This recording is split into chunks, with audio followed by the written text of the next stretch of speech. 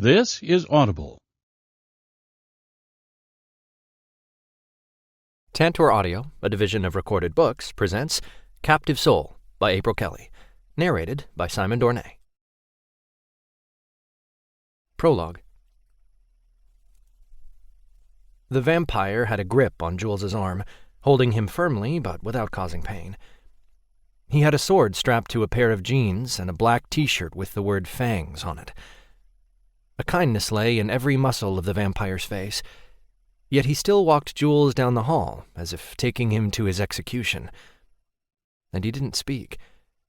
Not one word fell from his lips, although he did make a shushing sound when Jules whimpered. The vampire carried all of his contrasts like badges, and Jules didn't know if any of them would grow teeth and turn on him. Would his blood splatter across the pretty wallpaper? The paper was maroon with gold flowers and trimmed in dark wood. His blood would blend in to some degree. The colors reminded him of an old movie he had watched with his grandmother once. The actors in the story clothed themselves in big dresses and high collars, and talked in a pronounced way no one did anymore. Lights, encased in glass, were interspersed along the walls. Every illuminated bulb had more to do with making the place look lavish than lighting the way. Shadows hung like ghosts in every corner, thick and threatening. The carpet cushioned his bare feet as the vampire hurried him along. His toes were numb with cold, though. Everything that touched him held a level of deception. None of his past experiences had prepared him for death, although a part of him welcomed it. Dying equaled freedom. The other part of him made a sound between a cry and a whimper, even as his legs locked up. Tears wouldn't form, even though Jules shook with the need for them. Sobs welled in the center of his chest. The hand on his arm tightened. "Calm down, human." A door opened on the left further down the hall. A woman dressed in black leather from neck to feet exited. She had a gun strapped to her hip, like some Western movie cowgirl outlaw. Jules covered his bare privates when she gave him the once-over. She grinned, flashing her long fangs. "Untried blood whores are my favorite. Nicolono wants him first." They talked about him as if he were rare steak. When they drained the blood from his body, would he die quickly? Would it hurt? He wanted to be brave in the last few minutes of his life. The blood-sucking animals who lived in the mansion be damned. His stomach turned at the thought of standing up to his captors. The woman moved past them. Her booted feet pounded down the stairs, echoing along the hall even as the sound faded. They stopped in front of a door and Jules's legs locked up again. He tried to pull his arm free, but the grip might as well have been handcuffs. The vampire knocked. A muffled voice told them to come in, and before he knew it, he stood in front of two more vampires. Jules whimpered when the smaller vampire raised his hand, moving it up and down, silently indicating Jules's naked body. He pursed his lips. "Bring him some clothes. He is my maid, not some common blood whore. And let everyone know not to touch him. Death is what awaits if they do. Make the announcement as soon as possible on my behalf, Angel." When Angel's hand left his arm and he left the room, Jules curled in on himself as much as possible. The second vampire sat in a chair with a scowl on his face. He had long black hair, which he pulled back from his face in a neat ponytail, and had on a dark gray suit that should have contrasted with his dark tanned complexion, but didn't. Their gazes met, and Jules looked away quickly. "Look at him, Hasten. Isn't he beautiful?" The smaller vampire sat on a stool near a bar that was opposite the big bed. An arched doorway was to the left of the bar. The only thing Jules saw of that space was floor-to-ceiling shelves loaded with books and a lonely desk. Hasten looked bored and pissed all at the same time. "Can I go, or are you going to keep me here forever, Nicolono?" Nicolono crooked a finger at Jules, completely ignoring Hason's question. Jules refused the silent request, locking his whole body in place. Nicolono huffed, and his lips thinned out. His eyes held a spark that Jules didn't understand. And then some invisible force pulled him onward, as if his leg muscles obeyed something other than his brain. He patted his knee. The gesture turned Jules's stomach. He tried to refuse, but his body betrayed him again. Jules swallowed the bile in his throat and sat down, stiffening when he felt the material of the vampire's slacks on his bare ass. I have the unique ability to control certain people. You're pliable enough to allow me access. Nicolono's hand gripped his waist painfully. Now tell me, what's your name, boy? Jules? Each syllable shook as it spilled from his mouth. Just relax, Jules. I would never hurt you. The vampire touched his chest, sliding his hand down until he got to his belly button. How old are you? His tone was too smooth, and his smile charming. His whole demeanor was a lie. 19? So young. I'm 187 years old. His hand, gliding down Jules's abdomen, spoke more truth. Vampires are ancient creatures, Jules. To hear my wife tell it, we're also very hard to live with. The vampire looked over at Hason. Doesn't Sylvia say I'm impossible? Yes, sir. A muscle ticked out a rhythm in Hason's jaw. Something about it mesmerized Jules, allowing him to empty his mind, giving him the meditative rest he needed. At some point, the scowl deepened on Hason's face when Nicolono shouted. Jules didn't pay attention to what was said, though. He refused to let the two vampires penetrate the wall he created. He transported himself back to the farm where he spent most of his childhood. His grandmother stood in the doorway of the house that needed painting, waiting for him to get off the bus. The bus popped and wheezed as he ran down the driveway to her. His backpack bounced behind him. She smiled the closer he got and held out her arms. As quickly as the trip began, he was shoved back to reality when a hand smacked him on his waist. The sting jolted him as if it were an electric shock. Wait right here for me, and I'll finish what I started. Jules had no idea what the vampire meant by those words. Jules covered his naked bits and stepped away. He wanted to be stronger and curse the vampire, but the words froze in his throat. Nicolono turned to Hason. Shall I have Thomas put a curse on you? Thomas is your mate, correct? Shall I have him take the mating pole away? Or better yet, let you long for him, unable to bond for the whole of your life? Or maybe my wife should hobble you. She's very good at causing pain with her damned curses. He smiled in delight, but just as quickly the smile fell. When a wicked sparkle entered Nicolono's eyes, Jules backed up until he stood in the corner of the room, pressed against the wall as tightly as he could. Everything Nicolono did was with a calculation Jules hadn't ever encountered in another person. Even the finger he ran across the footboard of the bed, and the way he casually entered the space with the books. Jules had never set eyes on true evil until watching Nicolono lean against the desk and glance at a sword hanging to the right of the shelving units. His intentions were clear. Do you know what it's like to find your mate and not be able to bond with him, Hason? Thomas and I are unmated, so yeah. He eyed Hason for the longest time without saying a word. Did you know I can smell it when people lie?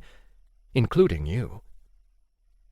Hason shook his head, looking confused at the sudden change in topic. Yes, my mother said it was because my great-great-grandmother was a wolf-shifter. It's also how I can manipulate some people. Nicolono chuckled. Can you imagine? A wolf and a vampire, a mated couple. My mother tells me it was a true mating. She was able to smell a lie as well, you see. He moved away from the desk toward Hasten, who stood. His body stilled before taking jerky steps toward the other room. You killed the human that would help me bond with my mate. Nicolono said the words as if he were talking about something mundane, like washing a dish wrong. That was Gary. We'll get the male witch. You'll be able to bond with Jules soon, sir. The words came rushing out so fast, Jules had to listen carefully. When he heard his name, he didn't completely understand what Hasten meant. He knew what a bond was, and he certainly didn't want to do anything related to bonding with any vampire, especially Nicolono, who he was dubbing as Mr. Evil because the name fit better. He could guess what a mate was. He'd watched Animal Planet enough to understand. Maybe vampires called their romantic partners that too. Jules's only question was why Mr. Evil thought of him that way. Gary is dead.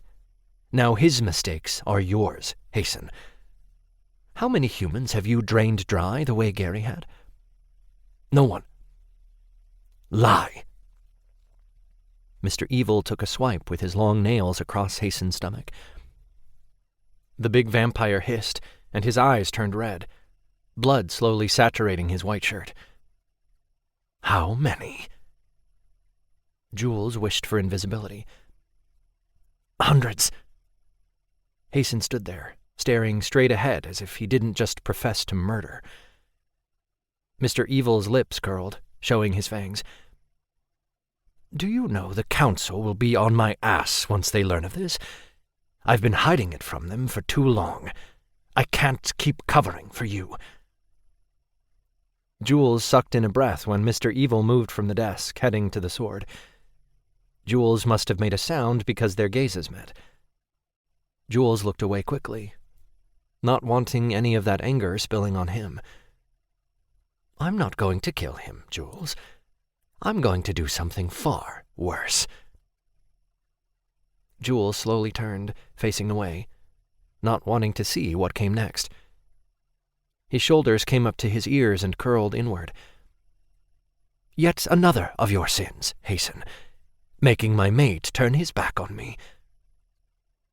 Metal clinked against metal.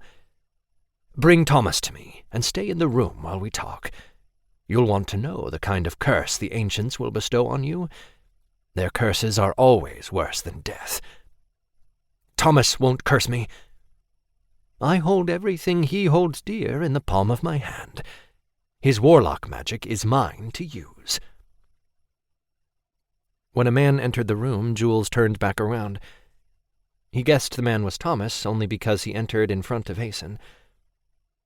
Jules's body lost some of its stiffness. Thomas seemed to have the same calming effect as the tick in Hasten's jaw. He looked as human as Jules, and as scared, although he held his shoulders back as if bravely waiting for the executioners to fire their guns. Thomas had hair such a dark red it had brown undertones, although the red came through when the overhead light streaked across it. He had on jeans that hugged his ass and thighs, and a blue t-shirt that had a darker blue rectangular box on it. The image resembled one of those old telephone booths Jules had seen on television a time or two. Dark circles lay under his eyes, staining his otherwise perfect complexion, and a bruise covered part of his neck.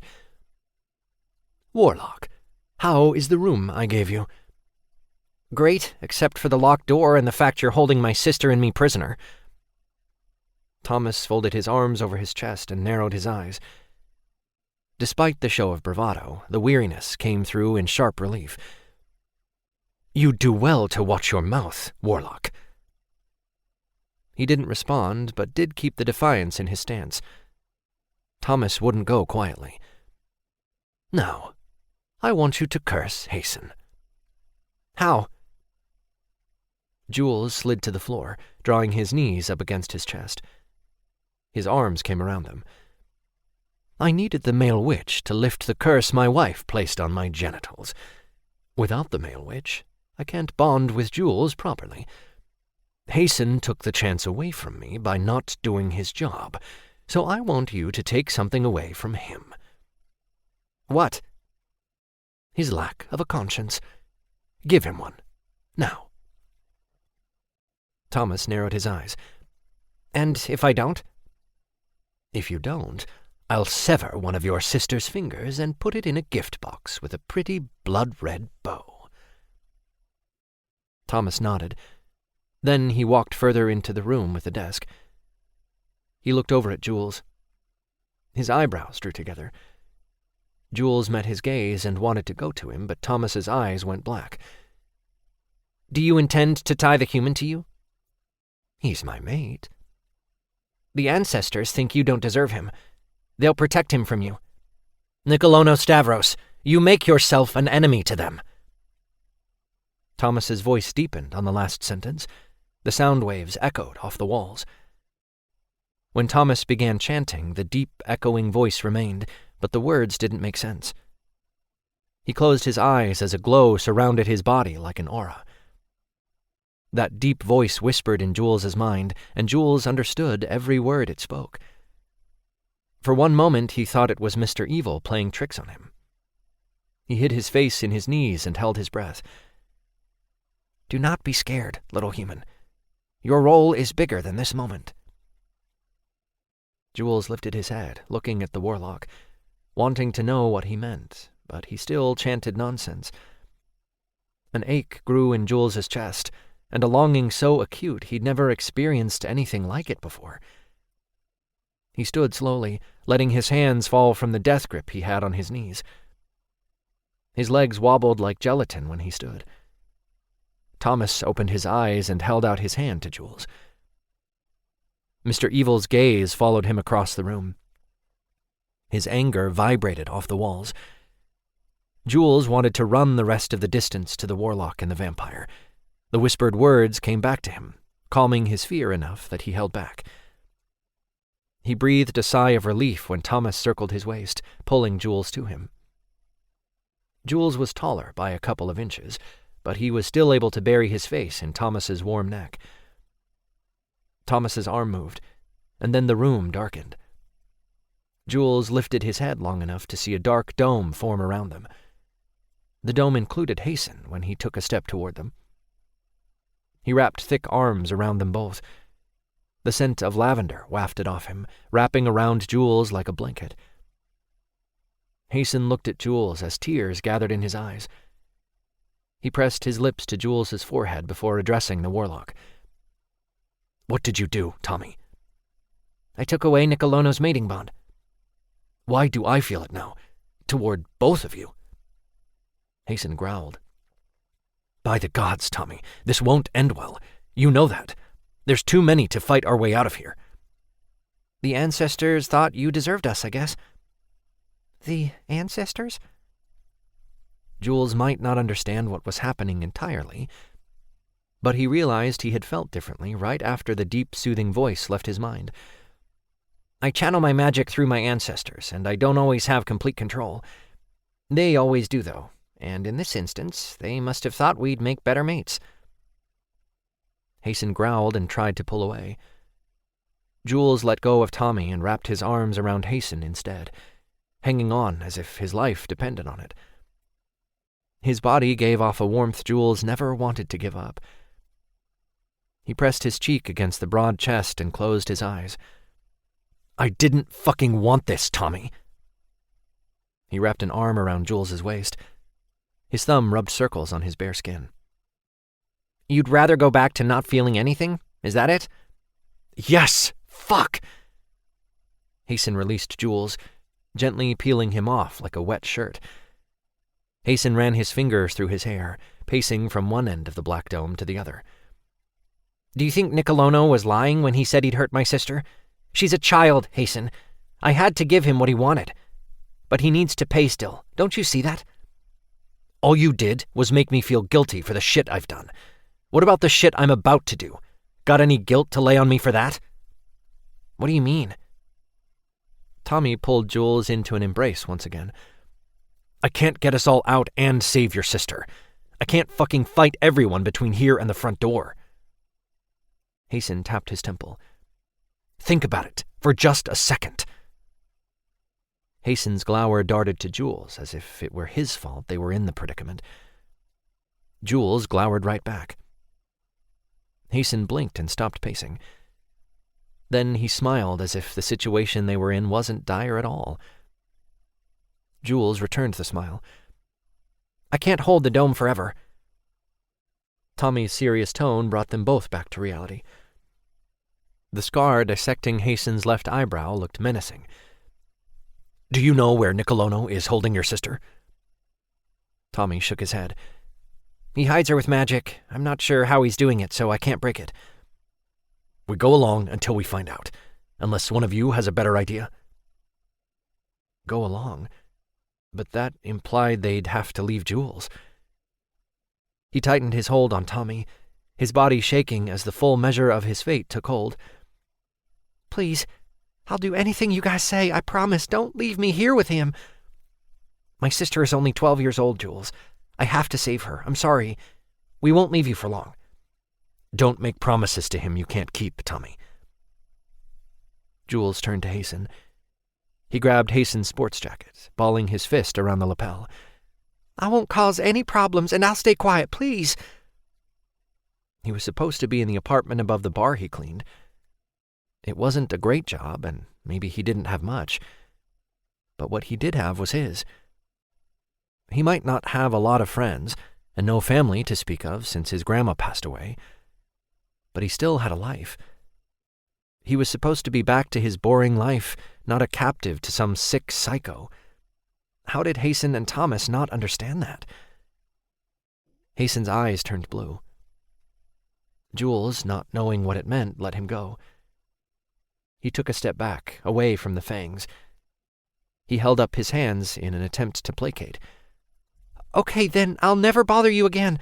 I won't tell anyone anything, I swear. Just don't leave me with him." He expected a slap or rough treatment. Instead, Hason cupped his cheek. "Get Nicolono to tell you where Tommy's sister is. We'll all get out of here together after that." Jules swallowed down the lump in his throat, realizing Hason wouldn't help. He jerked away from the touch and averted his gaze. A lump formed in his throat. He tried to swallow it down, but couldn't. A sob escaped, but still the tears remained elusive. "She didn't do anything to deserve to be locked up." Tommy wrapped an arm around his waist, trying to pull him close, but he resisted. He couldn't handle their soothing touches when he knew they'd leave him to face Mr. Evil's cruelty alone. "Neither did I." Jules would do what he had to do to help the girl, because he understood better than anyone how it felt to be someone's prisoner. He wouldn't do it for Hason or Tommy, though. He would do it because Tommy was right. She was a child. Jules had to sacrifice to make her safe. "Baby." Tommy tried again to touch him. Jules shook his head. "Don't." They had to know Jules would take the brunt of the punishment when the dome came down. If luck were on his side, Mr. Evil would drain him right away, and it would all be over quickly. "Just take it down. I'm sorry." Jules took a deep breath, straightening until his spine became steel. He raised his gaze to Tommy. "I'm ready." Tears clung to Tommy's lashes. He shook his head as if silently denying what he knew was about to happen. He waved his hand in a circle, and the dark dome disappeared. As soon as Jules became accessible, Mr. Evil grabbed him, wrapping his hair in a fist and pulling him forward. Jules stumbled and fell to his knees. Some of the captive strands gave way. The pain was too much, and Jules cried out, instinctively reaching above him for the hand on his hair in an attempt to relieve the painful hold. Hason growled. The floorboard squeaked as if he took a step in their direction. "It's not your concern, Hason." Mr. Evil yanked until Jules had no choice but to stand. As soon as Jules was on his feet, Mr. Evil's free fist connected with Jules's stomach. The pain stole his breath as his legs gave out.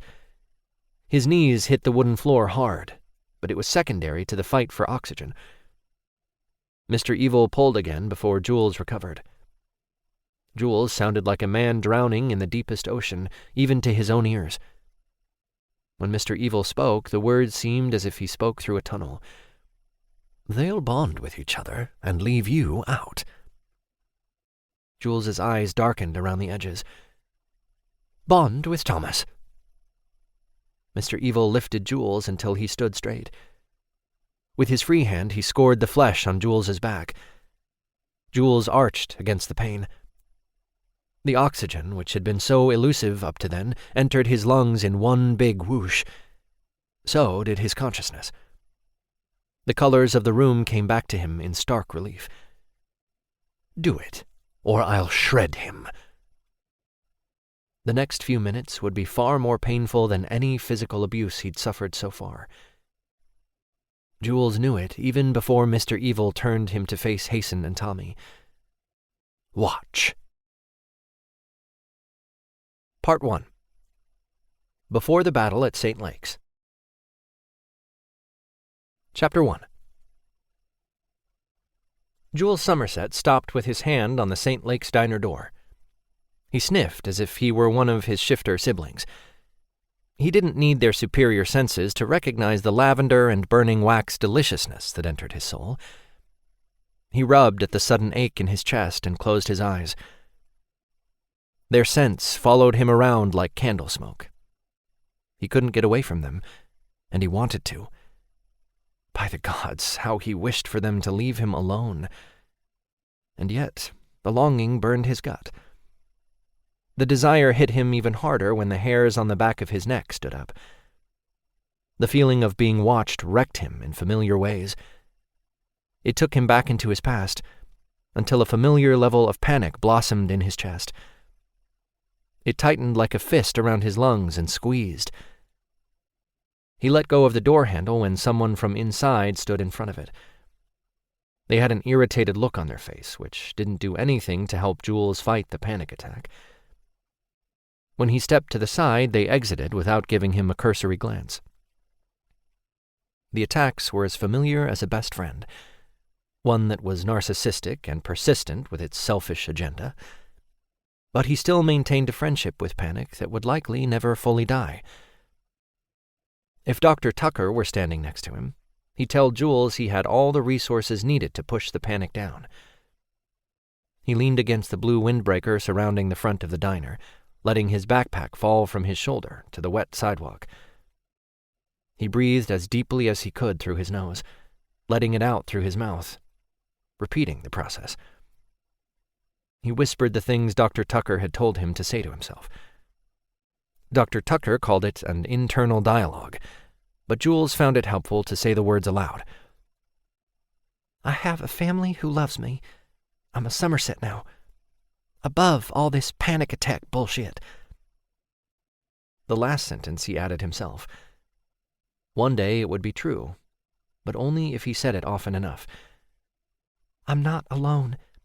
My past has meaning because I've learned from it. No one has power over me because I refuse to give it to them. I am—" The bell above the diner door dinged open, and Sage stuck his head out. "You okay?" "Strong." Jules opened his eyes, nodding his head even as he smiled at Sage. "Yeah." He took one more deep breath, picked up his backpack, and moved toward the door. Sage stepped back, allowing him to enter. "Panic attack?" Sage asked as Jules brushed by him. "Yeah, Tommy and Hasten are following me again." Sage let the door go, making his way behind the long counter that covered the entire left side of the restaurant. The diner perpetually smelled like coffee and French fries. It didn't matter if they were serving breakfast or dinner either. "Maybe it's time you talk to them." Jules set his backpack at his feet and sat on one of the stools. "Maybe it's time that they take no for an answer." Sage flipped the coffee cup over before grabbing the canister off the burner.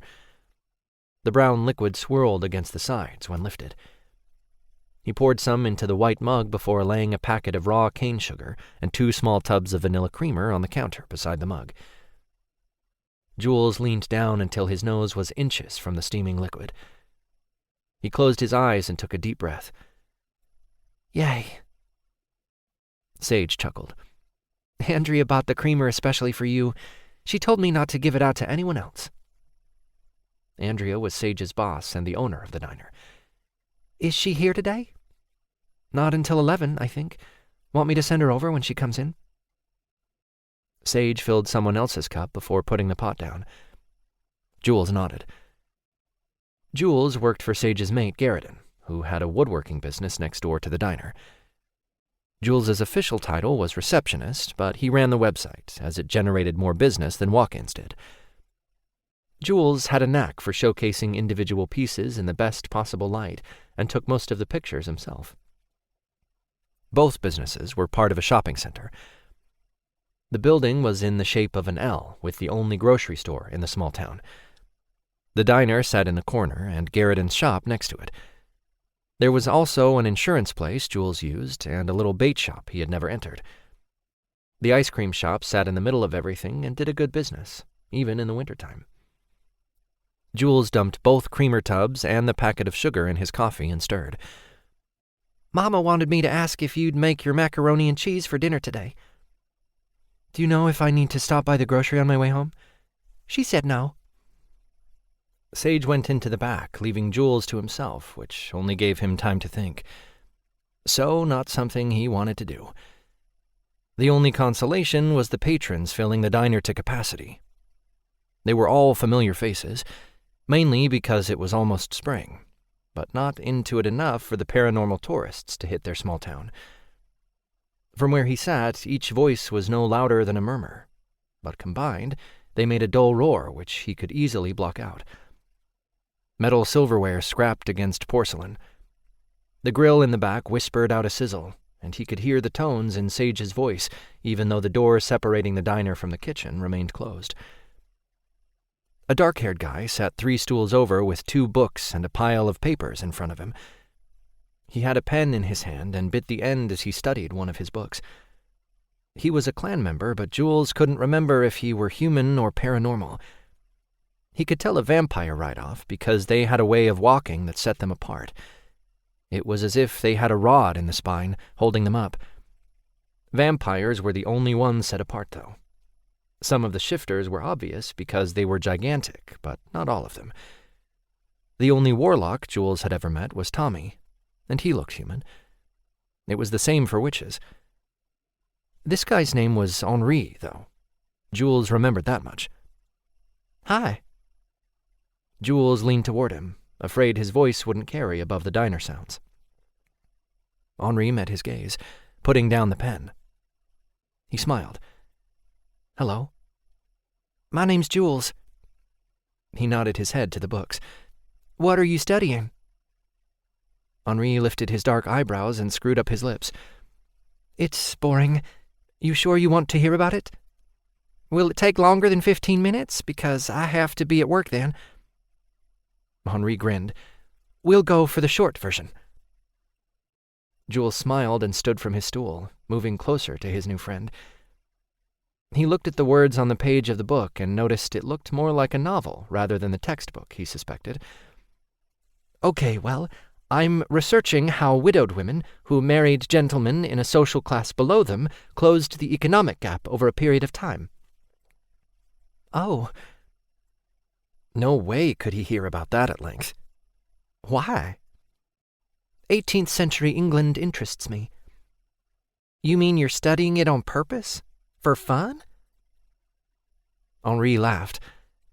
He had dimples that came out in the corners of his mouth when he laughed. "I know, weird, right? But it keeps my mind busy, which I need sometimes." "Television does the same thing." Henri shrugged. "I don't have one, just lots of books." "Do you have anything on interior design or drawing? I'm interested in both of those things." Henri nodded. "It just so happens I went through a phase. I'd be happy to share the books, but only if you let me take you to dinner sometime." Henri covered Jules's hand with his own. Henri's warmth seeped into Jules's skin until he couldn't take the contact any longer. He snatched his hand away as if Henri bit him. His mouth ran faster than his brain. I think you got the wrong idea. I have mates. It's complicated. I just can't. Not yet. Maybe not ever. Henri held his hands up. My apologies. He smiled. For the record, you didn't come off as wanting anything more than friendship. I just find you attractive.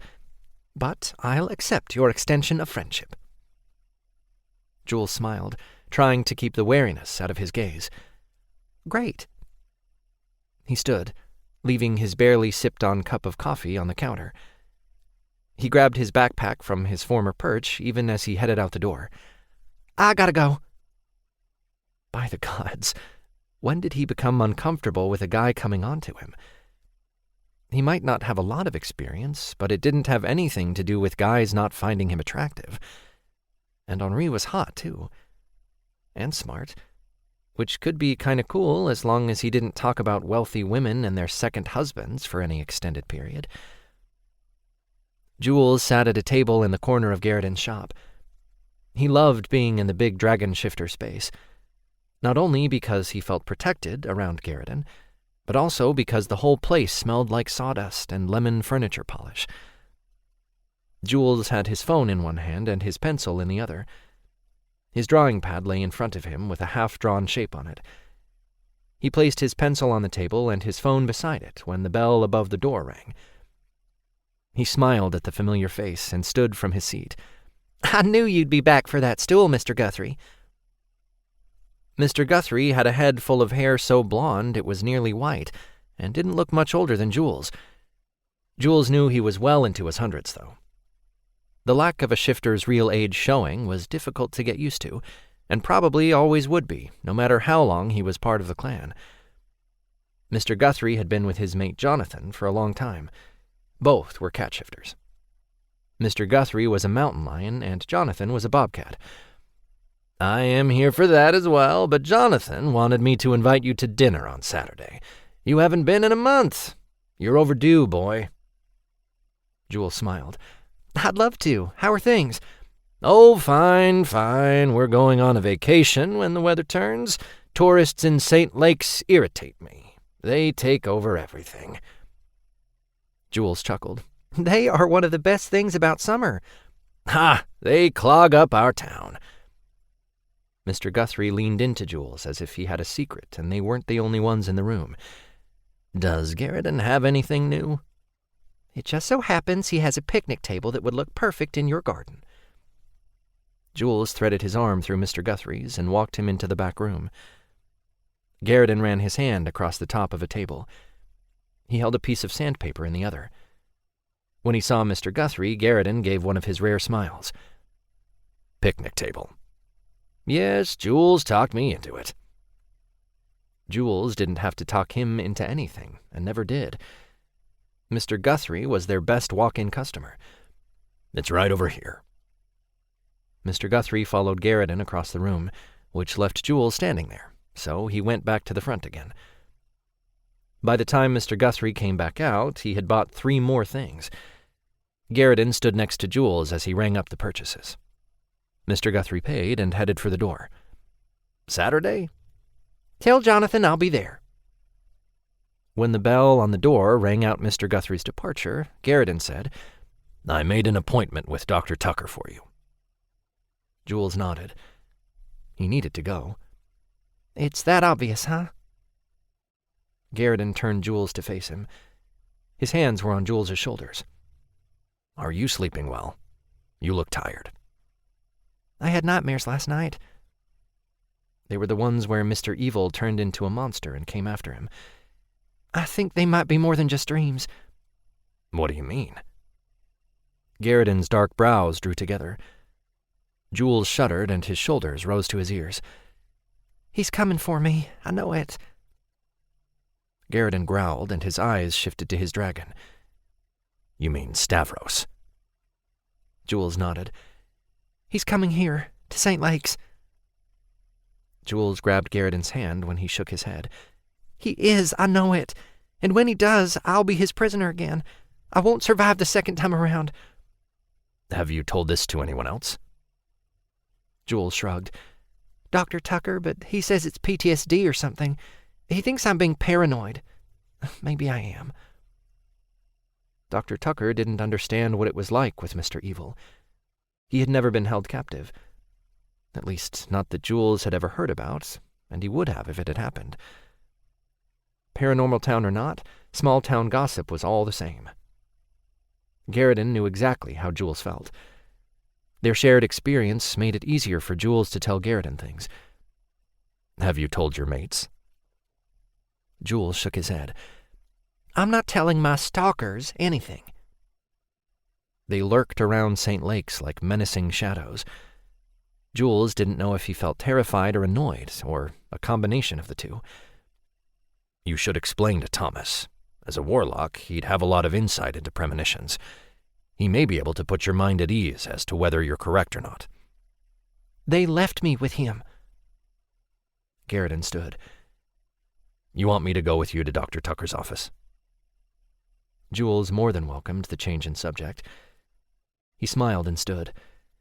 "I'll be fine on my own. Thanks, though." "If you're scared of them, I'll go with you." Jules bit his lip and averted his gaze. Scared of them, not so much. Or maybe a little. But fearful of the panic attacks the stalking brought on?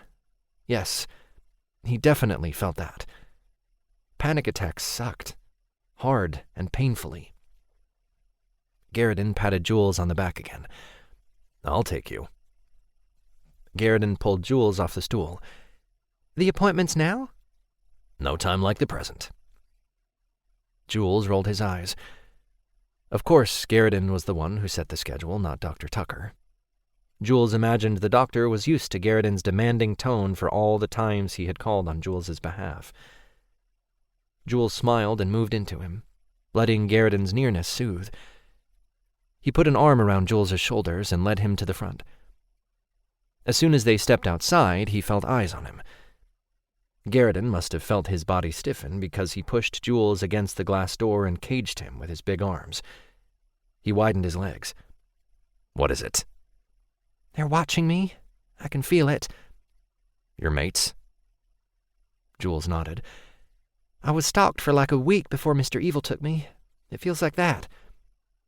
"You're sure it's Hasten and Thomas?" "I smelled lavender and burning wax when I first came to work." Garrison moved away, digging in his pockets for the door key. His alertness disappeared and he relaxed. "Just as long as you're sure it's only them." "Only them? Seriously, it's fucking creepy." "Watch the language." "Sorry, but I just mean that Ramsey should do something about them." "If you deal with them, then they might stop stalking you. Instead, you refuse to talk to them at all." Garrison never raised his voice. He didn't have to for Jules to know a reprimand when he heard it. Garrison turned and started across the parking lot. "So, you think I should talk to them? Even though Hasten hates shifters and Tommy follows along?" Jules raised his finger as if to emphasize his point, which it didn't, because he followed behind Garrison. "And I want to add that if I gave in to them, they'd make me stop having a relationship with my family." "No one can make you do anything, Jules. If they could, you'd have already had a conversation with them by now." Jules stuck out his tongue behind Garrison's back. He made a face next, but Garrison caught him when he turned to open the passenger side door.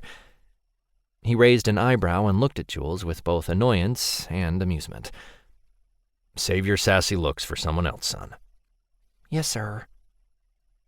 Jules climbed into the truck, keeping his hands in his lap as he watched Garrison close his door and walk around the hood of the truck. He stopped as he reached for the handle of the driver's door, looking at something near the gas station across the street. Jules followed his gaze, his eyes landing on Hasten and Tommy at the side of the station. Hasten's long black coat in complete contrast to the white paint on the building. His arm was around Tommy's waist, and they stood close together. Tommy had a thick, puffy gray coat on with fur around the hood, which covered his hair. Jules could still picture it enough that it made him long to run his fingers through those soft red strands. Garrison climbed into the truck. He cleared his throat, but otherwise didn't say a word. "See? Creepy, right?" Garrison pulled his seatbelt around his waist before putting the key in the ignition. The engine came to life as if it was the only answer he would get. So, should I give them a sassy look as we drive past? Garrison chuckled. I think an appointment with Dr. Tucker is probably a waste of time. Jules snorted out a giggle. Does that mean I should? It means you have enough sass to deal with the two of them, which I will let Ramsay know. Garrison pulled out of the parking spot and then out of the lot. As they passed Tommy and Hasten, Jules never took his gaze off them. He narrowed his eyes, but only because the longing took a hold, wrapping him up until he was captive to it. Chapter 2. Jules put down his pencil instinctively when the bell above the door dinged. He sucked in a breath when Henri entered the shop. He had a pile of books and a pad of paper stacked high in his arms. They nearly covered him to the chin. And Jules held the same breath when Hasten walked in behind him. Jules's lungs began to ache. He wanted to run to Hasten. The need for him burned in his chest. It also fucking pissed him off. Hasten's long black coat flowed around him. He looked like an avenging dark angel with his olive-colored skin and his long black hair. The scar dissecting his eyebrow pulled tight as he scowled. He stopped near a coffee table Garrison had made last week, even as Henri came all the way to the counter. Henri placed his load of books in front of Jules. My apologies if I'm interrupting your workday, Jules. I just wanted to bring these to you. No strings attached, although I'd still like to take you to dinner, as friends, if you're willing. He was oblivious to the silent communication going on between Hasten and Jules, or what that connection did to the beating of Jules's heart. His blood pumped faster the longer Hasten's dark scowl lay on him. Jules's cock plumped behind the zipper of his red slacks. He was never more grateful for the height of the counter. He slid off his stool and took a step back. He needed Garrison's quiet strength and his gentle guidance. Garrison! Jules knew better than to yell at the dragon shifter. No way would he have done it under normal circumstances. Garrison saw it as disrespectful, and in some ways it probably was, especially when it interrupted Garrison's work. Garrison growled even before he came up from the back. The rumble turned into a chuckle when Garrison took in the situation as he stepped through the door. Jules didn't find anything funny about it. So, dinner, Jules? Henri pressed him for an answer, as if he had a better place to be. If he did, Jules would gladly go with him. Anywhere but standing in the same room with Hasten glowering at him. Answer the turtle shifter, Jules, Garrison demanded. Turtle shifter? Garrison smiled, even as he moved across the room to stand next to Jules. Henri. Jules couldn't bring himself to look anywhere but at Hasten, whose eyes turned from blue to red over the course of the conversation. As friends? Yes, just friends. I promise not to flirt. Hasten growled, curling his lips to show his fangs. His fingernails grew pointed at the ends, resembling claws. Tell him no, Jules.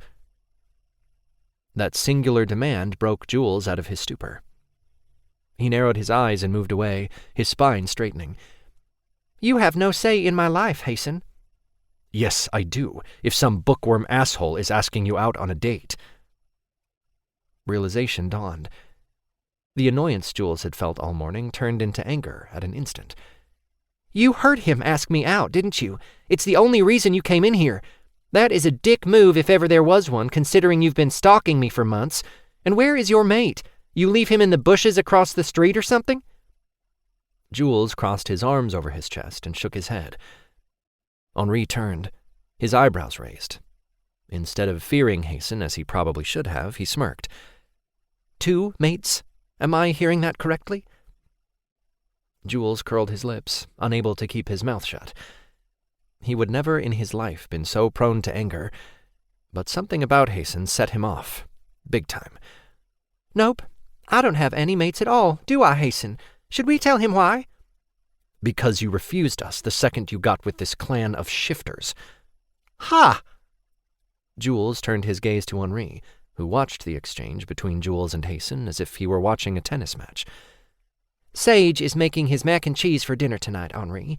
It's a favorite of the family, and Mama would love to have you. Later, we can talk about the books you brought me, which I'm very appreciative of, by the way. Jules held out his hand, taking Henri's.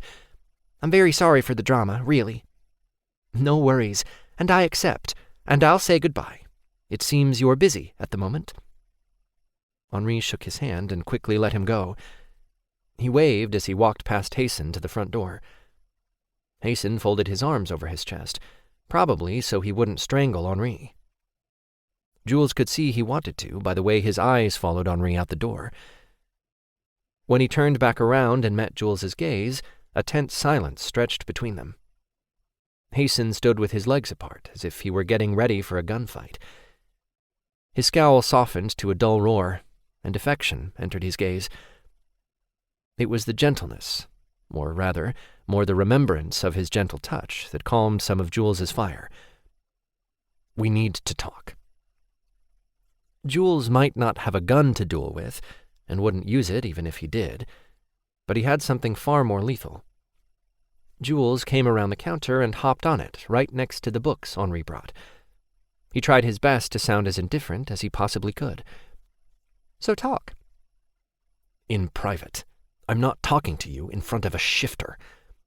Whatever you have to say to me can be said in front of my family.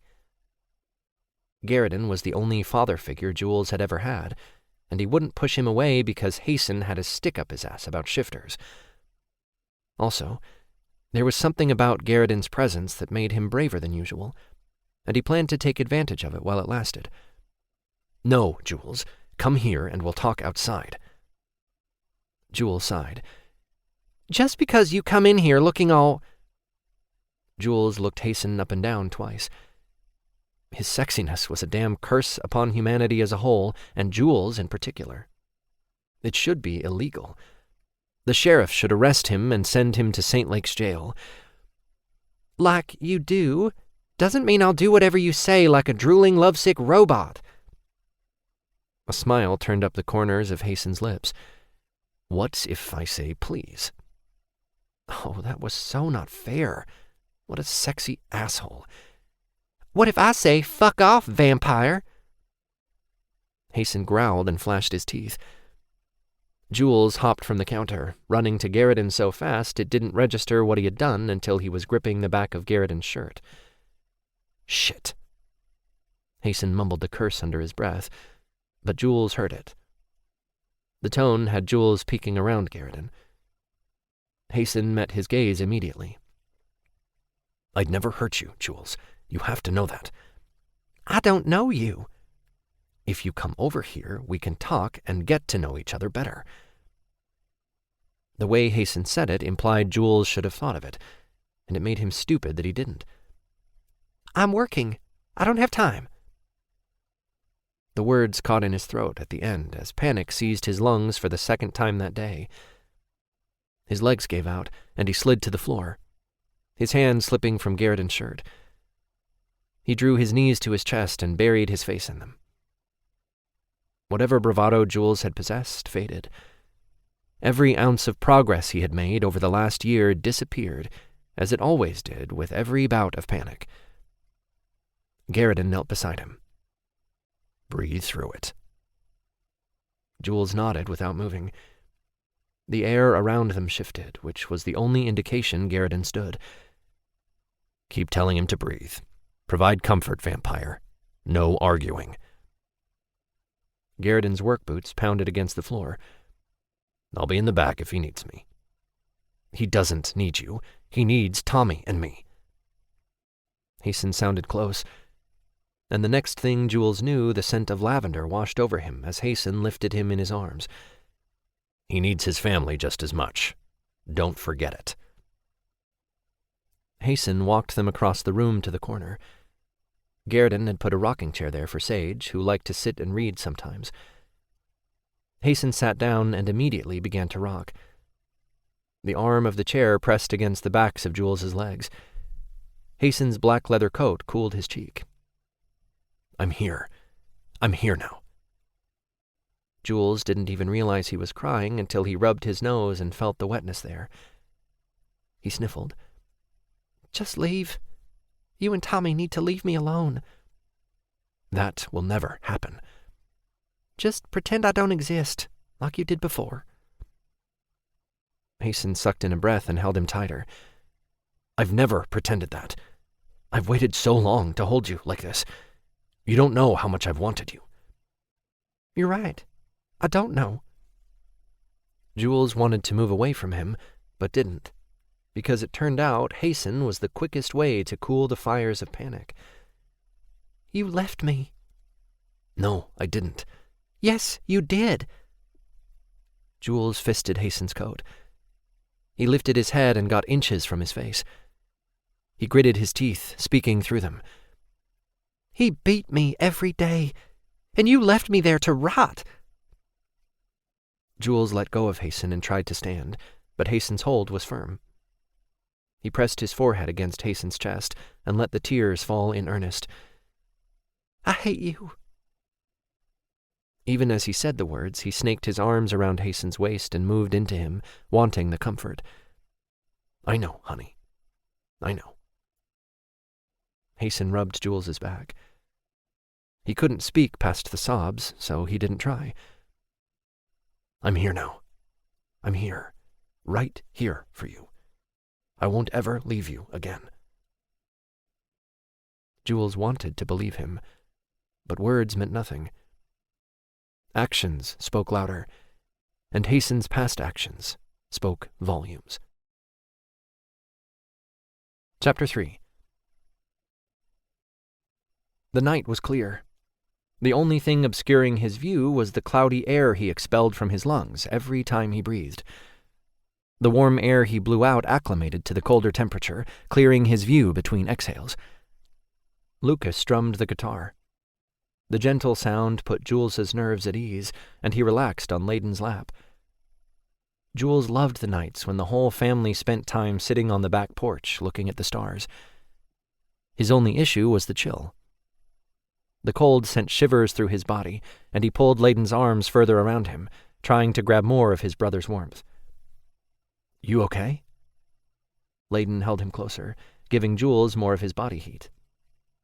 Vaughn, who sat on the back stoop next to them, handed Jules his coat. Jules smiled and reached out for it, but Vaughn held on when Jules tried to take it. Why is Layden the only brother you like? I like you. You don't sit on my lap or cuddle. Jules sighed and stood. He plopped down in Vaughn's lap and let him put the coat around his shoulders before he leaned back against Vaughn's chest. He grabbed Vaughn's arms the same way he had Layden's and wrapped them around his waist.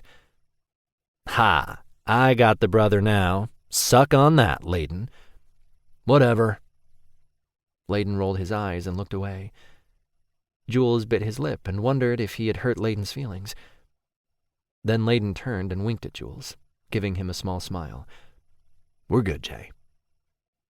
Jules smiled and snuggled into Vaughn even more.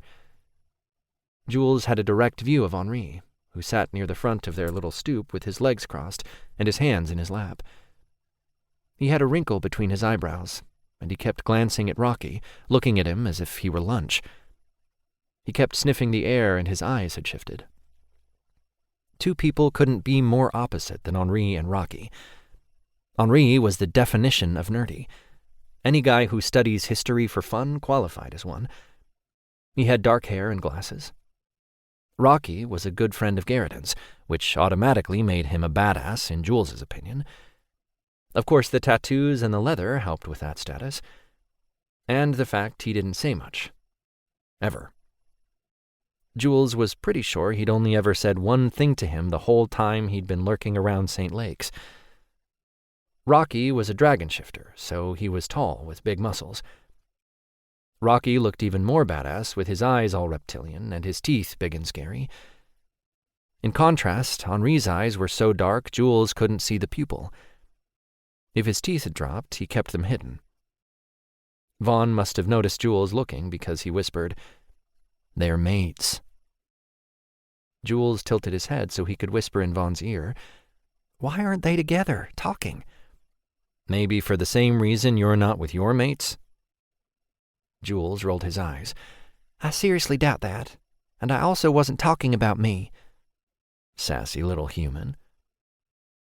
Vaughn's words held an amusement, which gave Jules hope the teasing would continue, and Vaughn wouldn't get all therapeutic on him. Vaughn only had those two speeds. Serious or annoying ran through him in tandem. So, do you think we should do something to help? How would you feel if someone helped you with your mates? Okay, that was a good point. Henri asked me out this morning. Maybe I should flirt with Henri and see what Rocky does. Jules shivered at the thought of pissing Rocky off. On second thought, that's a bad idea. Vaughn chuckled. Yep. Why don't we butt out? But they're so... Jules held his hands out, trying to demonstrate how far apart they were. Separated. So are you and your mates. Jules put a hand over Vaughn's mouth. Not the point. Vaughn chuckled again, but the sound was muffled. He removed Jules's hand. I think you should go over to Rocky and tell him you like his hair. That might piss Henri off enough to get the ball rolling. Really? Yep. Or you can piss Rocky off. You pick. Right. Henri it was. Jules stood and walked over to Rocky. Rocky's blonde eyebrow arched, and his big arms folded in front of his chest. What? By the gods, Rocky was one scary shifter.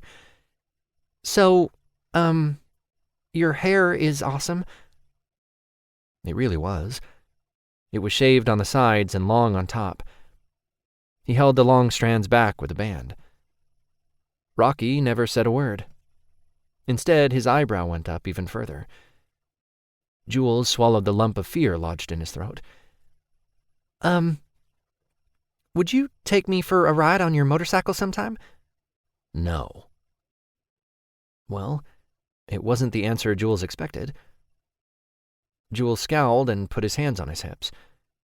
Well, you could be less rude. I'm trying to help you out. I mean, it's obvious you need it with Henri all the way over there, and through dinner you two wouldn't even look at each other. Rocky grinned. You're trying to help? Just work with me here? Rocky chuckled. Work with you. Right. Huh. You're not so scary. Who thinks I'm scary? Like, anyone with common sense? Jules put a hand on Rocky's chest. Is he looking? Rocky grinned. Yep. A roar echoed across the yard and made Jules jump. Jules's hand left Rocky's chest and he stiffened. He would recognize the growl anywhere. Hasten. A part of him wanted them closer. Jules wanted Hasten's or Tommy's arms around him. He wanted to bond with them. The need for them was a constant ache, but if he gave in, then he would give up his family. Henri gave him an evil look as he passed by him. He stood in front of Rocky with his hands folded in front of him. Go make friends with someone else, Jules. Well, I wasn't trying to make friends with Rocky. I was trying to make you jealous. Friends is a side benefit. Jules sat on Vaughn's lap again. Hasten's not going to hurt you. You know that, Vaughn whispered. I don't know anything. Jules rested his head against Vaughn's chest and pulled his arms around again. Come on, Jules. Not talking about it. Right. Are you warm enough? Vaughn's breath fanned out across the top of Jules's head, ruffling the strands of his hair. Yes. You're always cold because you have no fat on your body. You're too thin. Jules shrugged. There wasn't anything he could do about it. He'd been living with the Somersets for over a year, and he ate all the time. In fact, he was always hungry. I've always been skinny. And since when is this pick on Jules night? I've seen you pick at your food a time or two. That was right after I got here. I don't do it anymore. I'm doing a lot better. Mama, tell him. Jules turned to look at Mother Estelle, who sat in a chair next to Sean and Gabe. Dr. Tucker's sessions have helped quite a bit. Mother Estelle winked.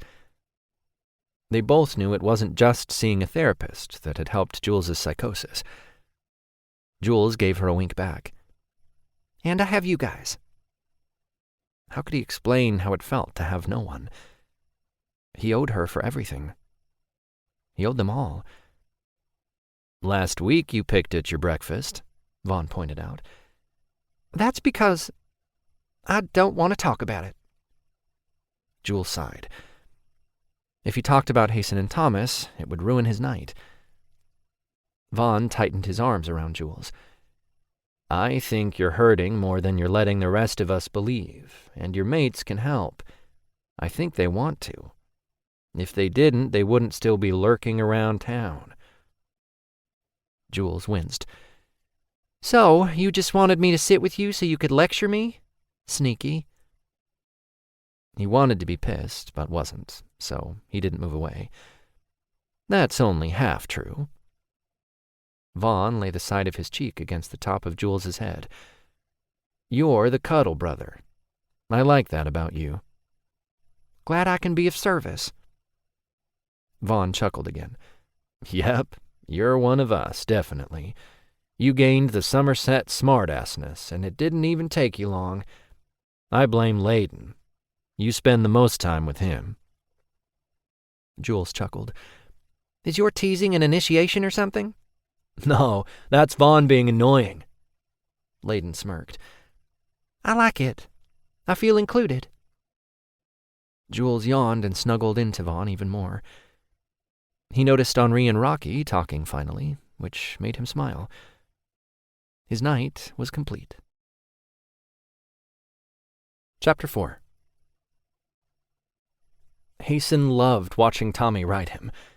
The slackness of his face and the slight smile turning up his lips were the sexiest things Hasten had ever seen. Tommy was leanly built, with broad shoulders that tapered down. He had pectoral muscles that bulged when he braced himself on Hasten's chest. He had the slightest bit of love handles and just enough softness around the middle to drive Hasten wild with lust. By the gods, how he loved his Tommy. He gripped Tommy's waist with both hands, holding on as he moved up and down on Hasten's cock. The fireplace cast an orange and yellow glow throughout the room.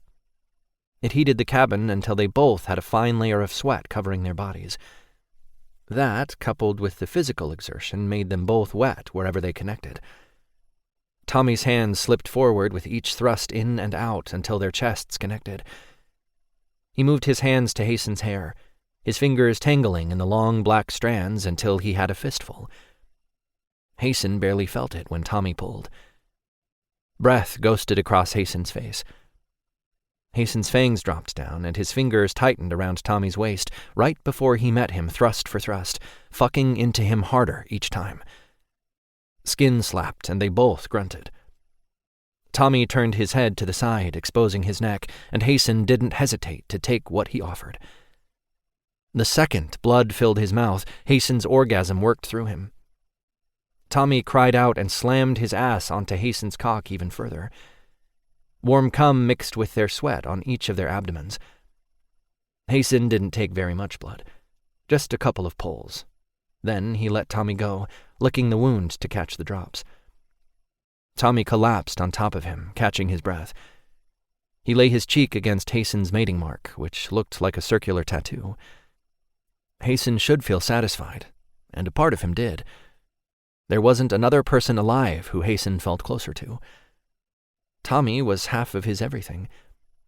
The other half was a little human who was as stubborn as Hasten, maybe even more so.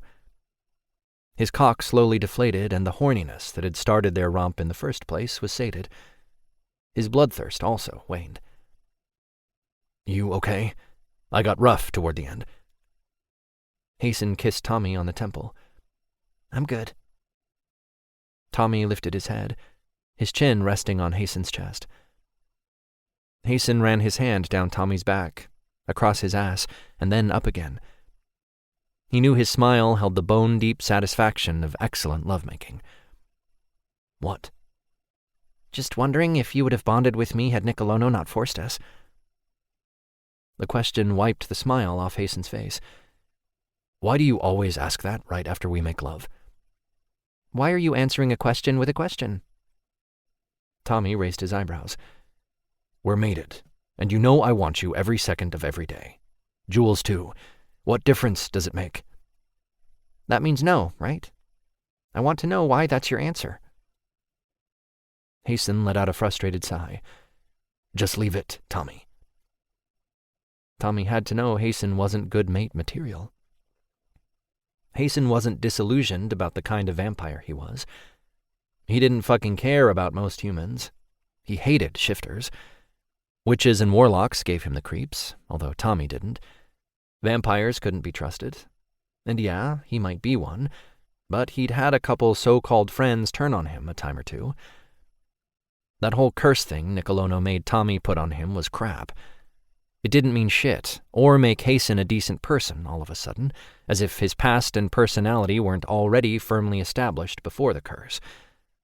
Hell, he was a stubborn asshole on a good day. No point in denying it or pretending otherwise. Hasten gripped Tommy around the waist and lifted until he lay on the bed. Then he sat up. I'm taking a shower. You coming? Yes, but then I'm going to spend time with Jules. Spying on him isn't working, so it's time to change tactics. Agreed. So, are you coming?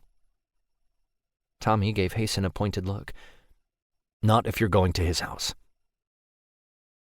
He wanted to take Jules away from those people.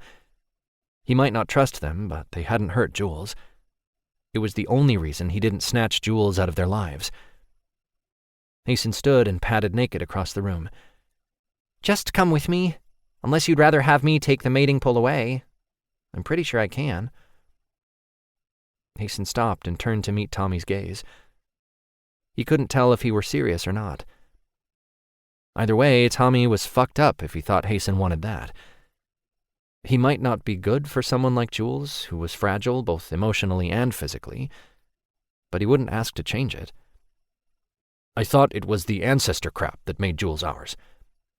It is, but I still think they'll reverse it. I know the spell. Hasten turned back, heading to the bathroom. You can cast whatever damn spell, but it won't change how much I want him. And you. Hasten entered the bathroom. The space was small and had a shower-tub combo, but it seemed to fit him and Tommy fine, if not much else. Tommy entered the room right behind him, shutting the door with a click. What if he asks me about it? Hasten turned on the shower so his back was to Tommy. Lie to him. Tommy smacked Hasten on his left ass cheek.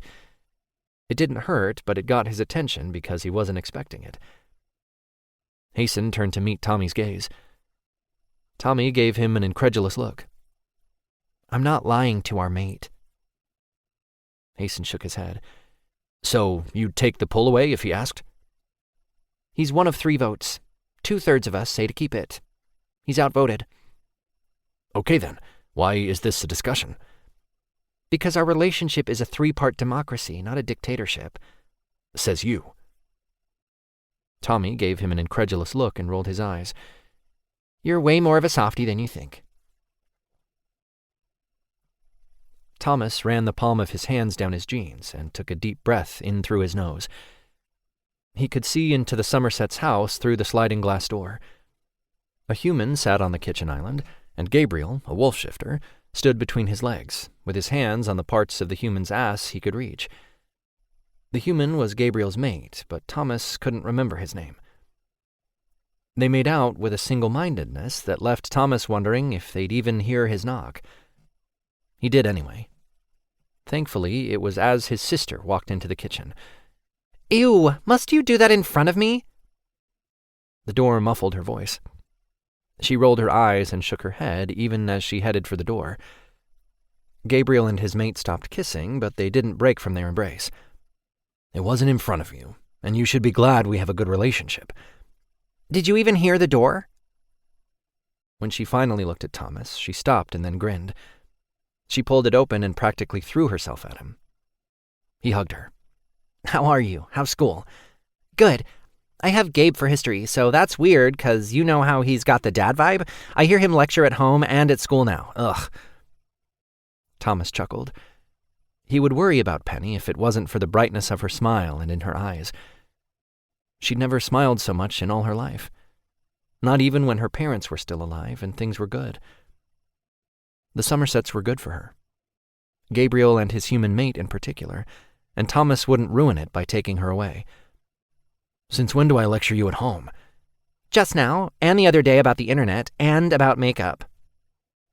Penny pulled back from Thomas, but kept a hold of his hand. Gabriel met Thomas's gaze. "The internet will rot her brain. Plus, there are some things she shouldn't see. Even those parental control programs can't catch everything." The human's shoulders shook when he chuckled. Gabriel looked at Penny. "You don't need makeup. You're too young." At the same time Gabriel said the last sentence, Penny mimicked him. She rolled her eyes. "You always say that, but Alyssa Morlock's mom lets her wear makeup."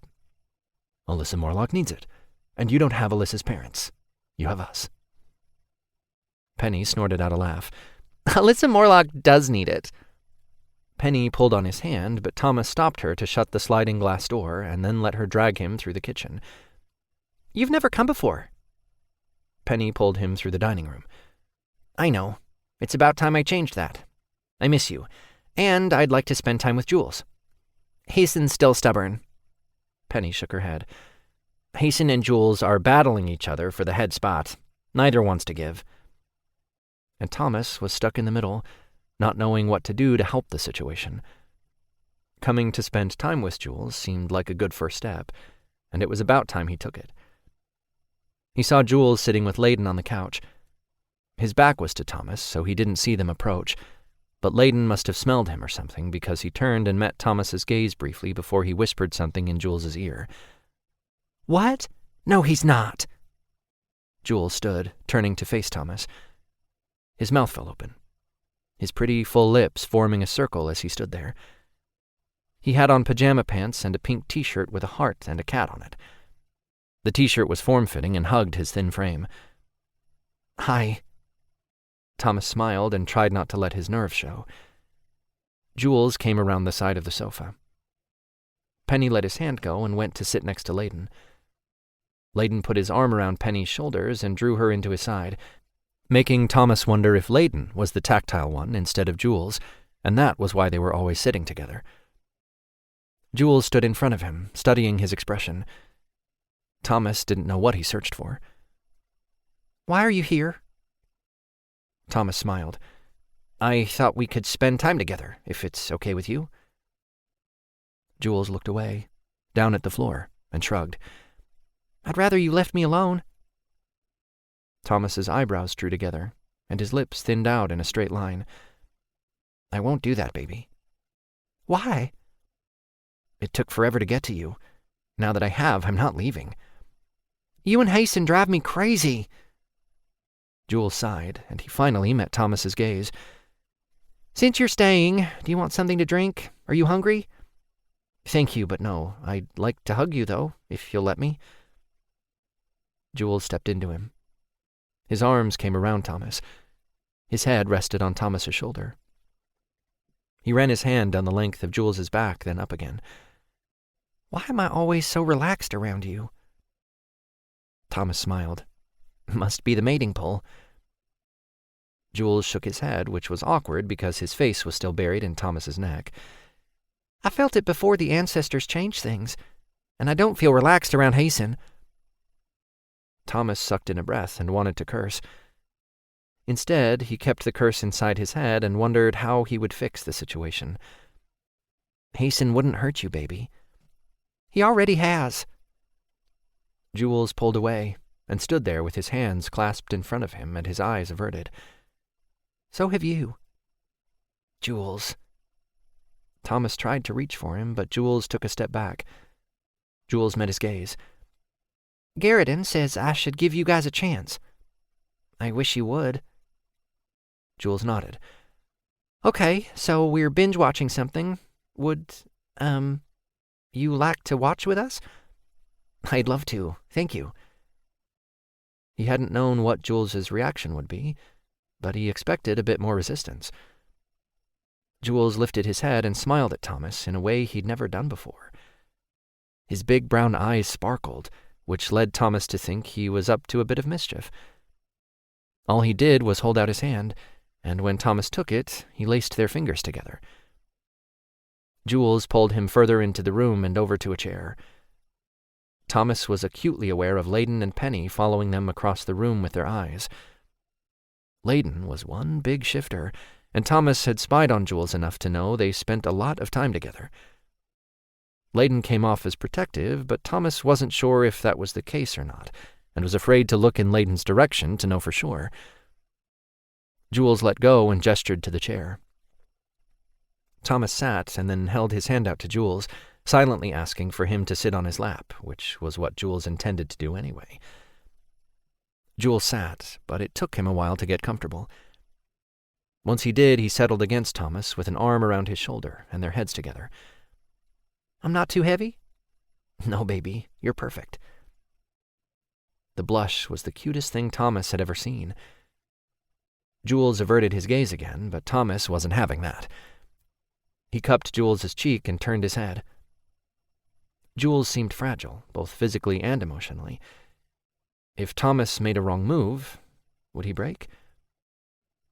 I need to ask you something. Jules raised his eyebrows in anticipation of the question. How do you plan on staying safe when the battle starts? I train with Fane. You plan to fight? Yes. Thomas shut his eyes and sighed. The answer was far worse than the one he expected. Baby, I don't think it's a good idea. Jules stiffened and removed his arm from around Thomas's shoulders. I didn't ask for your opinion. I know you didn't. I just want you to be safe when it starts. I've been worried about it since Hasten and I arrived in town. Fane is a good teacher. Sensei. At the use of that word, Thomas's eyebrows went up. Sensei, huh? You're laughing at me, but I can kick your ass if I wanted to. Shit. I'm not laughing at you. Yes, you are, but you don't know me. You only know how I was when I was that monster's pet. He spit out the last word with his lip curled in disgust. That's true, and it's why I'm here, to get to know you better. Well, you insulting me right after you get here isn't the best way to do that. You know what? Leave me alone. I don't want this thing you did to me. The television went off right before Layden and Penny left the room.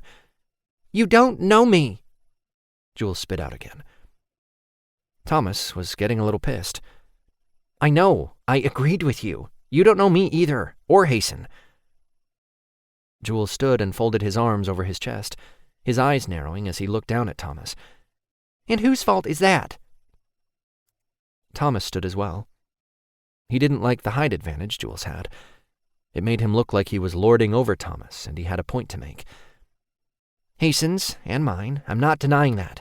And I didn't come here to fight with you. I'm trying to make things better, not worse. You think I'm weak. Jules's hands fisted at his sides. I don't think you're weak. I promise you that. At least, not anymore. His Jules had a temper. To say he was surprised was an understatement. Jules's shoulders came up to his ears. Well, since they were being honest, Thomas might as well give him all the options. They were a democracy, after all. I can take the mating pole away. I think, anyway. Is that something you'd want? Yes. Shit, don't sugarcoat it. You don't want us? Jules's plump lips thinned out right before he averted his gaze. Thomas waited for Jules to answer, but he never did. He stood there with his arms folded around his waist and his shoulders to his ears. Thomas cupped his cheek. You gonna answer my question? I said yes. I want the mating pole taken away.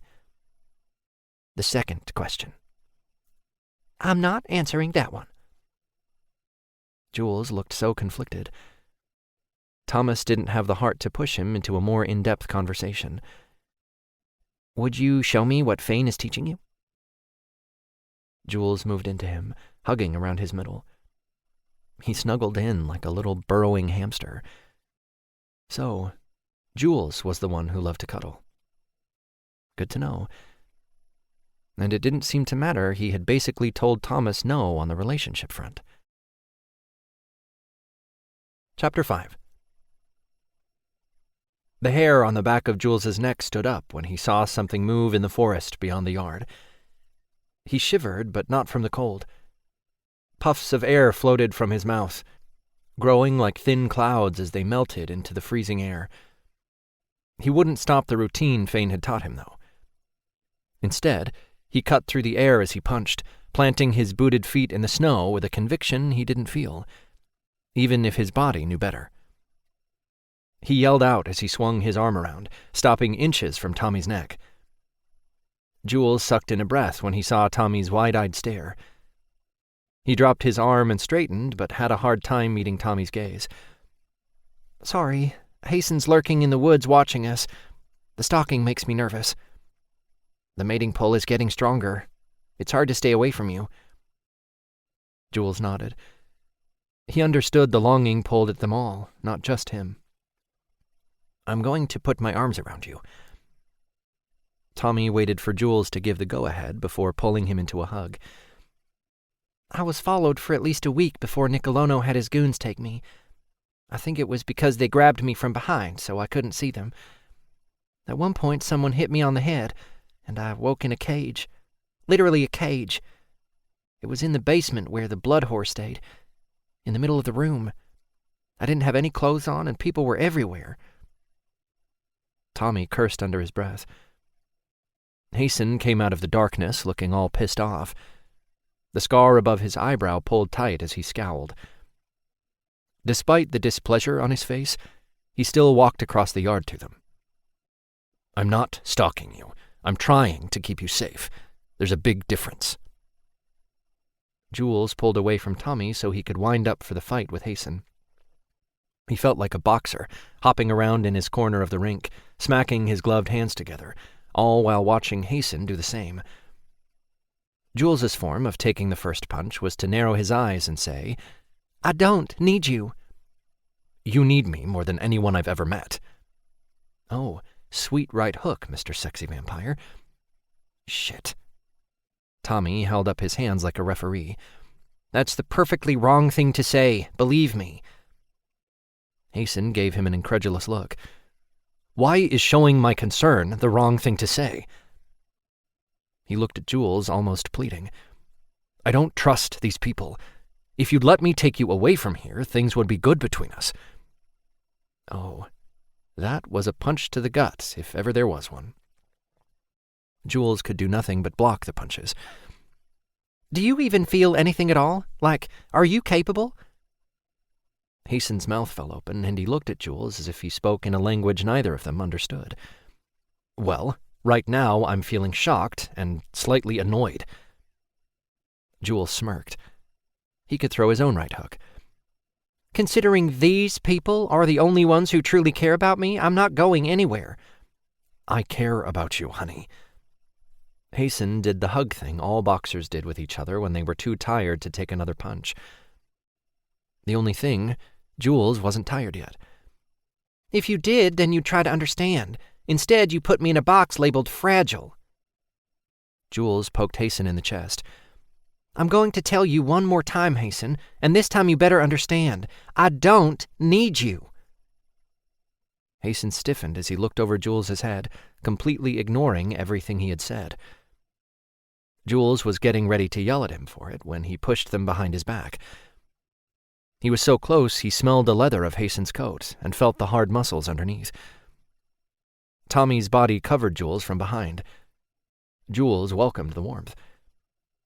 He lay his head against Hason's shoulder and closed his eyes, letting himself forget about their fight for a moment. He wanted nothing more than to have both of his mates close. He longed to curl up and cuddle until he had the urge out of his system. He had a constant ache in his gut for both of them. Sometimes it was so bad he had difficulty eating because his stomach fluttered and turned. He was brought back to reality when Hason turned, lifting him as he ran to the house. That was what had Jules finally wondering why Hason behaved so oddly. He didn't have to wonder for long. 2 vampires stood on the road. He had seen one of them in the blood whore room of Mr. Evil's mansion. He remembered the vampire because he would go from one blood whore to another as if he couldn't get enough. The vampire met his gaze, smiling wickedly before kissing the air. Jules wasn't sure if his courage came from his changed circumstance the past year, or the fact Hasten carried him. Either way, Jules felt no fear when he held up his middle finger. The vampire growled and stepped toward the yard, but the spell Mama put up to protect them worked.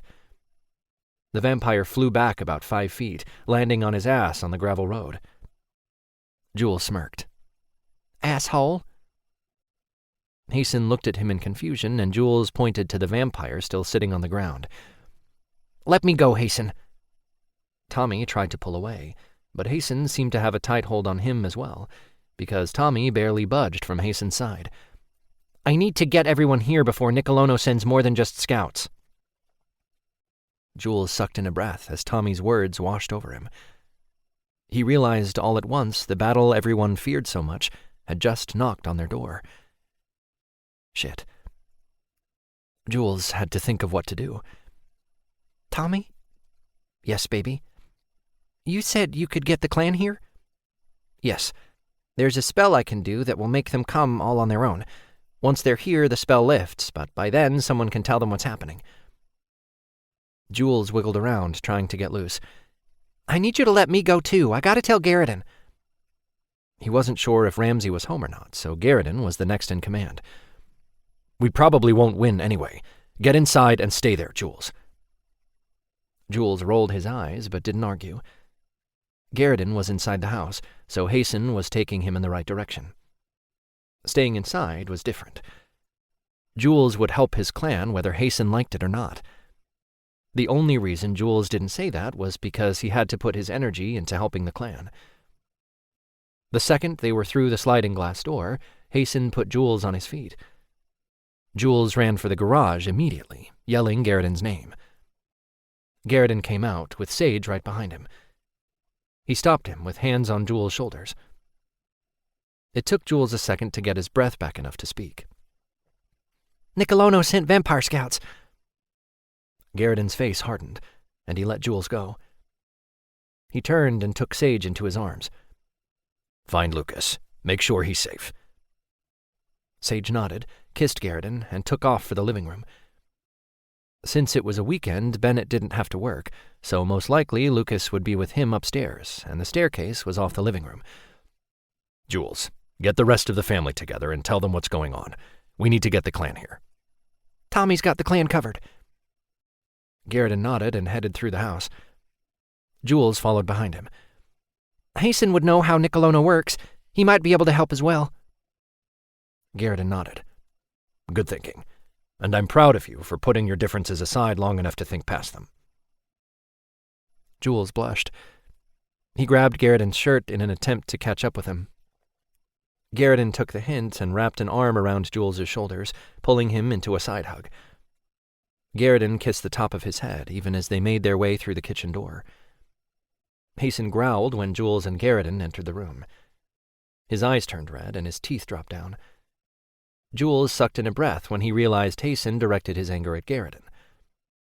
Garridan let Jules go, but didn't give Hasten even one single glance until he walked past him. Stay here and keep everyone safe. Jules fully expected Hasten to make a smart-ass remark, but all he did was nod. He didn't take his eyes off Jules, and the red turned to blue. His teeth flashed in his mouth when he whispered, "You're mine. No one else touches you anymore." Except for me, sheesh. Tommy rolled his eyes. Chapter 6. Jules wrapped his arms around his stomach as he fought the urge to vomit. The frozen air leaked into his bloodstream as if it had a right to be there. Snow covered the ground in patches, exposing some of the grass beneath. Frost covered each blade as if mocking its growth. It worked up Jules's legs until he was unable to move from his spot. All he could do was watch Mr. Evil pace around the perimeter Mother Estelle had set around the yard. Jules shivered and watched as he touched the invisible barrier every few feet. A spark flew each time, and his whole arm flew back with such force it turned his body about 45 degrees. He shook his hand, rubbing his fingers together as if the pain meant little. Jules's stomach dropped to his feet in one frosty plunge, landing with a plop on the blades of grass when Mr. Evil met his gaze. "Did you miss me, pet?" Fangs flashed, and he crudely rubbed his genitals through his black leather pants. "We have unfinished business, you and I. Perhaps we'll be together again soon." Every cruel touch and all the humiliating treatment came rushing back, flooding his mind with terror. Everything he carried lingered on his shoulders, too heavy for his legs to hold. He doubled over at the waist and would have fallen if not for strong arms holding him. Lavender and leather soothed his senses, warming his blood first and then his skin. "I've got you, honey." Jules nodded. Hasten growled, and somehow Jules instinctively knew he wasn't the target. "Never again." Mr. Evil's laughter poured ice water down Jules's veins. "One wrong move. That's all you have to make, and I've got you. I have the advantage this time, Nicolono. Your affection for him is a weakness, just as it is with the little warlock. We both know how good I am at exploiting weaknesses." Hasten's hold on him tightened to the point of almost painful. Jules whimpered because of it, but Hasten misunderstood. "Shh, I've got you. He's nothing. His words mean nothing." Mr. Evil hissed and snarled as if he were a giant cat. "You'll be nothing but a monster when I get done with you." Jules opened his eyes and tried to get a glimpse of Mr. Evil, wanting to see the cool veneer slip away. Hasten lifted him and headed toward the house before Jules could see anything. Jules focused on the way Hasten's red eyes glowed in the dusk, and the way he kept his lips curled as if showing his fangs gave him an advantage. The scar on his eyebrow gave him an edge of danger. He hissed at everyone he passed. The entire clan gave him a wide berth, moving away when he stormed to the house. Ramsay met them across the lawn. Hasten hissed, "Get away from him." Ramsay raised his eyebrows and folded his arms over his chest. "I get that you're in protection mode, so I'll let that go. Be careful, though, or Nicolono will be the least of your worries." Despite Ramsay's threat, Hasten still growled, "Don't." When Jules met Ramsay's gaze, he winked and gave Jules a little smile before turning to address Hasten again. "You're no use to either of your mates unless you calm yourself." Hasten blew out through his nose as if he breathed fire. The next breath he took seemed to do the trick. He looked down at Jules. "Are you all right?" Jules nodded. "What the hell did you think you were doing, standing there like that?" Steel couldn't penetrate Hasten's tone. He wanted to tell Hasten the truth and say he was trying not to vomit or turn into a scared, whimpering idiot. Instead, he whispered, "Just trying to be brave." "You don't have to. Just go in the house." "I can fight. I'm not a coward." Except he was. All it would take was Mr. Evil getting within 3 feet of him, and he would curl into a whimpering ball. He would become the naked, bruised prisoner all over again. "It's not cowardly to go inside. It's doing what your mate tells you." Jules struggled in Hasten's hold until he had no choice but to set him on his feet. He fisted his hands at his sides and took a step away from Hasten. "You're not my mate." "I'd like to be, if you'd let me." "It's not that easy." "It could be if you'd give in." "Oh, so it's not about you being a prejudiced ass or about how you left me." Jules didn't realize he raised his voice until Mr. Evil's sinister laughter wrapped itself around him, clutching at his bravery until it lay shattered into a million pieces on the frozen ground. "Whoa!" Hasten caught him even before he realized his legs gave out again. Jules pressed his cheek against Hasten's chest and closed his eyes. "I'm done talking to you, Hasten. I mean it." And him cuddling close contrasted with every word he said. "Good. Me too. Go in the house before you fall. Hasten ran his hand down Jules's hair. No, I'm tired of arguing. I don't want to anymore. Just go in the house, now. Jules pulled away. He held his head high, trying to fake some bravado. You have no right to make demands on me. Hasten's jaw muscles jumped. I have every right. And will you give it a rest? Now is not the time for this. Jules took a couple of steps back and then turned to the house. Fine. I'm going to ask Tommy to take the mate pull away. Hasten growled. His heavy footfalls followed behind Jules. You're mine. My mate. I'll bite you right now, Jules. I swear it. Just keep pushing me. The threat should have sent Jules into a panic. Some part of Jules had stopped being afraid of Hasten. He wasn't sure when or why it happened, but it wasn't there. Jules smirked and flipped Hasten off. Stop following me. The footfalls grew heavier. Jules turned his head to see Hasten quicken his pace. At the rate he was going, he would catch Jules. He didn't look back to see how close Hasten was, and didn't need to because the air displaced behind Jules and Hasten's hand brushed across Jules's coat. Jules gave a little squeal and headed to Layden and Bennett. They were his closest protection. He looked back once to see Hasten's eyes glowing blue and a sexy smile on his face. Just wait until I catch you. Jules chuckled and ducked behind his brothers, catching his breath. He gripped the back of Bennett's coat and peeked around him. Poor Bennett probably felt all shook up, but he was still a good sport about it all, letting Jules use him as a shield. Hasten wasn't even 3 feet away, which made Jules squeal again. He jerked on Bennett's coat and jumped to the other side when Hasten grabbed at him, but missed. Jules squealed with laughter when Hasten came around Bennett. An arm snaked around Jules's waist, pulling him away, but only by a few feet. His back was to Hasten's front. Hasten pressed his lips to Jules's cheek. Do you feel better? Oh, sneaky vampire. Jules relaxed, resting the back of his head against Hasten's chest. Yes, thank you. Will you go inside? No. Hasten sighed. At least stay away from Nicolono, please. I know he scares you. Hell, the bastard scares everyone who has even one fraction of sanity. You're scared? Of course I am. It's stupid not to be. That fear is what will keep you alert. It'll make you ready when the fighting starts. Jules ran a knife through a vampire's chest. The vampire crumbled to the ground as if he were a rag doll. A stain spread across the dark shirt, sparkling when the moonlight hit it. Blood leaked onto the ground, spreading across the grass and dirt.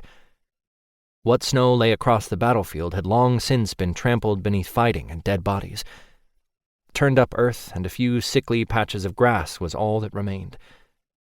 So many beings in one space, all exhausting their energy, heated the air, which kept the cold at bay. Jules wiped his brow, probably smearing blood and sweat across his skin. He had a mix of both. Most of it belonged to others, although he had a cut on his left side. He hadn't checked it, but it felt raw whenever he moved, or his clothing rubbed against it. Jules never imagined death would hold a smell, but it did. It smelled like blood, of course. The metallic sweetness lay underneath the smell of piss, shit, and damp earth. Tommy fought right next to him. He didn't have a knife, but used his magic, striking out at his opponent with big spears of ice. He took down 3 at one time, including the guy flashing his teeth at Jules. Hasten stood a few feet in front of them both. He created the first line of defense, and it showed in the blood dripping down his arm. He licked his clawed fingernails with the tip of his tongue as he looked down at the vampire gurgling out his last breath. Hasten moved on to another opponent, and when he did, 3 vampires slipped by him. He expected them all to come after Tommy and him, but one did a 180, holding a knife, aiming for Hasten's back. Jules let out a war cry he never thought he was capable of and ran without thinking of the consequences. Something flashed off to his left, right before a pain shot through his leg. He stopped, his head twirling from the pain. Someone screamed, but it wasn't him. His brain cells froze in place when he looked down to see a knife sticking out of his leg. He knew he'd die once he stopped feeling pain, so he reached down, gripping the black handle. His fingers slipped on the blood covering it. He tried again, screaming when he began to pull. He didn't stop screaming even after it was out, and still didn't when he ripped the blade of the knife across a stranger's throat. Any vampire but his vampire would die. Every step he took reminded him that he was still alive. The sound he made rang in his ears, echoing off each living being around him. Time slowed when the enemy raised his fist. Moonlight glinted off a blade. The pointed end of the knife was a foot from the back of Hason's neck. The knife descended 1 centimeter at a time. Jules's vision grayed around the edges. A wall of water was all he heard when his leg finally gave out on him. Right before he fell, he threw his knife as hard as he could. The earth tilted and stars winked at him. His body bounced once when it hit, his head taking the brunt of the fall. Jules blinked when even the stars faded. "Saved your life." Tommy. He could have been in a tunnel for all he knew. Every sound came to him in a whisper. "I'm right here, baby. You're gonna be okay." Jules opened his mouth to speak, but no sound came out. "He's fading again." That was the right word for it. Fading. "He's gonna hurt Hason." He finally managed to get the words unstuck, but they slurred off his tongue.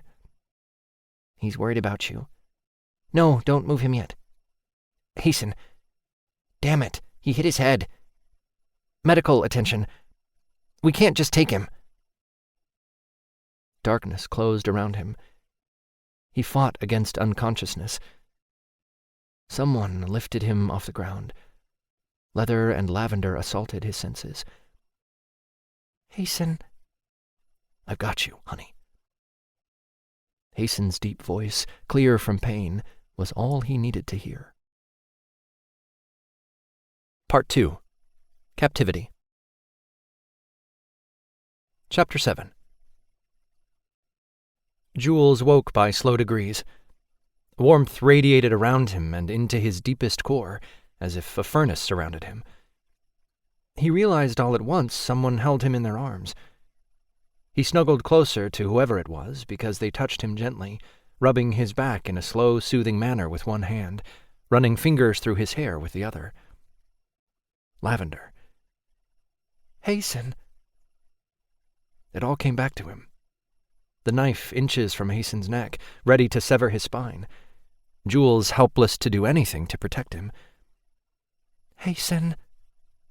"Shh, don't cry, honey. You're safe. I've got you." Jules hadn't been aware he was crying until the deep voice whispered, but the wetness lay under his cheek, matting the chest hair as hot liquid slid around his face to the sinew beneath him. It was Hason's voice. The tone soothed. Jules opened his eyes to see olive-toned skin and black arm hair. He needed to see Hason, make sure he was okay. With that in mind, he tried to move, but pain shot through his leg. Warm wetness trickled down his thigh. The sensation annoyed him enough that he tried to wipe it away, but Hason held him in place. "He opened his wound again." The words rumbled beneath his cheek. The bed shifted and then settled again. Jules opened his eyes long enough to see Tommy's smiling face. Instead of returning the smile, Jules asked, "Are you okay?" Jules's voice cracked. His throat stung, so he tried to clear it, but it only made it worse. "Yeah, baby, I'm just fine." Jules tightened his hold on Hason. "Hason." "Shh, relax, honey." "He didn't get you, right?" "You got him before he got me. Impressive throw." The smile in Hason's voice was unmistakable. Tommy held a washcloth in his hand. Jules wasn't sure why until cool air licked around the bottom half of him. Their gazes met and Tommy stopped moving. the cloth held suspended before he must have come back to himself enough to regain his focus. A cloth pressed against his wound. "Stop, Tommy. Hurts." "I know, baby, but you're bleeding." Jules panted through the pain. "Get Mama. She'll help." Tommy's lips thinned and he averted his eyes. He didn't move but held the cloth against Jules's leg. Tommy cleared his throat, but otherwise didn't say a word. Hasten's deep voice rumbled under his ear. "You're safe." It was an odd thing to say, and immediately put Jules on alert. For the first time, he took in his surroundings, looking beyond Tommy to the room around.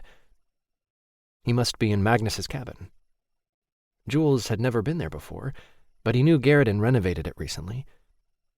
Jules would recognize Garrison's work anywhere. The bookshelf against the wall opposite them and the table held his signature style. Layden's mate Magnus used the cabin whenever he was in St. Lakes. The cabin was a few miles out of town and lay in the middle of dense forests.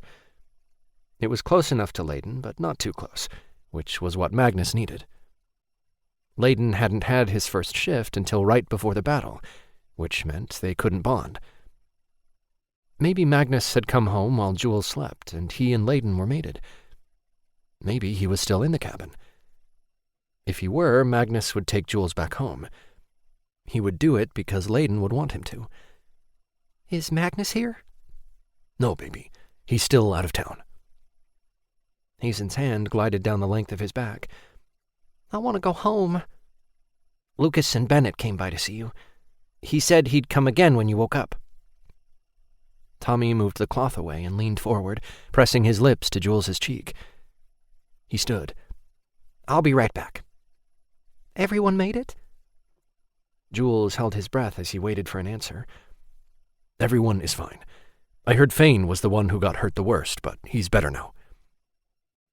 Jules let out the air in his lungs in one big huff. A sob escaped with it, and tears fell from his eyes. "Thank the gods." Hasten tightened his hold around Jules. Jules didn't want Hasten's comfort. If he could remain steadfast and continue to brush off Hasten and Tommy, it would be great. But with the weakness his wound caused, and the fact he was still gaining his bearings after waking, he didn't have the will to resist. "Why didn't Lucas heal me?" "Your wound isn't life-threatening. He said he wouldn't heal you without permission." Jules let Tommy wipe the tears off his face with a tissue. "He probably healed a lot of people. It makes him tired and weak if he does it too much. I don't want him to hurt himself just to heal me, especially if I'll be okay." "You'll let him heal you when he comes again." Of course Hasten would make demands. He couldn't just shut his mouth and let Jules make his own decisions. Jules sighed. "I'm not your prisoner." He was too tired to fight. He couldn't keep up with Hasten in his current condition. Hasten's body stiffened underneath him. "You're not a prisoner." Jules sniffled and turned his head, trying to get into a more comfortable position. "Stop fighting with me." "What food do you like, baby?" Tommy rubbed his hand down Jules's back through the blankets. "Not hungry." His voice sounded husky with sleep, even to his own ears. He yawned again. Tommy chuckled. "Okay, is there anything you don't like?" "Slimy food?" "What qualifies?" Jules sighed. "Tommy." Gods, he was tired and wanted to be left alone. Well, Hasten could stay if he shut his mouth. For all the muscles he had, it was surprising how comfortable he felt. "I'll try to do my best at the grocery store." Tommy leaned in and kissed Jules on the cheek. "Go back to sleep. I'll be back home in a couple of hours." "Isn't home—" Jules mumbled the words, half asleep already, but he was awake enough to drive that one fact through both of his mates' skulls. "What?" He rattled off the Somerset's house address. "That's home." Jules knew it hadn't been more than a few minutes the next time he woke, because the sunlight, streaming through the window, was the same as it had been. The real difference came when he realized there were sheets and a soft mattress beneath him, and not Hasten's warm skin and hard muscles. He lay on his stomach, which was how he normally slept. The only problem was his leg throbbed with pain so acute it was in tune with his heartbeat, which made it impossible to move. The cabin was one big room with a closed door a few feet from the small round table Garrison had made, and another door, open about a foot, opposite the other. Steam rolled out the crack of the door in small waves. Jules heard a steady stream of water. Thinking about Hason's naked, bronzed skin glistening with water made Jules's soft cock thicken. There was an old song his grandmother used to like. One part of the lyrics went, "Ain't nothing gonna keep me down. Got to keep on plumpin'." Yeah, that was his cock. Not even the pain in his leg could deter it. He might be remembering the words wrong, but it was a long time since he had heard it. Plus, his version made more sense to the situation anyway, and running the song through his mind kept him from thinking about the pain in his leg for a few much-needed minutes. Gritting his teeth against the pain, he kept singing the same tune, making up more words as he went along. When he rolled over, the words fled. He sucked in a cry of pain so as not to alert Hason. Sitting up in bed proved easier than he anticipated. It gave him hope that he could hobble around a bit. He still had to collect his courage to swing his legs off the side of the bed, though. He stared at a small kitchen, which lay in the corner of the room against the far wall. That part of the cabin was distinct only because a row of cabinets, a refrigerator, which looked brand new, and a stove with an oven all lay against the wall. Shelving with various boxes of food and cans on it hung next to the cabinets. The entire cabin was small but cozy, with flowers on the table and a blue quilted throw blanket folded neatly on the back of the couch. Glowing flames lit the fireplace, which only added to the feel. Jules really could see himself curling on the couch with Hason and Tommy, watching the fire and making out.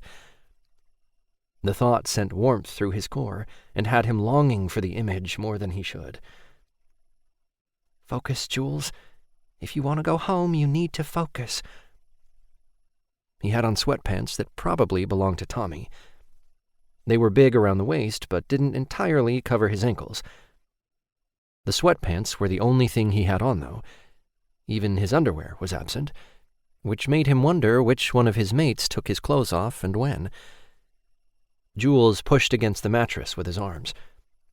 He tried not to cry out when the pain became too much, but instead grunted and mashed his lips together to keep quiet.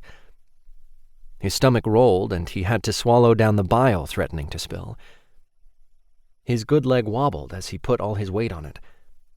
His grandma always said confidence and stupidity went hand in hand with some people. When he took a step away from the bed and lost his balance, he knew she was right. "As always, Grams." He instinctively used his hands to break his fall, and they scraped against the hardwood floor. The skin on the meaty part of his palms was red, and his leg stung when he landed. He was pretty sure he opened his wound again. He braced himself on the mattress and lifted with his arms. Once he gained enough leverage to get his good leg underneath him, he put most of the weight on it. He stood there, gaining his composure. Once he had it, he hobbled to the closed door, moving slowly. He was fairly sure he could make it to the road. After that, he didn't know what he'd do, but he had to start somewhere. He spotted his shoes by the door. They were the only thing of his in the entire cabin. Thankfully, they were just slip-ons, so he didn't have to bend over and tie them. He didn't think he'd be able to and stay on his feet. He pulled open the door and hobbled out. His bad leg scraped across the wooden floorboards of the small porch. The stairs proved challenging because it lacked a railing. He stood looking down, bracing himself on one of the thick support logs. He bit his lips as he contemplated his options. There were only 2 stairs, but maneuvering them could mean he ended on his ass in the dirty snow. He didn't have a lot of time left if he wanted to create distance between him and Hason. How long could one vampire take a shower, after all? He finally decided to use the log beam he leaned against for balance. He would have to turn into it somewhat, but it might save him from a fall. He held his bad leg a few inches off the ground and hopped on his good one, clinging to the beam as if his life depended on it. His leg wound sure did. With each hop, knife-like pain shot through his leg, all the way down to his toes, landing on each board of the stairs. Once he ended on solid ground, he took a moment to let the pain fade. The air was cold against the bare skin of his chest and arms, but he was determined to go home. The cold wouldn't stop him. Jules moved away from the porch. Every step was a scrape and crunch against the snow. The noise echoed through the forest surrounding him, quieting the birds and squirrels who made their home amongst the trees and bushes. A trail cut through the forest to Jules's right, so he headed toward it. How many times had Hasten and Tommy used the trail? Had their feet been the ones who formed it in the first place? If so, then they had been there a lot longer than Jules thought, stalking him like dangerous predators. A bare bush branch brushed against his leg. Jules pulled air through his teeth at the sharp pain. He braced himself against a nearby tree and tried to catch his breath. Footsteps pounded down the trail. Jules turned to see Hasten making his way toward him. He had a blue towel wrapped around his waist and boots on his feet. His dark hair glistened in the sunlight streaming through the trees. He slicked the long strands away from his face, which made the scar stand out even more. No one should look that mean-tempered and so hot they could be on billboards in just underwear. It was unfair. Hasten never said a word but walked to Jules and scooped him into his arms. Thankfully, Hasten held him so his leg wound wasn't pressed against him. It was pointless to resist. He needed to heal some before trying again. He put his head on Hasten's shoulder. When tree branches threatened to snap against him, Hasten somehow moved their bodies to the side and avoided them. It would have been a sweet gesture, if not for the fact Jules was acutely aware Hasten was his jailer. I want to hate you. You make that very clear every time you open your mouth. Fuck you. He whispered the words, his voice husky with pain and fatigue. Fuck you right back. The muscles in Hasten's jaw bounced around. You don't even want me, and you probably don't like me, so why are you so insistent on keeping me here? Hasten stopped walking and looked down at Jules. His dark eyes gave away none of his feelings. You're annoying, argumentative, and most of the time your attitude pisses me off. But I want you. So much it's a constant pain in my chest. You're a liar. Stop testing me, Jules. I mean it. Or you'll what? Leave me with a psychopath? Jules concentrated on the tick of Hasten's jaw. Oh, wait. You've already done that. His jaw muscles ticked aggressively. Stop it. Don't tell me what to do. You're acting like a child. I don't care. He really didn't. He had nothing to lose. He was already their prisoner. You might as well take me home. If you don't, I'm going to make your life miserable. Miserable is just one of the things I feel around you. How about pissed off? Yes. And worried. Fucking guilty every damn time I look at you. Guilty? Really? Chapter 8. Hasten needed blood. It had been a couple of days. He would have taken some sooner, but with Jules injured, his attention was on taking care of his mate instead of himself. He would take some from Tommy when he came back from grocery shopping. He hoped Tommy came back soon because his control slipped with each minute he spent in Jules's company. He wouldn't bond with Jules without consent, but it was damned hard to resist the way his blood smelled and the way he looked all tucked into their bed. By the gods, Jules was cute and irritating all at the same time. He stirred the soup with a wooden spoon, trying to heat it enough so it would be a suitable temperature. Hasten could hear the abnormal way Jules breathed.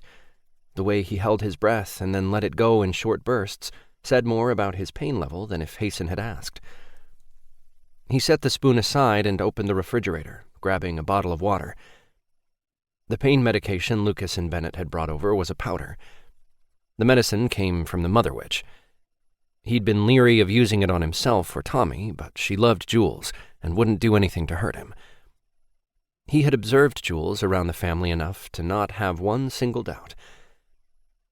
He put a tablespoon of the powder in the bottle. The powder turned the water a green color, which reminded Hasten of duck shit. It smelled like something that came out of an ass, too, but Hasten wasn't the one who had to drink it. Also, the stuff would probably shut Jules up for about 20 seconds. Maybe Jules would even stop glaring at him. The glare was almost as bad as the little digs he took every 10 minutes or so.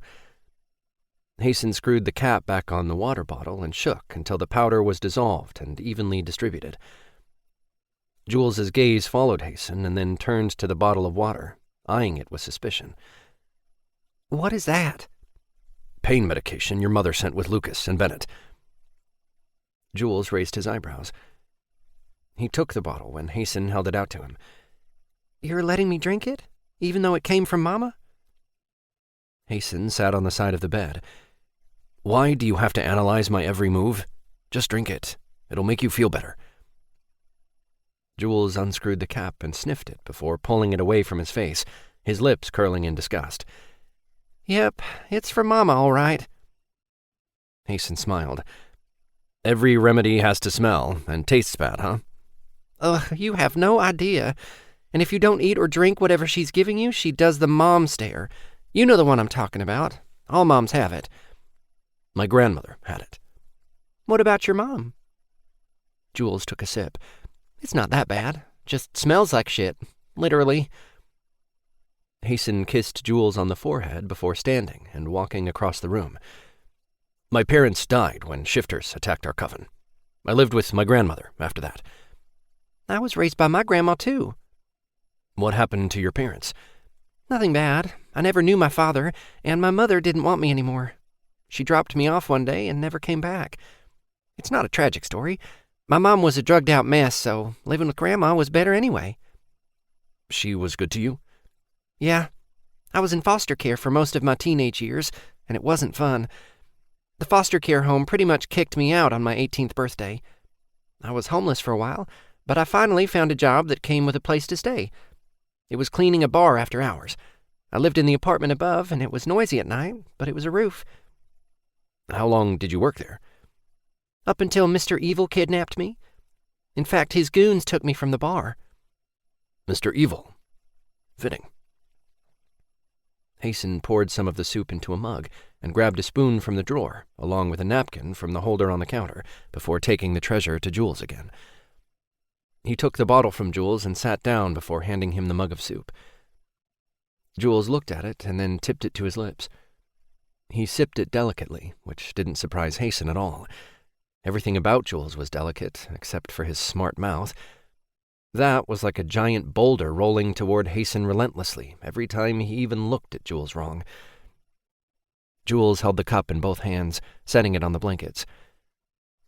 "Can I ask you something without you getting mad?" "Sure." "Your parents dying. Is that why you don't like shifters?" Hasten nodded toward the cup. "Eat. You need the nutrients." He watched as Jules tipped the cup again before taking it away. "Are you going to answer the question?" Jules asked in between sips. "Yes." Hasten fought the urge to roll his eyes. "And the answer to your question is yes. It was more complicated than dying. It was more the way they died, I guess. My dad was in the coven leader's inner circle and had been negotiating with the neighboring clan over land for a couple of months. I was a teenager at the time. Still a kid, but able to understand when my dad talked about the meetings with my mom. I don't know what happened with the negotiations, but my dad went to a meeting and never came home. Next thing I know, shifters were in our house, raping my mom. I tried to help her, but they were stronger. At some point, I blacked out. I don't remember what happened. Probably got knocked in the head one too many times by one of those fuckers." Hasten touched the scar on his eyebrow. "It's how I got this." "Your mom was gone when you woke up?" Hasten shrugged.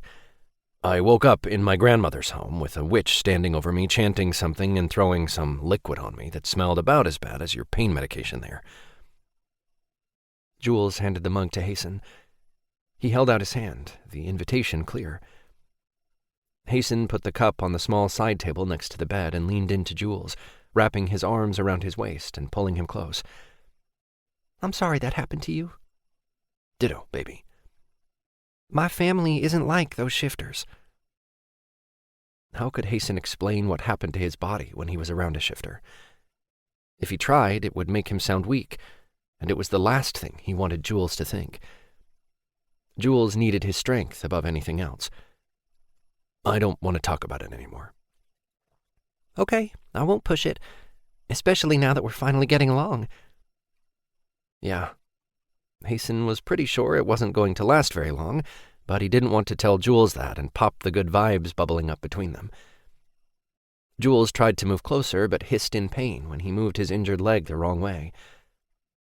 Hasten lifted him at the waist and set Jules on his lap, so he was sitting sideways against Hasten's chest. Jules turned his head, meeting Hasten's gaze. They sat in silence. Hasten felt as if he understood Jules a bit better, and he hoped Jules could say the same thing about him. The problem was, their issues were in complete opposition to each other, and it wasn't an easy fix. Hasten leaned in for a kiss, and to his surprise, Jules let him. Jules's lips were as soft as they looked, and he relaxed as he wrapped his arms around Hasten. When Hasten demanded Jules open for him, he did immediately, not even hesitating. Hasten laced his fingers through soft, dark hair, cupping the back of his head, even as he ran his tongue along Jules's bottom lip. Jules whimpered, and he wiggled around as if he were uncomfortable. Hasten took one more taste before ending the kiss. Jules opened his eyes partway. He looked lust-addled and sleepy all at the same time. His lips were shiny and red from Hasten's kisses. Why'd you stop? Hasten smiled. To ask if you were okay. I wanted to make sure I wasn't doing anything you didn't like. Jules lay his head on Hasten's shoulder. That's sweet and completely unnecessary. I liked it. A lot. Good. Maybe we'll do it again when you feel better. Jules sighed. I don't think that's a good idea. I mean, it'll only make things harder when I go back home. Hasten stiffened and growled. You're staying with us. Tommy will take you for a visit when you're feeling better. Visiting only. Jules tried to move away. Hasten kept an arm around his waist to steady him and then stood, guiding him back to the bed. He got in, settling against the headboard. Hasten pulled the covers around his legs and handed him the bottle of laced water. I'm not okay with being here. You're keeping me against my will like I was before.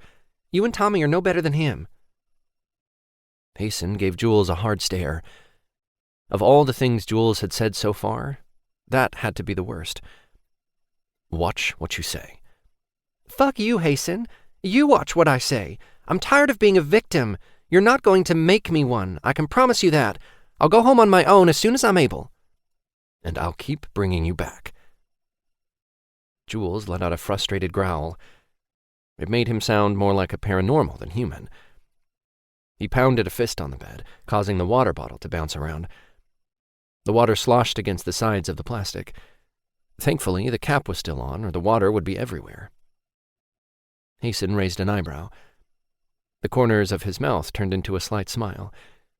Oh, you think I'm funny? I think you're ridiculous.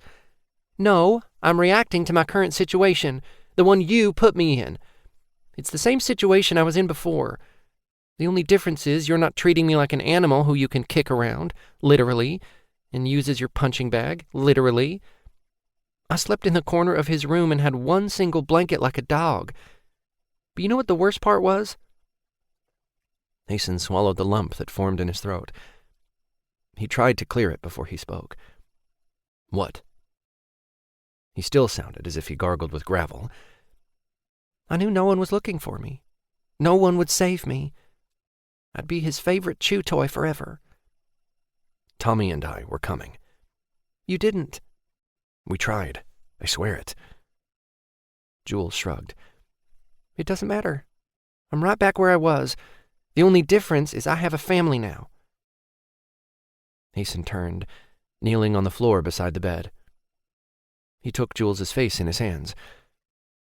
I will go the rest of my life regretting not taking you with us when we had the chance. The truth is, Nicolono scares the shit out of me and always has. I let him get to me, but I won't make the mistake again. Hasten wouldn't give Jules up. They might fight every step of the way, but they were in it for the long haul. Hasten would prove it. Chapter 9. Thomas had 4 bags on each arm, weighing him down. He could barely open the door to the cabin because he couldn't get his hand on the knob. Gravity pulled the plastic bags full of heavy groceries down each time he tried for it. He eventually got it, and as soon as he opened the cabin door, he knew something had transpired between Hasten and Jules. He wasn't sure if whatever happened was good or bad, but Hasten knelt on the floor beside the bed, holding Jules's hand. Jules had a look on his face that said not to fuck with him, but was cute and pouty all at the same time. Sometimes Thomas was sure Hasten pissed Jules off on purpose because the look was so sexy. Hasten met Thomas's gaze. Thomas smiled and set the groceries on the table before walking to them. He bent down and kissed Hasten on the cheek before climbing on the bed, careful of Jules's injured leg. Jules looked at him with the same pissed-off expression. How do you feel? Trapped and in pain. Thomas fought the urge to roll his eyes. He wanted to ask how long Jules planned on milking the whole kidnapping thing. I saw your brother at the grocery store. He asked after you. Which brother? Vaughn. He says he'll come either today or tomorrow to see you. Jules nodded and surprised Thomas by smiling. What about Layden? Is Layden coming too? Thomas shook his head. I don't know, but we can see him just as soon as you've healed enough. It shouldn't be too long. A week at the most. If Lucas heals you, it'll be sooner, of course. Jules's eyebrows drew together, wrinkling his forehead. He didn't know what he said to set Jules off, but something had. He didn't have to wait very long for an answer. Why do you get to determine when I go back home? I can make my own choices. Instead of arguing the way Hasten always did, Thomas smiled and took Jules's hand in his, rubbing his thumb over the soft skin on the back. I don't want you to re-injure yourself. You did that quite a bit the couple of days you were out of it. At this point, I'm probably overly cautious, but I'm worried about you. Jules's lips thinned out. When I'm better, I'm going back home. Hasten growled and moved away from them, which Thomas was glad for because they argued enough, and Hasten responding to Jules would only escalate the situation. If they wanted Jules to stay, they would have to use love and kindness. No strong-arming him into being with them, which was Hasten's approach to almost every situation. Thomas heard plastic bags rustling around and figured Hasten was shelving the supplies. Thomas had expected to do almost all of the domestic chores when they first were together. To his surprise, Hasten did everything without saying a word. He even cooked like he was born a chef. We're hoping you'll at least consider staying part of the time with us. We want you here, baby. Oh, well, that's not how Hasten put it. Jules narrowed his eyes and focused his gaze on the table. He said I didn't have a choice. Thomas did roll his eyes at that. Of course he did. Thomas turned to focus on Hasten, who avoided making eye contact. When he turned back to Jules, Thomas smiled.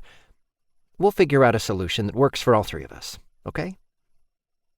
Jules bit his lip, and Thomas could tell Jules didn't believe a word he said. Just get better. That's the first step. Thomas leaned in and kissed Jules on the forehead before standing. I hope I got stuff you like. I wasn't sure. The soup Hasten made was delicious. Our man cooks like a dream. The blush gracing Jules's cheeks had to be the prettiest thing Thomas had ever seen. The attraction Thomas had toward Jules seemed to get more intense the more time they spent together. Thomas didn't know how it was possible. Maybe Jules had magic of his own. If he did, Jules had no idea it was there, because the innocence in Jules's eyes was genuine. Thomas chuckled. "I'm going to help Hasten put groceries away." Jules nodded and let his hand go. Thomas dug his keys out of his pocket and put them on the table beside the grocery bags before pulling stuff out. Hasten came over to him, taking the cans of tomato sauce from his hands before leaning into him. Lips touched his cheek, and he smiled. For all of Hasten's rough edges, he had an affectionate side that made Thomas want to climb him like a tree, wrap his legs around Hasten, and never let go. "I'm hungry for you." Thomas smiled. "Meaning you need blood." Hasten set the cans on the table and wrapped his arms around Thomas's waist. "Yep, and I need you." Hasten's hand moved down Thomas's stomach to his cock until he held it loosely. Thomas hardened instantly, even with his jeans as a barrier. "You're very frisky today." "Jules got me going." Thomas grinned. "Oh, really? You'll have to tell me everything." "It was just a kiss, but it was still hot." Jules cleared his throat. "I don't know if you noticed, but the cabin is small. I can hear every word you say." Hasten rubbed his hand over Thomas's cock, which was so not fair. Hasten turned him to face Jules. Thomas leaned against him, his back to Hasten's front. He knew his eyelids were only half open, and he probably looked like a slut. Hasten could make him lose his mind to lust quicker than anything. Jules's mouth fell open as if he were shocked by them. Thomas wasn't sure if Jules was innocent of sexual experiences, or Hasten putting on a show was too much. Jules was young still, only 20, so his sexual experience was likely limited. And Hasten's sensual side hadn't come out a lot around Jules, if at all. Jules had experience with Hasten's gruff side, and not much else. Hasten kissed Thomas on the side of his neck. Thomas tilted his head to the side, giving Hasten more room. Jules's hand disappeared under the covers. Thomas's eyes tracked the movement, watching as the green comforter moved provocatively over his crotch area. Thomas cursed when Hasten unbuttoned his jeans, sliding the zipper down. He pushed his underwear out of the way, and then the air touched Thomas's cock right before Hasten wrapped his hand around it. Thomas moaned and rocked his hips into the touch. Jules's eyes widened. "Oh my gods, why are you doing this? It's unfair." Even as Jules said it, the blanket continued to move in a steady but slow rhythm in opposition to the complaint. "How is it unfair?" Hasten's breath caressed the bare skin on his neck, and Thomas shivered. Jules's eyebrows drew together, and his brow furrowed. "You're both clueless. Completely." The cover stopped moving, and Jules looked away. Thomas wanted to go to him, but Hasten pumped his cock faster. He couldn't think past that. "Look at him, Jules." Hasten's gruff demand left no room for argument. Even still, if anyone could find an argument, it would be Jules. "And feel something we both know will make it hard for me to go home? No, Hasten." Hasten growled and sank his teeth where shoulder and neck met, so suddenly it surprised Thomas enough to cry out. There was a slight sting at first, but the first pull of blood had his eyes closing and his mouth falling open. Hasten's grip tightened, and that was all it took to push Thomas over the edge. Jules cursed, and his breathing sped up enough it piqued Thomas's curiosity. He opened his eyes to see the pleasure on Jules's face. Thomas wasn't sure if Jules came or not, but if the look on his face was any indication, he did. Thomas smiled when Jules met his gaze. Jules's face flushed. His eyes were glassy with pleasure still. Hasten licked at the wound on Thomas's shoulder and hummed. The hand around Thomas's cock stilled when he grew too sensitive. He wrapped an arm around Hasten's neck, leaning into the kiss placed on his cheek. "Come to the bathroom with me, and I'll clean you up." Hasten's breath fanned against his ear. "What about Jules?" Even as Thomas asked the question, his gaze never left Jules. "Do you need a cloth?" Jules's blush deepened, and he nodded, even as he averted his gaze. Thomas heard a sniffle right before a tear dripped down the left side of Jules's face. Thomas pulled out of Hasten's arms, tucking his softening cock back in his underwear as he moved across the room. As soon as he sat down on the bed, Jules's whole body stiffened. When Thomas tried to touch his hand, Jules pulled it away. Thomas put both his hands up, surrendering to the message Jules was sending. "Talk to me, baby, please." Jules's gaze snapped to him, and even through the tears, the glare came through loud and clear. "Why? You both got what you wanted. Just leave me alone."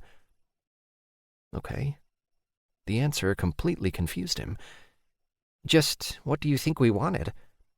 "I don't know. Maybe to make me feel humiliated, and to want you even more?" Hasten growled.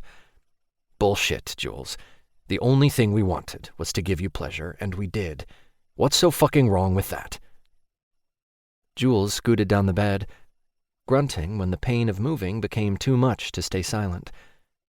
Jules had his back to Thomas, and the blankets pulled down, uncovering him with his movements. When Thomas reached for them, Jules jerked and his body stiffened again. "I'm only pulling the blankets around you." Thomas finished what he started and then reached out a hand, hesitating before touching Jules's shoulder. Again, Jules jerked. "Please, I can't. If you touch me, then I'll give in, and if I do that, then I'm giving up my family." Hasten cursed under his breath and left the room, going to the bathroom. He left the door open so Thomas could hear the water's gentle trickle as it hit the porcelain basin of the sink. Hasten came back with a washcloth and handed it to Jules. "Clean yourself up." Hasten could have sounded a little less gruff and demanding, in Thomas's opinion, but he didn't comment because Jules did as Hasten directed, for once. He rolled onto his back and took the cloth. He closed his eyes as his hand disappeared under the covers. He winced once.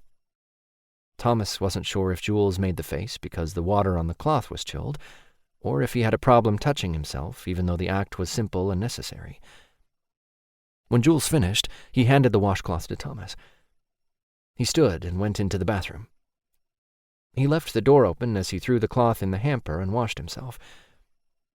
"Are you going to freak out if I lay down beside you?" Hasten asked. Thomas looked at himself in the mirror and rolled his eyes at his reflection.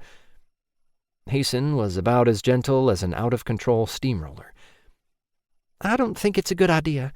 It'll just make me want to bond." "And is that such a bad thing?" Thomas barely heard Jules whisper, "Yes." Jules sniffled. "Come on. Let me hold you. I promise not to do anything else." Thomas smiled at his reflection and then poked his head out to watch them. They were so awkward together, it would be funny if it wasn't so cute. Hasten lay down on the opposite side of the bed, scooting closer to Jules an inch at a time. Jules went to him willingly, nearly laying on top of Hasten by the time he stopped wiggling around. Hasten looked over at Thomas and met his gaze.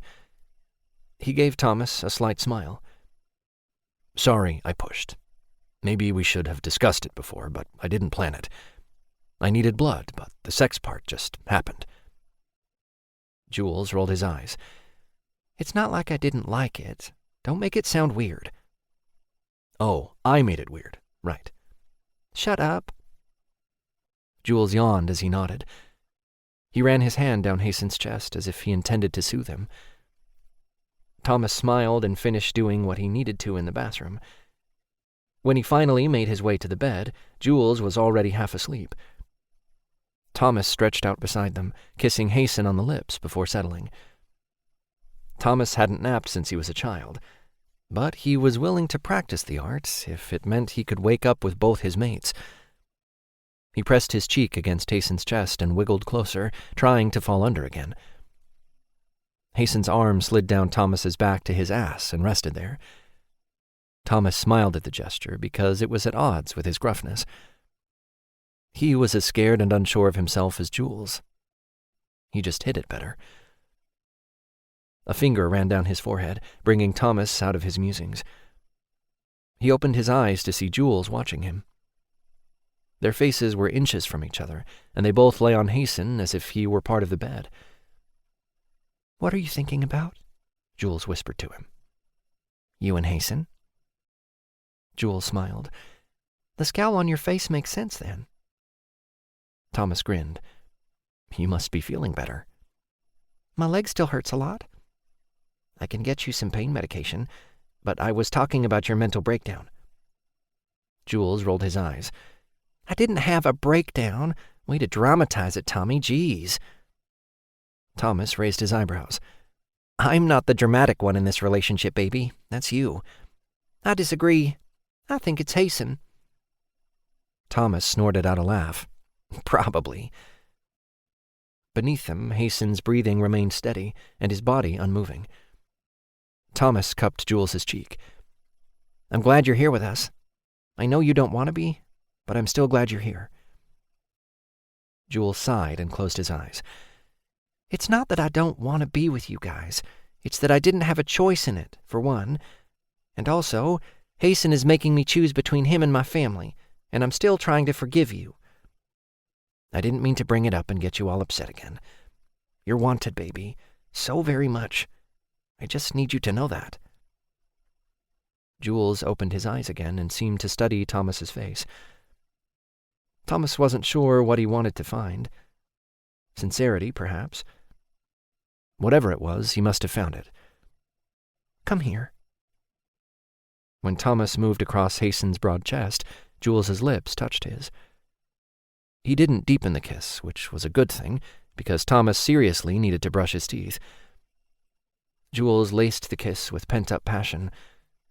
Thomas wanted nothing more than to crawl across Hasten and lay over Jules. When his cock grew hard, he pulled back, not wanting to send Jules into a freak-out again. Jules chased after him with his lips pursed and his eyes closed. He looked so sweet. Thomas gave in, kissing him quickly before ending it. "Let me brush my teeth, baby, and we'll continue." Thomas sat up and moved off the bed, trying not to jostle Hasten's sleeping form and wake him. Jules blinked. There was a guardedness in his eyes that hadn't been there a second ago. He opened his mouth to ask Jules what was wrong, but swallowed the words instead, unwilling to start an argument, which seemed to happen more than not. Thomas turned without a word and went into the bathroom. "No, it's okay. I don't want to continue." Jules's voice barely carried to him. Thomas tried to swallow down his disappointment and didn't quite succeed. Chapter 10. Jules held his breath as he moved off the bed. His leg ached with every little scoot across. Mother Estelle's pain medication worked well, but only for a few hours. The pain leaked back into his body by slow degrees and stabbed at him. He still wouldn't stop. Not when Tommy's keys were within sight. When he sat up, he had to fight back the urge to cry out. His head swam, and his heart rocketed in his ears. His gaze was on the table and the keys, which lay right on top, but his vision darkened around the edges until it seemed as if he were looking through a tunnel. He put his head between his legs and waited for it to pass. When it finally did, he stood, wobbling on his feet as he padded barefoot to the table. Before he reached for the keys, he turned to Hasten to make sure he was still asleep. He looked younger with his face relaxed. The scowl he seemed to carry around like luggage wasn't wrinkling his skin. Peace didn't come to Hasten easily, if at all, but in sleep, he seemed to find it. Jules hesitated, his hand hovering over the keys for long seconds he didn't have if he wanted to get out of the cabin before Tommy finished in the bathroom. If he stayed, he'd be accepting Tommy and Hasten as his mates, and he wasn't ready. Jules needed every single one of the Somersets, and he'd be giving up a relationship with them. Hasten might say he would let Jules visit, but it meant Jules would always go alone, or maybe just with Tommy. Hasten would leave himself out, and it would eventually put a strain on their relationship, which wasn't fair. But fairness wasn't exactly Hasten's end goal. And as much as Tommy tried to make it seem as if he put himself in between Jules and Hasten, Tommy didn't care about fairness either. He wanted them to be together, and Jules doubted he cared how it happened. Even with all the negativity floating around them, Jules couldn't forget the way Hasten held him when he needed it most, and the gentle smile that always seemed to enter his eyes right before it graced his lips. They seemed like little things, but they were big in Jules's world. They didn't outweigh the way Tommy and Hasten basically kidnapped him from a battlefield without any thought that Jules might worry about his clan members and his family. Jules took the keys off the table and hobbled out the door. The second the dizzy spell hit, a wave of regret also nearly knocked him on his ass. He could admit he probably needed Hasten and Tommy, at least until he felt better. The one bright spot to the whole stupid stunt was the glint of red metal through the trees and brush. He sighed in relief and hobbled along the path. The sun sat low in the sky, the rays bouncing off the shiny paint on the car. He had a few yards to go, and he'd be able to get home, to the people who loved him without conditions. That's if he could drive himself. He hoped the dizziness would fade once he sat down. Jules used his good hand to wipe the sweat from his forehead. He should be shivering from the cold, but each step felt as if he ran a marathon. Jules moved to a tree off the main path and slid down, leaning against it. The back of his head rested against the bark. The jagged edges bit into his scalp, uncaring about the pain radiating throughout the rest of his body. The dampness of the earth beneath him seeped into his sweatpants. He noticed it, but didn't have the energy to care. He tried to take in deep, even breaths, but couldn't manage it with any real measure of success, so he shut his eyes to calm his wild heartbeat. He wasn't sure how long he sat there. It could have been seconds or several minutes, but it was long enough to lose the lead he had on Hasten and Tommy. He heard them stomping through the brush as if they were hunters in pursuit of a prized deer long before he saw them. When they did finally make an appearance, they plowed right on past him. He must have been off the path enough and downwind so neither of them saw him sitting there. He held his breath and watched them. "You're sure you put the car keys on the table and that he took them?" Hasten looked pissed, but he always looked like that. It was the underlying worry in his eyes that made Jules wince. Tommy looked worse. The tension practically radiated off him like visible waves, and he walked with a single-minded purpose for the car. "I'm positive. He took the damn keys, Hasten. There's no way he can drive in his condition, especially not with the pain meds he's on. It's like driving drunk." "Well, he didn't make it to the car yet." Hasten gestured to the red spots visible through the trees. "Or he's passed out on the damn road." Tommy never stopped moving. "Do you have the phone on you?" Hasten asked, even as he stopped walking. He turned in a circle slowly, looking around. Jules held his breath again, his body tensing as Hasten's gaze came around and passed right over him. Jules sighed in relief. How the hell did Hasten miss him? The bushes and brush on the edge of the path must shield him enough even Hasten's vampire vision couldn't see him. Hasten must be able to smell him, though. Jules would bet money it was why he stopped. "Yes, I grabbed it on the way out." "Call the Somersets. Ask his mother and the Alpha to come see him." Tommy stopped in his tracks and turned. His eyes were wide and his mouth hung open. Jules completely understood exactly how he felt. Hasten pointed to Tommy's pocket, waving his hand around. "Do it now, Tommy. Jules needs them. He's going to hurt himself otherwise." "And the Alpha coming along?" "Neither Ramsey or Layden will come between mates. It's time we prove it to Jules so he'll stop running." "How do you know they won't?" Tommy dug around in his pocket and pulled out a cell phone. Jules hadn't seen it in the cabin. If he had, he would have called his house and had someone pick him up. If they were going to, they would have by now. Hasten's eyes turned red, which made the scowl scary. Was Hasten even aware how menacing he looked? "Good point." Tommy pressed some buttons on his phone with his thumb and then held it to his ear. He turned again, heading to the car. As Tommy walked, he began to talk on the phone. Jules strained to hear the one-sided conversation, but Tommy was far enough away, Jules only heard the undertones of his voice. "Come out, honey." No way. Hasten looked like he would turn Jules over his knee. As much fun as it sounded, his pain level was already at an all-time high. Hasten turned around in a complete circle until he had his back to Jules. As much as Jules wanted to go home to see his family, Hasten and Tommy's presence calmed him in ways he hadn't expected. Jules tried to get the knee of his good leg under him, but he couldn't figure out how without causing himself even more pain. He braced himself on the ground. The dead brown leaves were wet and slimy underneath him. Black mud clung as he got his leg to work. He used the tree to steady himself as he stood slowly. Hasten must have heard him rustling about because he spun around so quickly, Jules was sure it's what caused the dizziness to return. His vision blurred, so he leaned against the tree. "Hasten." He thought for sure he would hit the ground when he passed out, and he was probably only out a few seconds, but when he woke, Hasten carried him in his arms. "Tommy, I got him." Hasten never said a word to Jules, or even looked at him as he walked along the trail back to the cabin. By the time Tommy caught up with him, he didn't have his phone in his hand anymore. Tommy ran his hand through Jules's hair as they walked.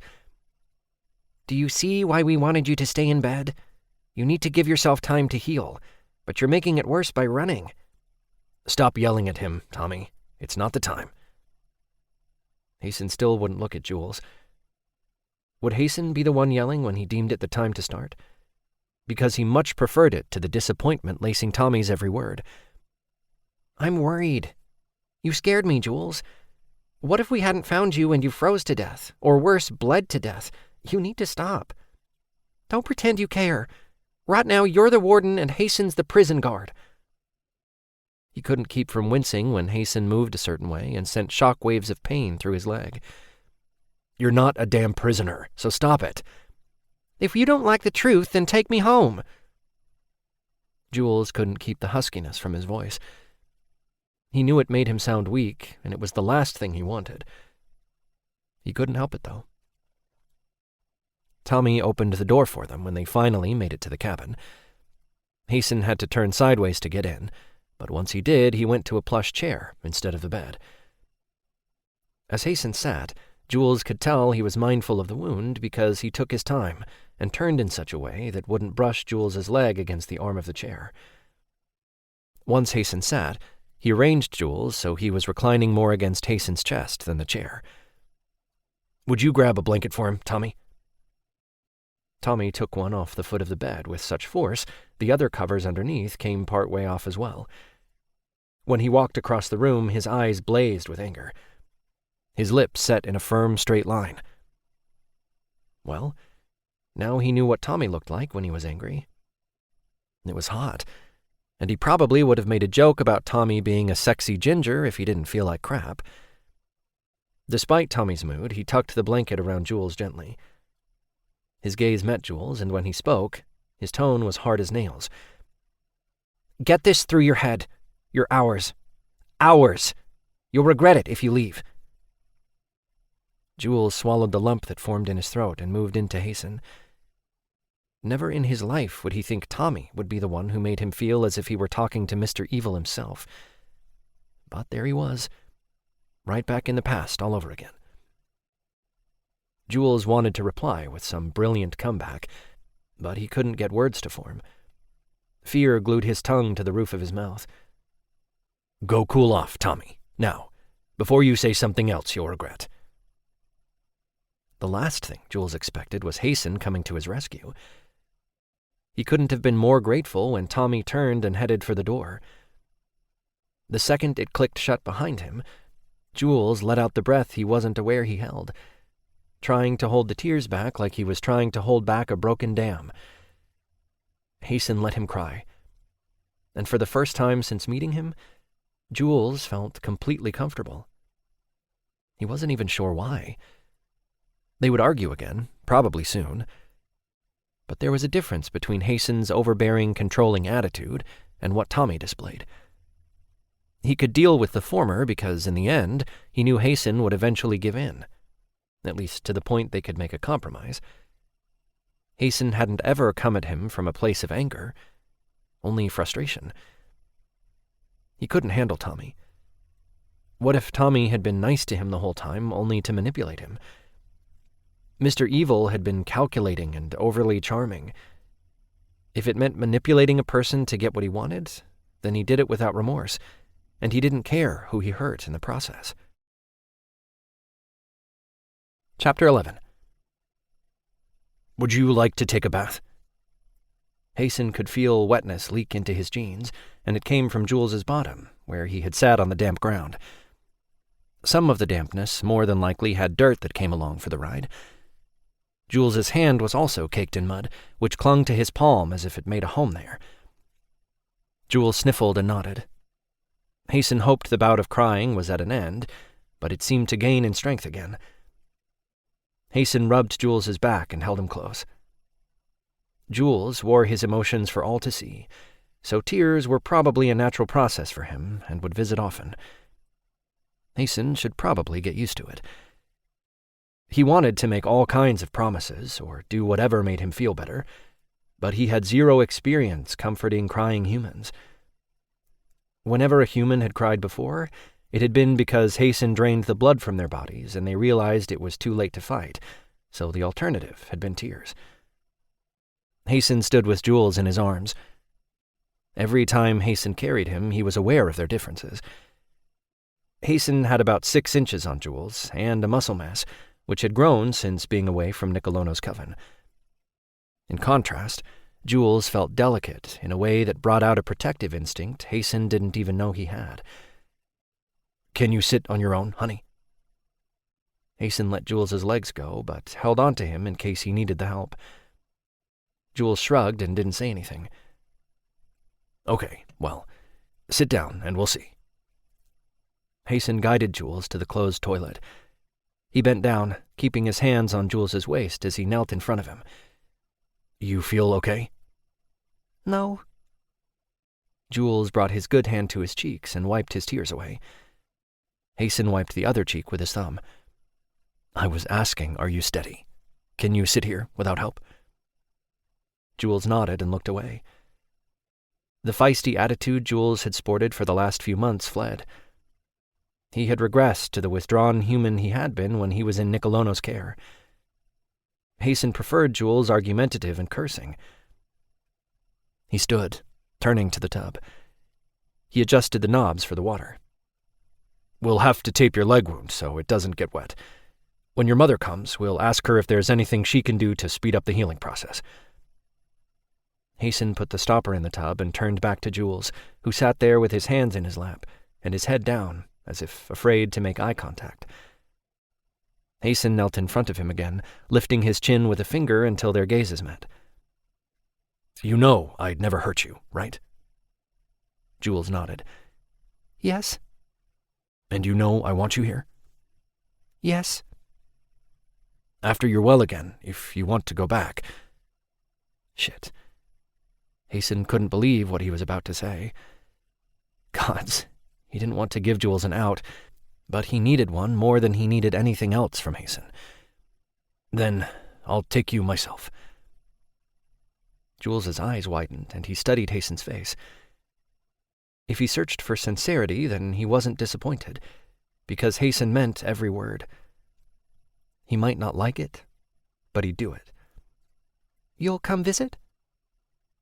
That was the only thing Hasten wouldn't do. I don't think so, but we'll work something out. Jules bit his lip. But I have a choice now? Yes. Which fucking sucked, because Hasten would bet everything Jules would go back home in a couple of days. I promise you. Jules seemed to think about it. He must not have liked the conclusion he came to because his shoulders sagged. Tommy won't let me go. Yes, he will. What if he uses his magic against me? Hasten pulled back, and his eyebrows drew together. He'd never do that, honey.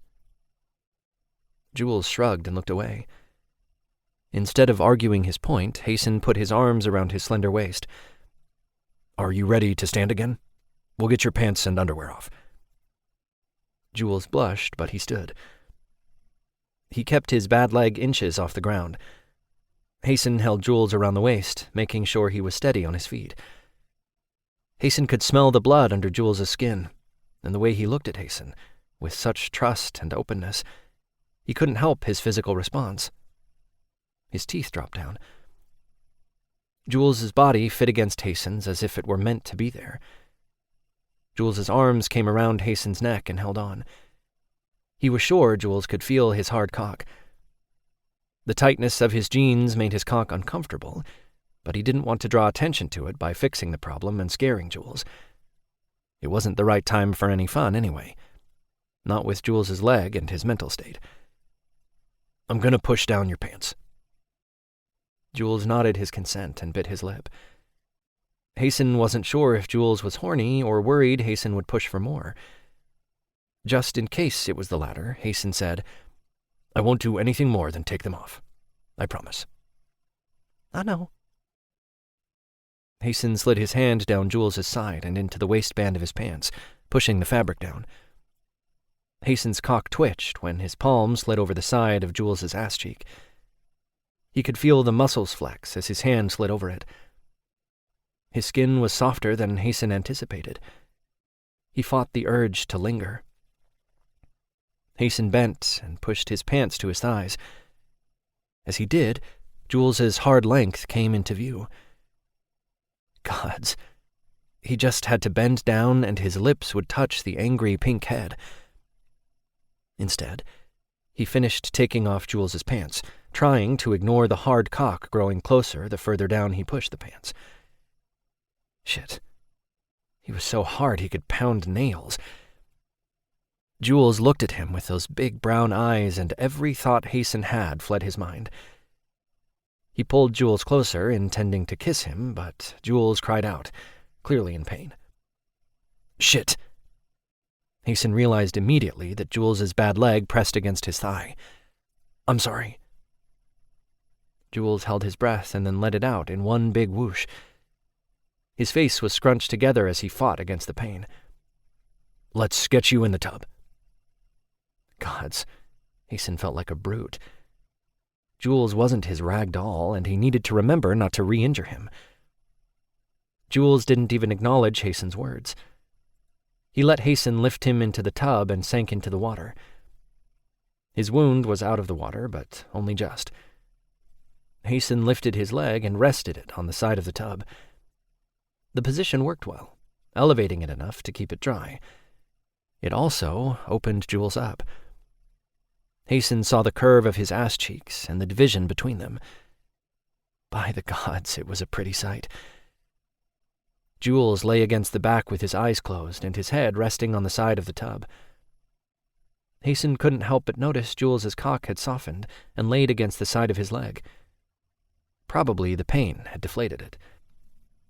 Jules also had the longest legs.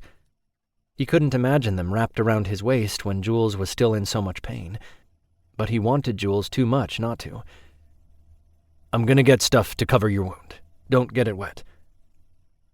Hasten left the door open as he stepped out. Hasten had difficulty finding the tape. He searched through a drawer in the kitchen. The front door opened and clicked shut behind him. Tommy's scent washed over him. Hasten turned, meeting his gaze. Tommy looked as if he had killed someone. He kicked off his shoes at the door and then stood in the middle of the cabin. "Do we have tape?" Hasten didn't know what else to say. He didn't know how to make it better for Tommy. Tommy fucked up, and only he could fix it. "It's in the last drawer on the right." Tommy kept his tone subdued. Hasten rummaged around until he came across a roll that would hold the plastic wrap well enough so no water seeped into the wound. "Make Jules some of the pain medication again." Hasten didn't wait for Tommy to answer, but went into the bathroom. Jules looked to be asleep. He had shut off the water at some point and slid down into it. His leg was still dry, but it was a close call. Hasten knelt at the side of the tub. He cut some plastic wrap and folded it until it was small enough to cover the wound instead of half of Jules's leg. When Hasten touched him, he came awake with a start. His body jerked, making the water slosh around, some also spilling out of the tub. It wet the wound enough, Hasten had to reach over and grab a dry cloth from the cabinet. "It's me, honey." Jules looked at him without really seeing him. There was a wildness in his eyes before he finally focused on Hasten. His body lost all tension upon recognition. "I'm covering the wound." "Okay." Jules lay his head back on the wall, giving Hasten room to work. It didn't take long to put the covering on, but halfway through, Tommy walked into the room. Jules stiffened again, and he looked at Hasten as if seeking him out for protection. Tommy held out the bottle of water with the pain medication and waited for Jules to take it. Jules drew his knees to his chest as he did. He hesitated to take the bottle, but eventually snatched it away quickly, as if Tommy would hurt him if he lingered too long. Tommy sat down on the toilet with his palms pressed together and his hands between his knees. Hasten turned to him. "Can you hand me another washcloth?" Tommy stood and went to the cupboard. He took out a cloth before kneeling beside Hasten. Jules pulled into himself even more, putting his head on his knees when Tommy grew closer. His leg had to hurt in that position, but Jules seemed to need it. Hasten moved over, giving Tommy room. Tommy wet the cloth in the bathwater and grabbed the shower gel from the shelf next to him. He lathered the cloth until suds clung to the fibers in his fingers. The second the cloth touched Jules, he let out a whimper and sniffled. Tommy rubbed the cloth across his back. "I'm sorry, baby." Jules never said a word or moved at all. "I realized I probably sounded like Nicolono." "Yeah, you did." Hasten knew Tommy was talking to Jules, but he couldn't help agreeing. Jules turned so he faced them. His gaze landed on Hasten and held there. Jules unfolded his body slowly, giving Tommy access. Tommy brought the cloth around to Jules's chest.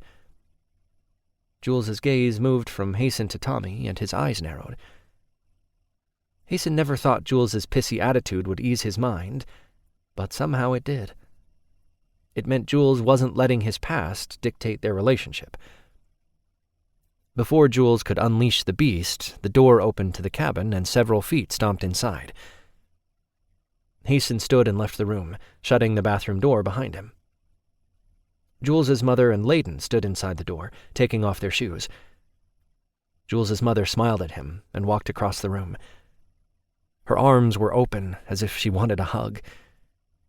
Hasten stiffened and would have taken a step back, but she was on him quicker than he expected. "How's my boy?" "In pain and pissed at Tommy. He's tried to leave the cabin twice." Hasten didn't hug her back. He hadn't been embraced by a woman since before his grandmother died, and to say it was awkward was an understatement. He didn't know what to do with all the mothering she seemed to smother everyone with. She took the hint quickly enough and let him go. Or maybe she let him go because what he told her shocked her, and she had to look at him to be sure he saw how outraged she was. Either way, he was glad it ended. "In his condition?" Before he could answer her, Jules yelled Hasten's name at the top of his lungs and then yelled, "Get him away from me!" Hasten winced when he saw his mother's eyes widen. Layden scowled, and for someone so young the scowl rivaled Hasten's. The only difference between them was Layden liked to kick ass, and probably could kick Hasten's. Layden was a strong shifter. When Layden moved as if he were going to go into the bathroom, Hasten stepped in front of him. "Jules is naked in the bath." "So?" "So, you're not going in there and seeing him like that." Hasten crossed his arms over his chest and stood nose to nose with the dragon shifter. He'd take an ass-kicking if he had to. No one saw his mate naked but Tommy and him. Period. "I'm a shifter. Nakedness isn't a big deal." Hasten growled. "You're not going in." "Well, something is upsetting him." "I told you. He's pissed off at Tommy, nothing more." As soon as the words were out of his mouth, something crashed, and Tommy cursed. Hasten turned, nearly running for the door. When he pushed it open, he discovered Tommy covered in water, spluttering, and the bottle across the room, laying on its side on the floor, the green liquid spilling on the floor. Jules's eyes blazed with anger right before he lifted his arms, looking at Hasten expectantly. Hasten grabbed 2 towels from the cupboard and handed one to Tommy. Layden stood in the doorway. "What the hell happened?" Hasten scowled at Layden and stood in his way, blocking his view of Jules. "Oh my gods, does the rest of the family want to come in and touch my balls too?"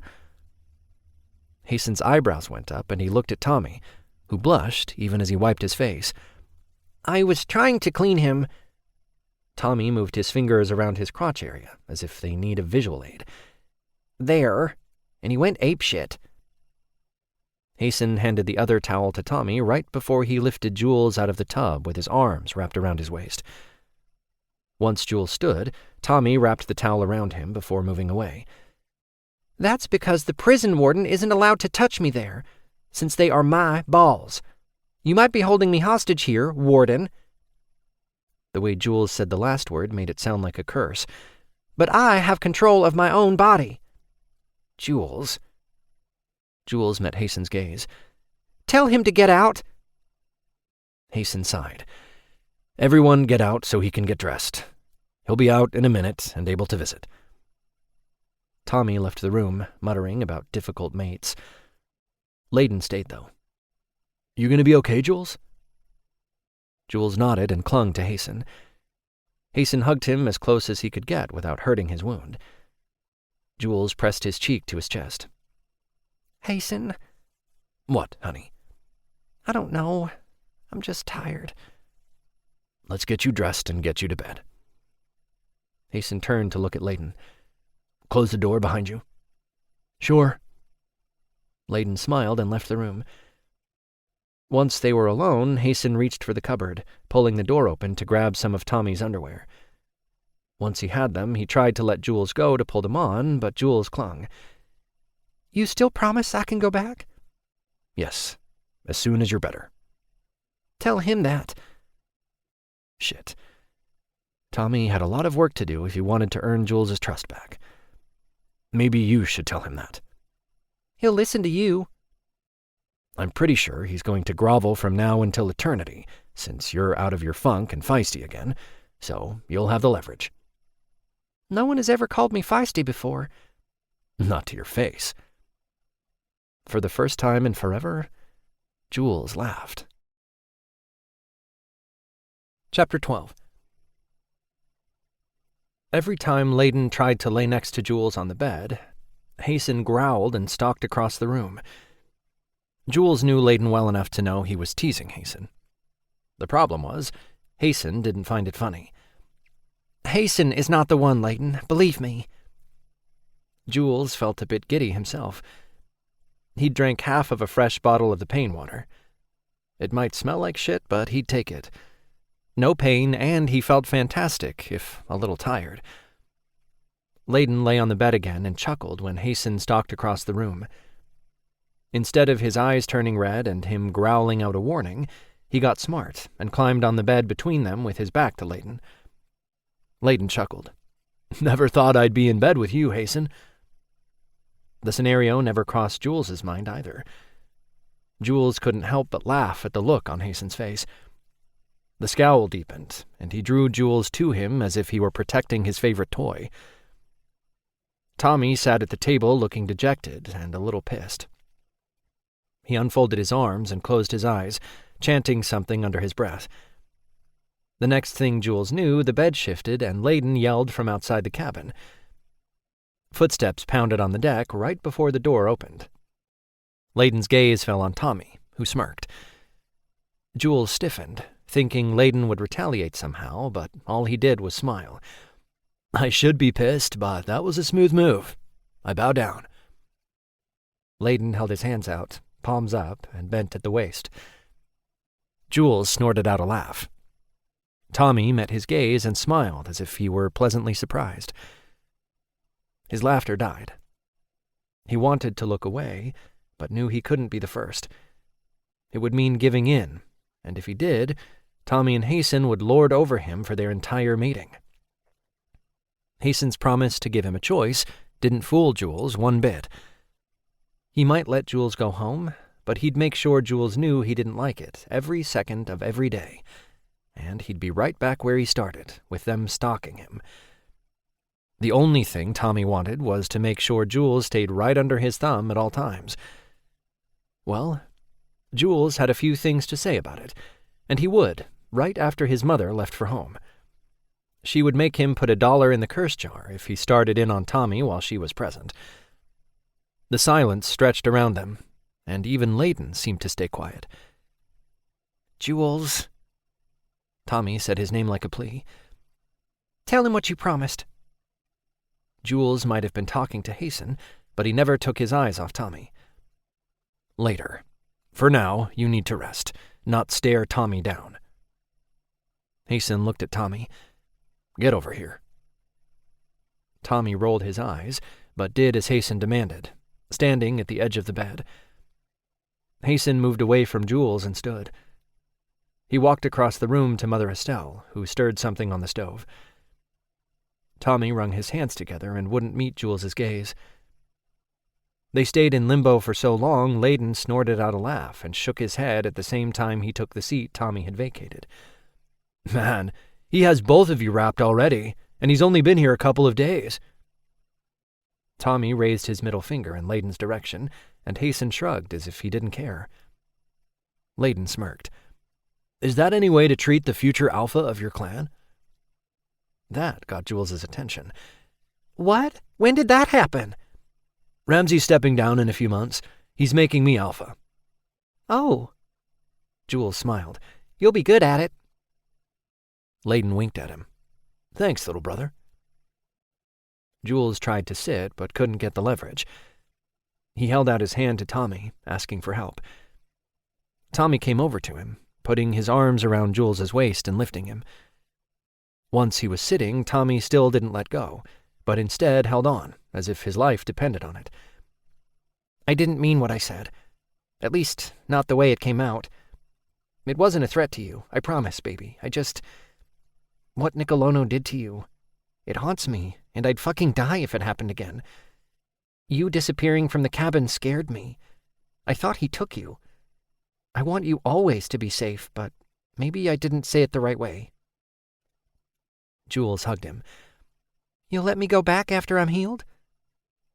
He met Hasten's gaze over Tommy's shoulder. "I hope you'll reconsider and be with us, but yeah, okay." Layden cleared his throat, drawing everyone's attention. Tommy pulled away and turned. Ramsey sent me to talk to you. I'm here as your alpha. You need to bond with your mates, Jules. I think it'll be helpful to you in the long run." "What? You don't want me to come home?" "St. Lake's is your home. This cabin is still in our territory." "But—" Jules couldn't believe they were kicking him out. "Ramsey said I can't come home?" "No, we'd never say that. Hasten and Thomas can come live with us if it's what you all decide. What we're telling you is to stay with them. It doesn't have to exclude us. In fact, we hope it doesn't." "But—" Jules looked at Hasten and then at Tommy. Oh, gods. They wouldn't let him ever see his family. Layden walked across the room and sat on the opposite side of the bed from where Tommy sat. "You have to admit, you went from this scared, weepy human to a little firecracker in the span of a few months. We think it would be good for your mental health to stay with your mates. Dr. Tucker agrees. Mostly." Wait, what did mostly mean? Instead of asking, he nodded and looked at Mother Estelle, who eyed Layden as if she wanted to turn him over his knee. She didn't say anything, though, but he had a feeling Layden and Ramsey would get an earful as soon as she got them alone. With her in his corner, he didn't feel so alone. "Dr. Tucker said you'd have some triggers, but he'd work through them with you." "Triggers, right. No big deal." He'd been having panic attacks since he woke in a strange place. Okay, so maybe he got over them quicker than he expected. Hasten and Tommy helped. and the thought of it made him sound even crazier because they were the ones who usually triggered him. "I'm not trying to make light of them, Jules. I know how bad you get sometimes." Layden pointed to his chest. "I'm the one who stays up with you when you can't sleep and holds you when you cry. You know I'm not giving the order lightly." He wanted to lie and say his panic attacks were worse than ever. The early days when he first arrived at the Somersets had been far worse than anything he experienced since. Jules narrowed his eyes.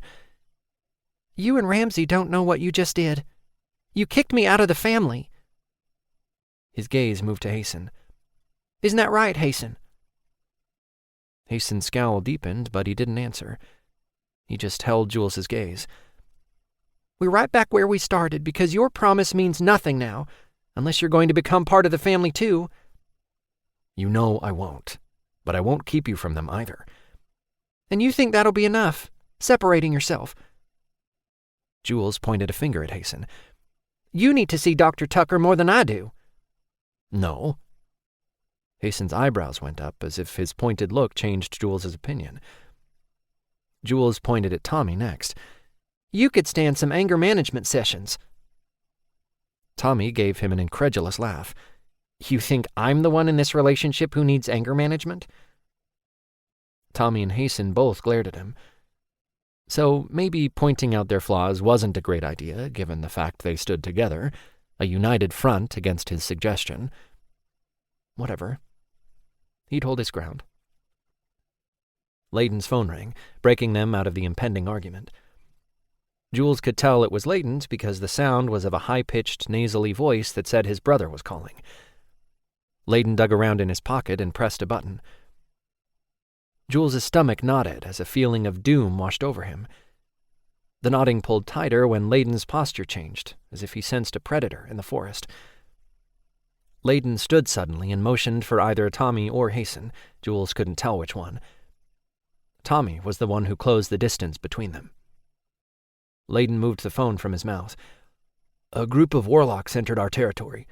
Ramsay wants to know if you'd come assess the situation." Jules's entire argument fled his mind as his stomach plummeted to the bed mattress. Tommy looked at Hasten, who nodded once before saying, "Let's go." Tommy headed for the front door without another word. "Tommy!" When Jules called his name, he turned. Jules waved him over, and thankfully he came, sitting on the side of the bed. Jules leaned forward and kissed him. "Please be careful. I think something bad is going to happen." Tommy cupped his cheek and went in for a second kiss. "I'll be home soon." Jules shook his head. "I don't think you understand. Promise you'll be extra careful." Tommy gave him a concerned look. "I promise." "You should give Hasten a proper goodbye." When Tommy left St. Lake's, he wouldn't be back for a while. Jules wasn't sure how he knew, but the truth of it rang through his body like a death march. Tommy gave him one last kiss and stood, crossing the room to Hasten. Hasten's arms came around his waist, and they kissed. It wasn't the peck Jules had shared with Tommy, but involved tongue and a passion that was unmistakable. Jules's cock would have hardened if not for his mother and brother still in the room, and the feeling of doom in the pit of his stomach. Part 3. Stockholm Syndrome. Chapter 13. Not all warlocks lived in groups. Most preferred solitude. Thomas liked having others he could count on, and those he could call his own. He loved living amongst other paranormals, and missed being around his kind. Not that he'd ever tell anyone that, especially Hasten. Despite Hasten's gruff exterior, that bit of news would hurt his feelings. Hasten and Jules were similar in that aspect. He wished he were with them the second he saw who the warlocks were. It had been years since Thomas had seen a callus. Thomas took in his cool smile and the smug look he had always worn like armor. If a callus were startled by Thomas's presence, he didn't let it show. He kept his dark hair cut shorter than he'd kept it the last time Thomas had seen him, but the arrogance remained firmly in place. Acalis had 2 of his inner circle with him. Jory had always been reasonable, but time could have changed him. Jory was a tall, thin man with long blonde hair and sadness in his eyes that held a story Thomas had always wanted to know, but never had the guts to ask. Jory nodded in greeting. The other man, Patrick, had always been impulsive at best, and had been cruel at times. Given the wicked look in the warlock's cool blue eyes, nothing had changed. Acalis would keep Patrick in check, at least in front of Ramsay and Leighton. Thomas stood behind and to the left of Ramsay as they entered the Somerset kitchen. He kept his hands behind his back. By the gods, he wanted to go back to the cabin in a bad way. Any place but standing in front of his ex-coven members. He would take Jules' smart-mouthed comments and hastened scowl all day long for a solid month if it meant he could leave in the next 10 minutes. "Thomas?" Acalis nodded his head as if they had only seen each other last week. Leighton gave him a side stare, shooting silent questions at him. Thomas did his best to ignore Leighton. "Acalis?" Ramsay turned to him. "You know each other?" Acalis was the one who answered. He smiled in a familiar, smug way. "Intimately." Ramsay turned back, not keeping his back to the strangers for long. Thomas wouldn't take Acalis's bait as he had in the past. He kept his face as blank as he possibly could. "A long time ago." Acalis grinned. "Indeed." His eyes were so dark they looked almost black, and at one point in Thomas's life, those eyes would have driven him crazy with lust. Thomas unclenched his hands when the door between the living room and kitchen swung open. He heard Penny giggle before he saw her enter with Sean. He carried her piggyback style. "Please, Shawnee, will you ask Gabriel for me? He'll listen to you." Sean snorted out a laugh and shook his head. "Not this time, honey." "Oh, come on. Mark Johnson is the cutest boy in my grade." Thomas would think about his little sister dating boys and let it creep him out later, when the other warlocks no longer posed a threat. "Tommy!" Penny wiggled around on Sean's back until he set her down, and then she was on him, hugging. He held her tight and turned, so she wasn't as visible to the others. He'd still be able to keep an eye on the threat, though. He deliberately kept his tone light and playful, not wanting to scare Penny if he didn't have to. "What's this I hear about a date?" "Ugh, not you too." Penny let him go and pulled back. "Don't worry, Gabriel isn't going to let me go." She turned and batted her eyelashes at Sean. "Unless someone will help me talk to him." When she waved at the 3 warlocks, Thomas nearly put a shield around them. Acalis didn't acknowledge her greeting, though, or even show he knew she was in the room. "I can't believe you're talking about boys already." Thomas shook his head, wanting to keep her distracted. She was oblivious to the danger, and that's the way he intended to keep it. "Not just boys, Tommy. Mark. He's so cute." She put a hand on her chest and got a dopey look on her face. "Anyway, when you go back home, can I come? I miss Jules." Thomas smiled at the last sentence. "Don't you have school?" "School's canceled until Monday on account of the battle." "If it's okay with Gabe and Sean." Thomas looked over at Sean, pleading silently with his eyes to take her out of the room. Thankfully, Sean understood. Ramsay took the warlocks into the office as if he sensed Thomas's sudden tension. He held the door open for them, but addressed Thomas. "Join us after you finish." Thomas nodded and refocused on Sean. Thomas kept a hold on Penny's waist as he closed the distance between them. He leaned into Sean, whispering, "Take her to the cabin immediately. It's shielded from other warlocks. She'll be safe there." Sean nodded and then averted his gaze, staring off into nothing. He must be talking to Gabriel through their bonding link. Penny stiffened next to him. "Is that what's-his-face from our old coven?" Thomas opened his mouth to speak, but Gabriel came through the kitchen door. Penny went right over to him without a word. "You're sure the cabin's safe?" Thomas nodded. "As safe as I can make it.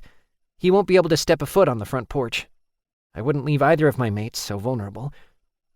Let's go pack a bag. You can spend the night. Gabriel guided her out of the room. He held the door open for her but stopped, turning to Thomas. She won't leave my sight until she's safely in the cabin.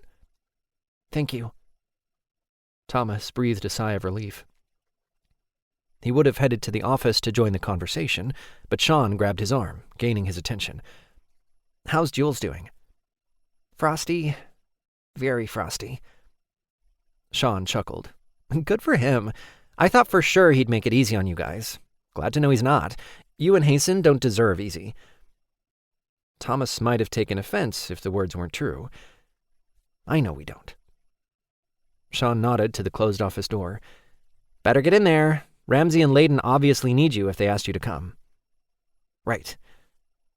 Thomas moved to the door and knocked twice before entering. Ramsey sat in a chair behind the desk, while Acalis sat opposite him. The other two warlocks stood behind him. Ramsey gave him a relieved look as if, while waiting for Thomas, the silence had grown awkward. Thomas walked over to Ramsey and stood next to his chair, supporting him the only way he knew how. Given that he didn't know what the warlocks wanted from them, Ramsey may need him for protection. Acalis looked at Thomas with curiosity. I see you're doing well. Thomas folded his arms over his chest. Well enough? Acalis sighed. You've found your mate. Thomas nodded, not wanting to tell Acalis about his personal life. Their past had been full of sex and arguments, and not much else. They had never really had what one would call friendship, and Thomas wouldn't start with their little reunion. Congratulations are in order. Acalis smiled, and for the first time he looked as if he meant it. How can the St. Lakes clan help your coven? I've recently learned my coven leader Ballard is working with Nicolono Stavros. Thomas wasn't surprised. He moved closer to Ramsey, whispering, Ballard is an ass, but no real threat. Ramsey nodded without taking his eyes off Acalis. I don't expect every coven and clan to be on our side.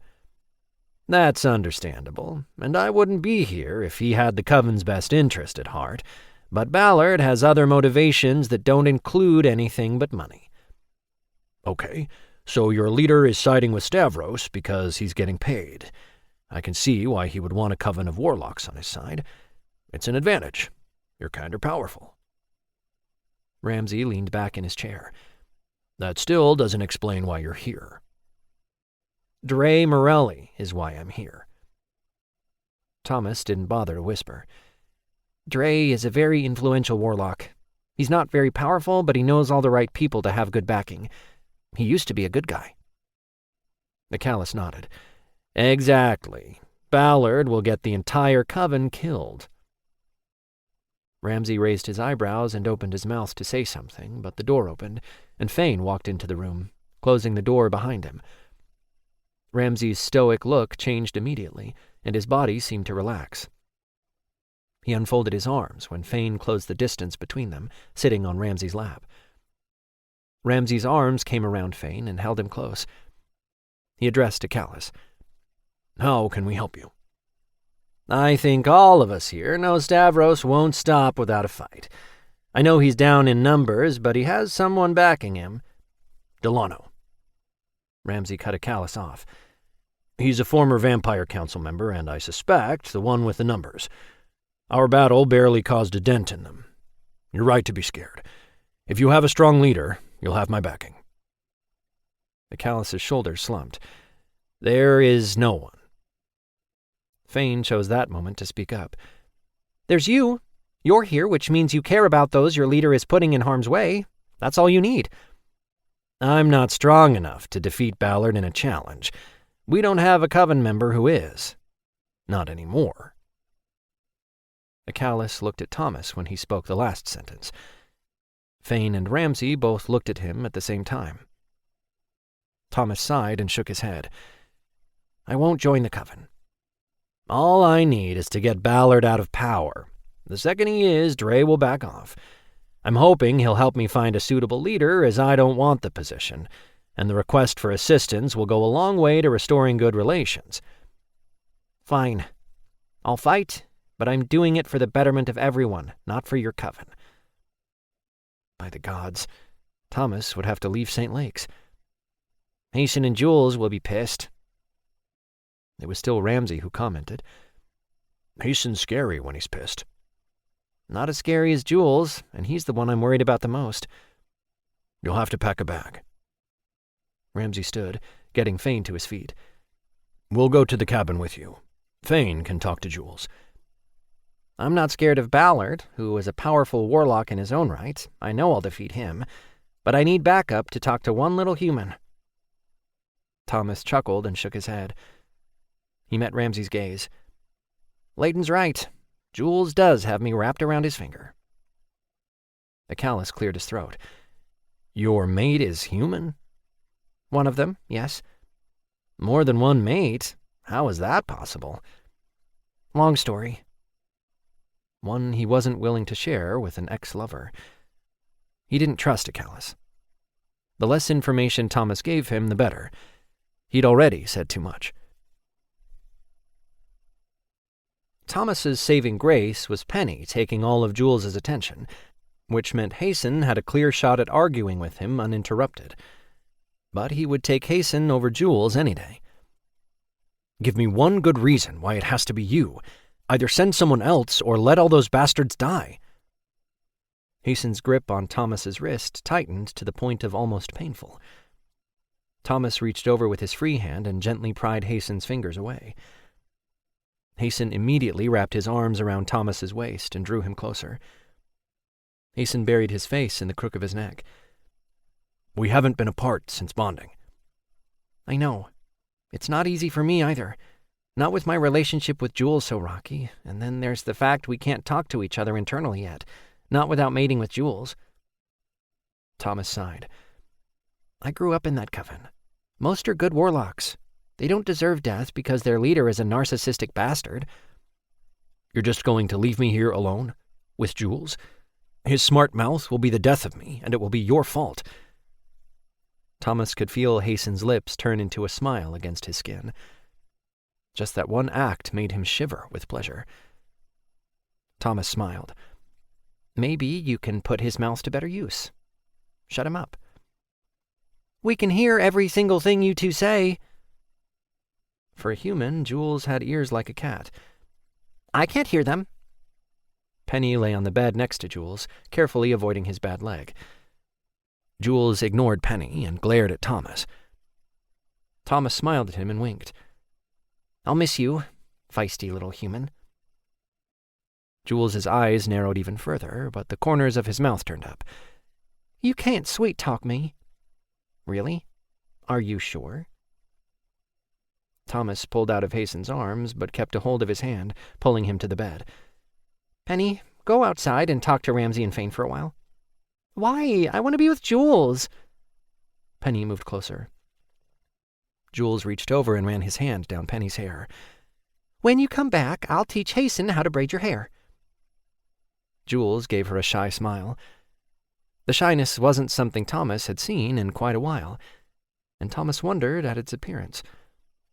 Hasten will make a good braider. Don't let his scowl and big hands fool you.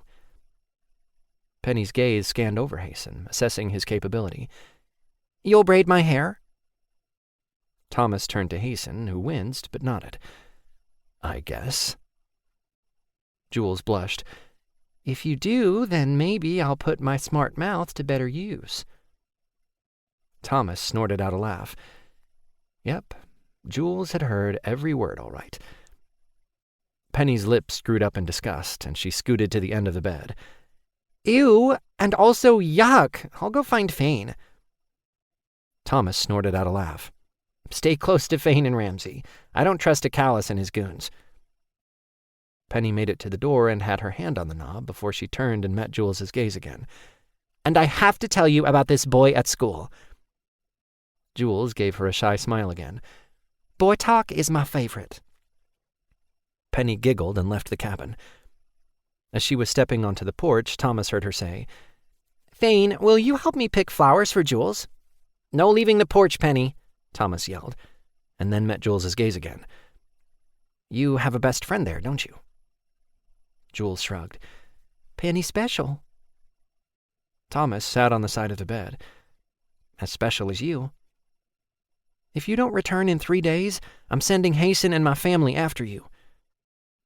Jules gave him a no-nonsense look. That's fair? Thomas turned to Hasten. Something will be wrong if I don't make it back in that amount of time. Hasten cursed under his breath. I fucking hate this. Hasten headed for the door. Glaring at the warlocks outside will make him feel better.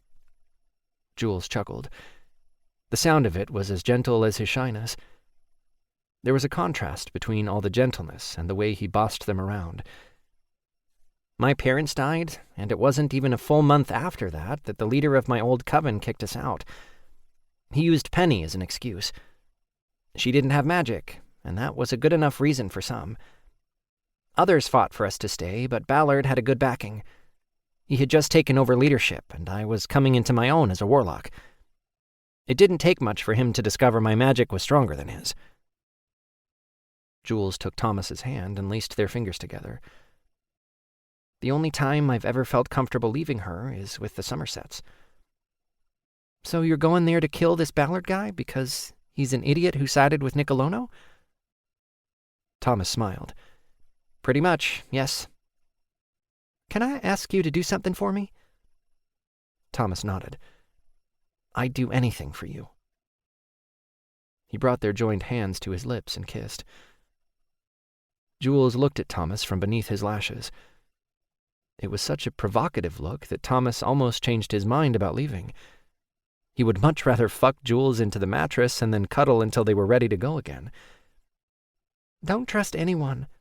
You'll die if you do. Thomas leaned in, letting go of Jules's hand long enough to draw him into a hug. He kept it brief. Premonitions. It's what you're trying to tell me, right? That you have them, I mean? Jules shrugged. I don't know. I've had dreams my whole life, and some of them come true. My grandma died, Mr. Evil took me. Now you might get hurt. Things happening to Hasten, and myself. There's a spell on the property. You'll be safe here. Hasten, too. Jules cupped his cheek. What about you? Now that you've warned me, I'll put a spell on myself that will prevent anyone from causing me serious injury. Thomas smiled and decided to lighten the mood. Now I have a favor to ask. What? Thomas pulled back to dig his phone out of his pocket. He handed it to Jules. Record Hasten attempting to braid Penny's hair. Jules snorted out a laugh. He's going to be great at it, you just wait. He's good at all the domestic crap. I would never have suspected it, but it's true. Jules didn't take the phone, so Thomas laid it in his lap. I want you to be able to call for help if you need it. Jules shook his head. It's the only phone we have between the three of us. I'll stop somewhere and get one of those pay-as-you-go phones. I'll call you as soon as I do, so you'll have the number. Jules nodded. Call right away, and call twice every day after. I will, baby. I promise. Thomas leaned in for a kiss, pressing their lips together. Jules locked an arm around Thomas's neck and held on as if he were afraid Thomas would disappear. Jules deepened the kiss, working Thomas's lips open until he felt Jules get a taste, moving along the seam of his lips. That was all it took for Thomas to forget about everything else but Jules. He moved until he straddled Jules's lap. The blankets covering him made it impossible to feel anything the way Thomas longed to, so he lifted enough to remove the barrier without breaking the kiss. Thomas moaned when he felt Jules's thighs against his ass. He stayed away from Jules's bandage. Jules gripped his hair in his fist and angled his head, demanding things Thomas never expected. A part of Thomas wanted to stop, knowing Jules may freak again. Thomas lifted the hem of Jules's shirt, needing to touch his skin. The heat from Jules's body radiated through his hands. Thomas explored with his fingertips, moving from Jules's flat stomach to his chest. He ran his fingers through the few hairs in the center of his chest, needing to memorize everything about Jules by touching. Jules moaned when Thomas touched his nipples. He arched his chest, wanting more, which Thomas gladly gave him. He lifted the shirt all the way to Jules's neck and broke the kiss. It was as he moved down to lick Jules's nipples that he heard yelling coming from outside. He pressed his forehead against Jules and sighed. "That's Hasten." Jules's breath moved across his face as he panted. "We should go see what's happening." "Yeah." Thomas moved his hands down Jules's body, feeling his smooth skin. "I'm hard for you, baby." "Me too." Jules let go of Thomas's hair, running his fingers through it. "I think I might want to bond." Oh, yeah. That's what Thomas wanted to hear. Thomas kissed Jules again. He was just getting ready to deepen the kiss when Hasten yelled again, "Get back! There's no way you're going near my mates." Thomas moved off Jules then, instantly alert. That's his pissed-off voice. He has a different way of speaking? Thomas leaned in and kissed Jules on the forehead before straightening, standing, and walking to the door. Good point. That's his more pissed-off voice. Thomas pulled open the door and met Hasten's back. Hasten folded his arms over his chest, and Thomas saw the muscles jump in his jaw. "Get away from the cabin before I kick your ass." Kelley stood only a few feet away, on the edge of the barrier Thomas had created. He met Thomas's gaze over Hasten's shoulder. "You got a protective mate here. Can't get past him." Thomas ran his hand down Hasten's back, needing the physical contact. "He has good reason," he explained, thinking of Jules inside and all Stavros had put them through. "I wanted to ask how much longer you'd be. I'd like to get underway." Kelley made it sound like a demand, which put Thomas on edge. "When you're ready, of course." "Of course." Thomas looped his finger in one of Hasten's belt buckles and tugged to get Hasten's attention. "I'll be a couple minutes more." Kelley nodded and turned away. Hasten walked back into the cabin behind Thomas, shutting the door behind him. "I don't like that guy." "Do you like anyone at all?" Jules's big brown eyes sparkled with mischief. Thomas turned to see Hasten's reaction. The corners of Hasten's mouth turned in a surprising but barely there smile. "I like you." Hasten met Thomas's gaze. "And you?" Thomas took the step to get to him, wrapping his arms around Hasten's waist. "I have a protective barrier in place. Kelley knows it. He was baiting you." "Yeah, well, it worked. And he's an asshole." Chapter 14. "Tell me if I hurt you." Hasten had spoken those words 1,000 times already. Penny waved her hand, dismissing his statement once again. "I know, you said that already, just braid." Hasten scowled at the back of her head and then looked over at Jules when he snorted out a laugh from his perch on the side of the bed. "Bossy, you've been hanging around Jules too much." "I can never have enough Jules time." Penny sat in the kitchen chair with her head tilted down, so she didn't see the smile light Jules's eyes. Hasten saw it, though, and met Jules's gaze. "Me either." The pink flush to Jules's cheeks had to be the prettiest thing Hasten had ever seen. Thomas's sex face, right before he came, rivaled it, but it was all that did. Jules stood, wincing. He took slow steps across the room. Hasten watched him for any sign he may fall or his pain was too much, but Jules made it over to them. Hasten pulled a chair next to him and urged Jules to sit. Jules leaned against his side, his head on Hasten's hip. Hasten started the braid the way Jules had shown him yesterday, trying to get the hair wound together. When the hair felt loose, he cursed under his breath. "No cussing!" Penny and Jules both spoke at the same time. Hasten deliberately deepened his scowl. "I can say what I want." "I'm an impressionable child." When Penny spoke, her head moved, making his task difficult. "Yesterday you knew what Jules was talking about when he said he'd put his mouth to good use, so don't give me that." Hasten took out the braid and started over, pulling the first sections of hair as tightly as he could without hurting her. "I go to a public school." "It's a clan school. And hold still. I'm not good enough at this yet for you to wiggle around." Whatever, it's still middle school. Hormones are all over the place. Hasten looked down at Jules. Those big brown eyes had Hasten giving in to him every single time. They were his curse. And, at the same time, he longed to see them every second of every day. Jules winked at him. I don't remember talking about sex in middle school. Me either. Hasten wouldn't tell her that when he was in school, every child within a few miles' radius learned together in one room, regardless of their age or learning level. Do I need to put the fear of the gods into every boy in your school? Gabriel already does it. None of them even want to talk to me because I'm basically Mr. Somerset's kid. He's the scariest teacher in St. Lakes. Yeah, that's a direct quote from the boy I like. He's super cute and brave enough to ask me to the movies, but Gabe won't let me go. Good. This boy sounds stupid. You should steer clear of him anyway. Even though Hasten was perfectly serious, Jules laughed. An arm came around Hasten's leg and held on, as if afraid the laugh would carry him away. Hasten smiled. Whatever tickled Jules, Hasten would gladly do it over and over again. When Jules calmed enough for Penny's voice to carry above the noise, she asked, So what's the difference between brave and stupid then? That boy is the difference. Jules started speaking again, but the second time Penny plowed right on through. No, he's not. Gabe could kill him, but he still asked me out. That's precisely the thing that makes him stupid. And not just Gabe, either.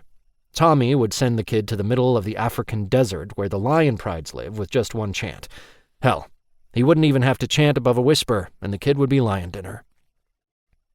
Hasten stilled his hands when Penny cocked her head to the side. That's a good point. Well, wasn't that a backhanded compliment? Glad I could impress you. Penny giggled and moved into place again. Hasten continued his task. A comfortable silence settled over the cabin. If Tommy were with them, things would be perfect.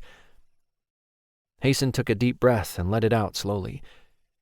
He looked at the cell phone Jules carried around. When did he say he'd call? Tonight. Hasten grunted in response. He wanted to ask if Jules missed Tommy as much as he did, but wasn't sure how to quantify the longing in his heart. He knew every hour that ticked by made the dull ache in his chest a little sharper. It was uncomfortable, and he didn't like it. He'd go and drag Tommy back if he thought he wouldn't feel the same way when he left Jules in St. Lakes. I miss him too. I shouldn't. I've been without you both more than I've been with you. I think I'm developing Stockholm Syndrome. Penny giggled. That's when the hostage likes the guys with the guns, right? Sort of, only not all captors need guns. And I'm starting to like mine. I'm messed up in the head. Despite Jules's words, he gave Hasten a small smile. Hasten would have spoken if not for the knock vibrating around the room. Jules stood and walked to the door. He had been a bit more mobile since Tommy left, and Hasten strongly suspected it had something to do with the 3-day rule they had going. Tommy had a day and a half before Hasten left, and Jules intended to go with him. It wouldn't happen. It wouldn't matter how many times Jules batted those long lashes at him, or how pissed he became.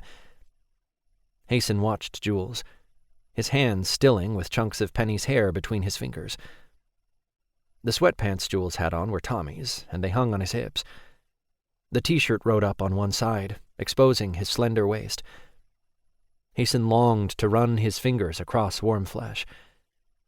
Maybe he could even slide behind Jules and work his hands under his shirt so he could get a good feel.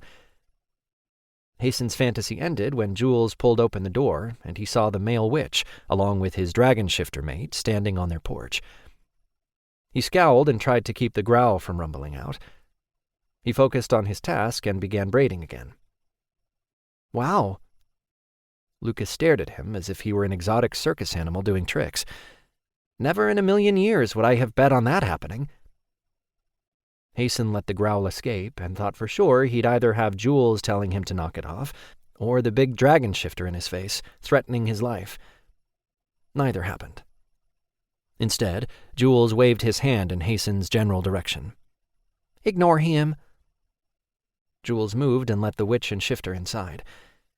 Hasten gritted his teeth and sped up the process of braiding to get it done. He had tolerated Layden being in the cabin yesterday because he didn't have a choice. Layden was a strong shifter and could do some damage if he wanted. His strength made him capable of leading well, and with Ramsay's guidance, he'd excel. Hasten also tolerated him because Magnus was a close friend. Bennett might treat his mate with respect, but Hasten didn't know him well enough to expect the same. Jules hugged the witch before embracing the shifter. Hasten growled again. "Come here. Now, Jules." Penny held a thread-covered rubber band and Hasten took it, wrapping it around the end of her hair several times before he was satisfied the braid was secure. He patted her on the shoulder, letting her know he was finished. She took off for the bathroom and the mirror above the sink at the same time Hasten closed the distance between himself and Jules. He wrapped his arm around Jules's waist and pulled him into his side. "Stop growling at Bennett, and stop bossing me around." The narrow-eyed glare Jules gave him said he'd pay at some point. "But it's okay when you do it to me." Hasten deepened his scowl, but his body betrayed him when his eyes glowed blue and his fangs descended. "That's different. You need me to. You act like a Neanderthal around most of my family." Jules looked from Lucas to Bennett. "He's normally not like this. It's only because of his past." "Shit. Jules?" "Well, it is." "It's also my business, and private." Hasten kept an eye on the witch, knowing full well he would be able to read his mind if he wanted to. "Why would it be a secret? I mean, it's obvious you have issues. My whole family knows it." When Jules leaned into him, Hasten pulled him closer. Hasten's anger deflated. "Just apologize for telling people my private business, and stop arguing with me." "The day I stop is the day I die." "As much as I don't like you talking about death, I have to agree with you." "At least we agree on something." Lucas and Bennett both chuckled. Hasten placed a kiss on Jules's hair. Wisps of Jules's dark strand tickled around his lips. "I'm not apologizing." Jules had to keep the argument going. Hasten would have responded, but Penny came out of the bathroom. Hasten thought for sure she would engage the witch first, but she went right to the dragon shifter and turned around, running a hand down her braid. "Look." Penny beamed at Hasten. Hasten winked. Bennett ran his hand down her hair. "Looks pretty." "I know, right?" Penny turned, placing a hand on Bennett's large arm.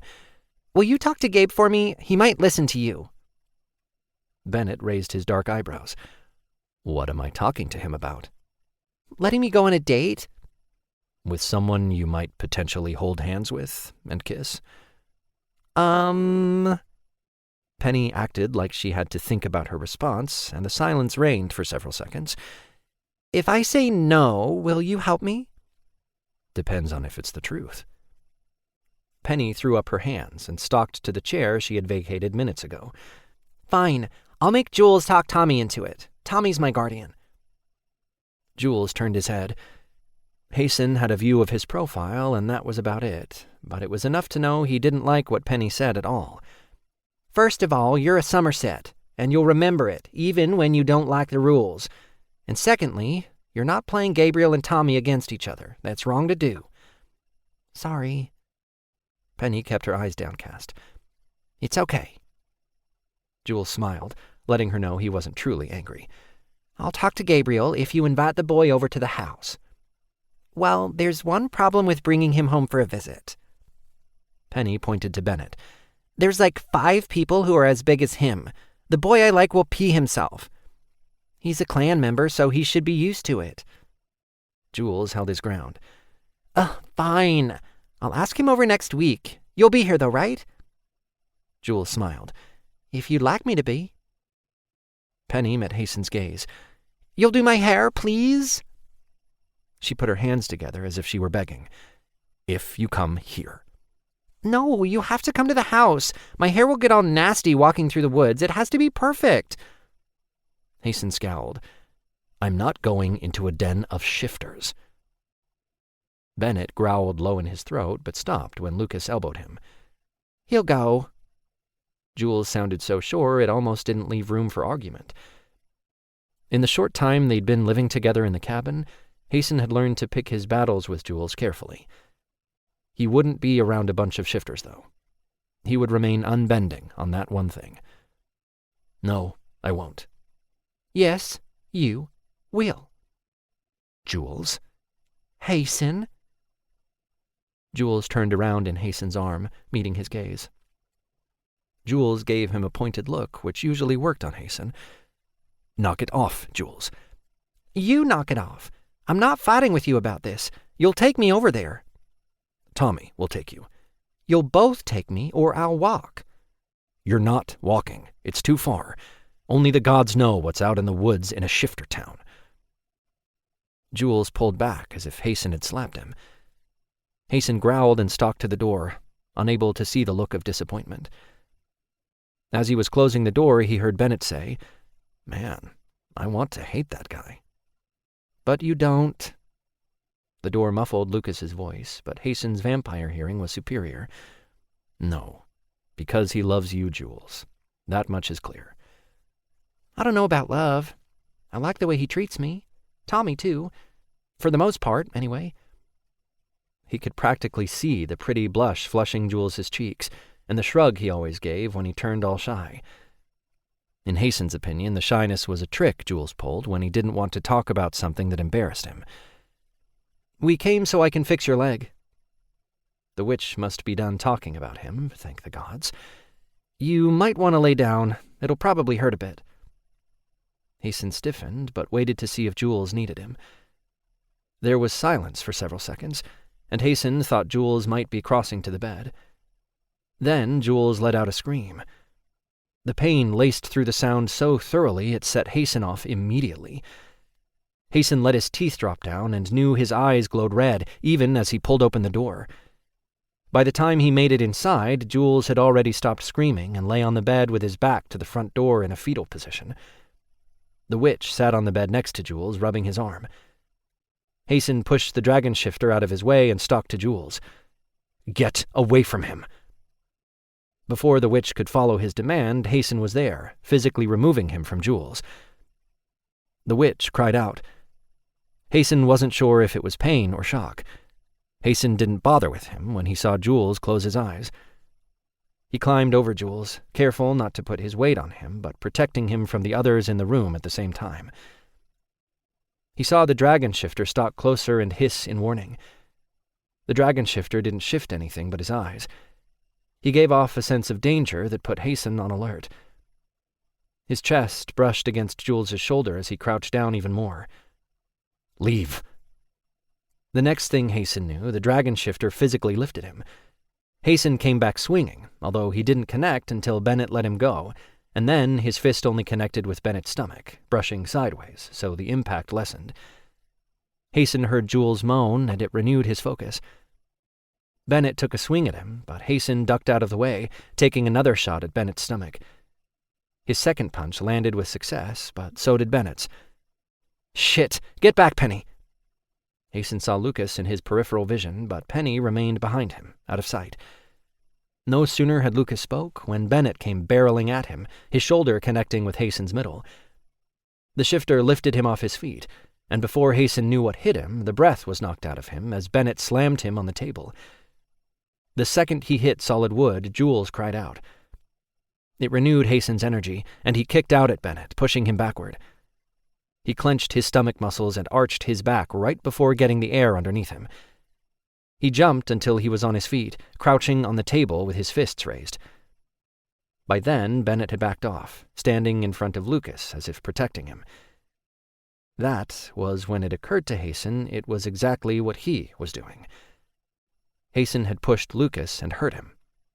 Bennett reacted the same way he had toward Jules. Hasten jumped from the table, and Bennett took a step toward him, his body stiffening with his hands in front of him. Jules sat with his arms around his legs and tears in his eyes. He turned his head when Hasten caught him staring. Shit. He took the few steps to get to Jules, standing by the side of the bed facing Bennett. The witch hurt Jules. I won't apologize for protecting him. The witch has a name. Lucas had his hands fisted on his hip, and he rolled his eyes. I won't apologize for protecting what's mine, either. Fine. Hasten nodded toward the door. Get out. Fine. Bennett looked past him to Jules. You gonna be okay, brother? Jules didn't say anything, but he must have nodded, because Bennett grabbed Lucas's hand and pulled him to the door. Penny followed after them, with her face all red and her head down. Hasten hoped he hadn't scared her too much. She was just a girl. She shouldn't have experienced that. Hasten walked over to the door and watched Penny as she left. Penny. Penny turned to look at him. Sorry if I scared you. Oh, you didn't. But I don't want to be around when you and Jules fight. I'll do your hair when the boy comes over. Penny ran across the small clearing to hug Hasten. Hasten wrapped his arms around her. Bennett and Lucas stopped, waiting for her. Hasten patted her shoulder and pulled away. Just call Tommy's phone if you need anything. Yeah, okay. See you later? Absolutely. Hasten's gaze met Bennett's. Make sure she stays safe. The Warlocks were shady. Bennett nodded. Will do. Mom has a spell on the yard still. We won't let her leave it, or let any Warlocks in that aren't Thomas. Thanks. That's what family does. The pointed look Bennett gave him was unmistakable. Chapter 15. Thomas sat in the back seat of Callis's car and looked out the window. For the past 8 hours, he'd thought only of Hasten and Jules. Since the moment Thomas drove away from his old coven with Penny strapped into her car seat and all their shit stuffed into the trunk, he'd never thought he would be back. He immediately regretted agreeing to come when they passed by the house where he spent his childhood. The vinyl siding had changed to a yellow color at some point in his absence, and children's toys changed from the faded plastic playhouse to dump trucks half stuck in the sand. A green plastic turtle trapped the sand, holding it in one spot. There was also a small plastic pool, turned on its side and leaning against the house. Thomas's parents would have liked that the place had kids in it, even if those kids weren't Thomas and Penny. He remembered his father filling a plastic pool, placing it to the left of the flower bed. The hose had dangled from his hand, and he had shorts on without a shirt. His mother held Penny, crouching on the grass behind her. Penny had jumped up and down with a big grin on her face, jostling Mom around. Thomas had sat on the front steps, sulking because he was grounded for sneaking out of the house to meet with a Callis. He hadn't been allowed to leave the yard. After they had filled the pool, Mom let Penny go. Thomas remembered her splashing around and laughing. He hadn't been able to sulk when Penny's little giggle reached his ears. He had played with her in the pool for an hour. Their parents had watched, and occasionally splashed along with them. They had eaten lunch out there, and watched a movie that evening. The very next day, his parents were gone, and before he knew it, he and Penny were alone. They had lived in a hotel room for 6 months after Ballard kicked him out.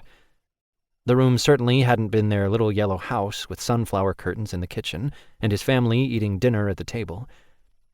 He had rented a 2-bedroom rundown house after that. He could barely make the rent every month. Thomas felt their absence in every second of every day for so long it became a part of him, like an extra appendage. Penny's childlike joy had disappeared after their death as well, and Thomas hadn't known what to do to get it back. It seemed to return with the Somersets, and Thomas couldn't be more grateful. When he got back home, he would pressure Hasten to put his prejudice aside and do the right thing. He'd also beg Jules to stay with him. Maybe if he bought a house in town, closer to the Somersets, Jules would agree to move in with them permanently. Life was fragile. Thomas knew it better than anyone. He just needed the reminder. Thomas drew the burner phone out of his pocket and texted his mates. "I love you guys." It didn't even take a full minute to get a response back. "OMG, do you mean me too?" Thomas smiled. Jules. He was so insecure in the relationship, and Thomas couldn't blame him. The way they started, things hadn't been easy on any of them, least of all Jules. I mean you. I love you, Jules. I love you too. Are you okay? Just driving into the Coven's territory. Oh, you didn't fight yet? No. I'll win, so don't worry. Don't forget to put the protective spell on yourself. Thomas already had the spell in place, so sent a face emoji to Jules. The little yellow man had kissing lips and a heart next to them. The warlock sitting in the back seat with him pretended not to be interested in Thomas's texting conversation, but failed miserably. Thomas angled the phone so Jory wouldn't see the screen. Thomas gave the guy a disapproving look, and he averted his gaze. Satisfied, Thomas texted again. How are Hasten and Penny getting along? She left with Bennett and Lucas today, but he was great with her. He's her favorite braider now. Thomas scowled. Penny was supposed to stay at the cabin. Is she safe? Mama put the spell back up, and everyone knows not to let warlocks on the property, at least until you get back. A picture popped up on the screen after that message. Thomas melted into a puddle on the car floorboards when he saw Penny sitting in one of the kitchen chairs with Hasten behind her. His hands were in her long red strands, and a concentrated wrinkle between his eyebrows. His scowl is different, LOL. I know, right? He fought with Bennett. Thomas sucked in a breath. What? Yeah, fists and everything. They aren't fighting still. No, like I said, Bennett and Lucas left. Took Penny with him. Did Lucas fix your leg? Yeah, I'm fine now, and I'm going back home, so can you call me there later? Shit. Sure, baby. Hasten's hovering, so I'm going to hand him the phone.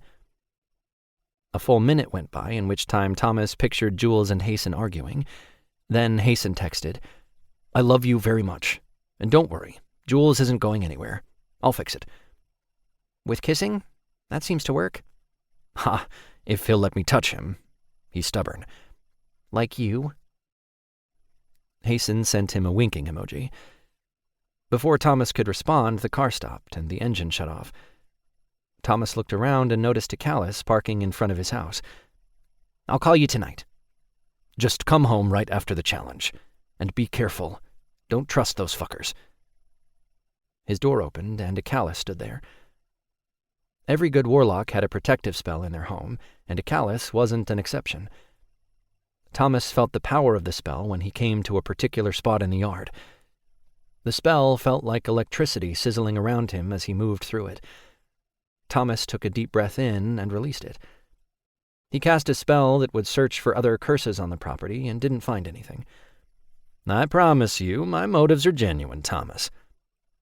The Kelley almost looked hurt as he held the front door open. When Thomas entered the house, it seemed almost exactly as it did when he had last been there.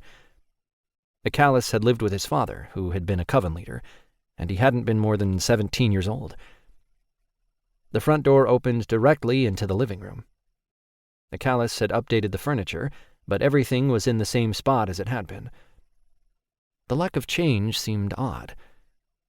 Thomas immediately felt the lack of a Kelley's father and suspected it meant the warlock had passed to the other world. Your father's gone. Yes, he defended Penny's right to be in the coven and lost his life in the challenge against Ballard. Thomas hadn't known that. I'm sorry. The Kelley nodded. He always liked your family, and you.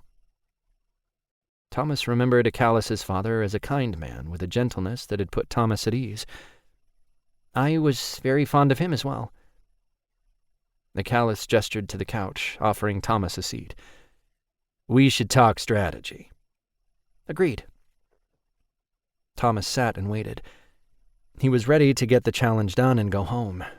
He still saw the need for communication, though. All four of them should be on the same page if they wanted to succeed. A Kelley sat in the plush chair opposite him. The two other warlocks in the room stood off to the side, Patrick typing on his phone as if the conversation didn't pertain to him at all. Jory shuffled from foot to foot, giving off nervous energy that actually put Thomas at ease. He was the only one who did. They all had a right to be scared. After all, if Thomas lost, the three of them would most likely be imprisoned for treason. Ballard was an asshole who would probably have them killed. Patrick stuffed the phone back into his pocket and regarded the room with a bored expression on his face.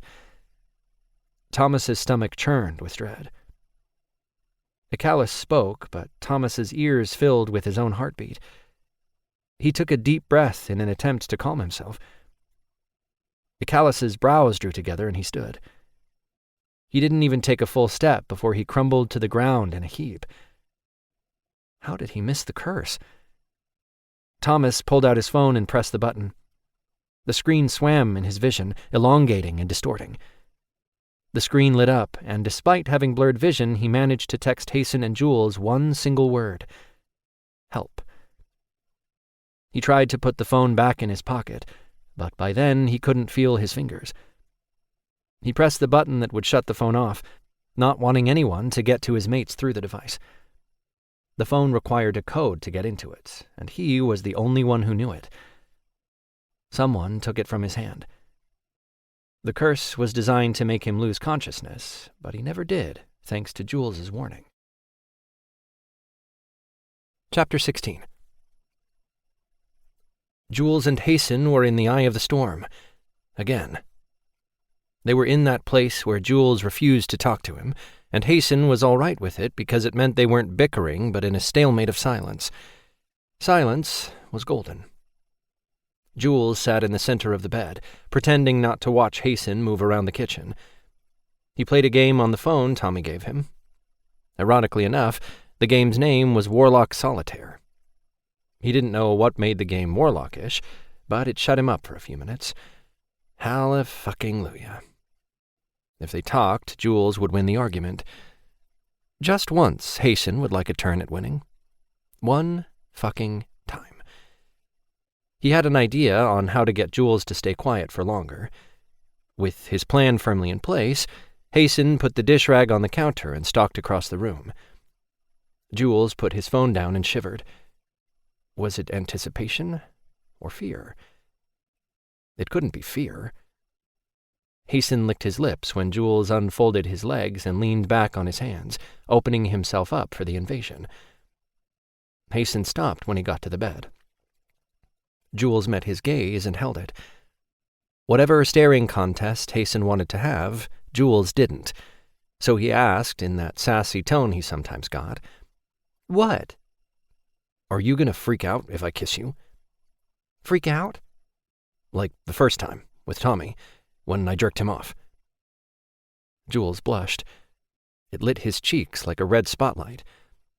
No, it's different now. How it was different, Hasten could only guess. At the moment, he didn't care.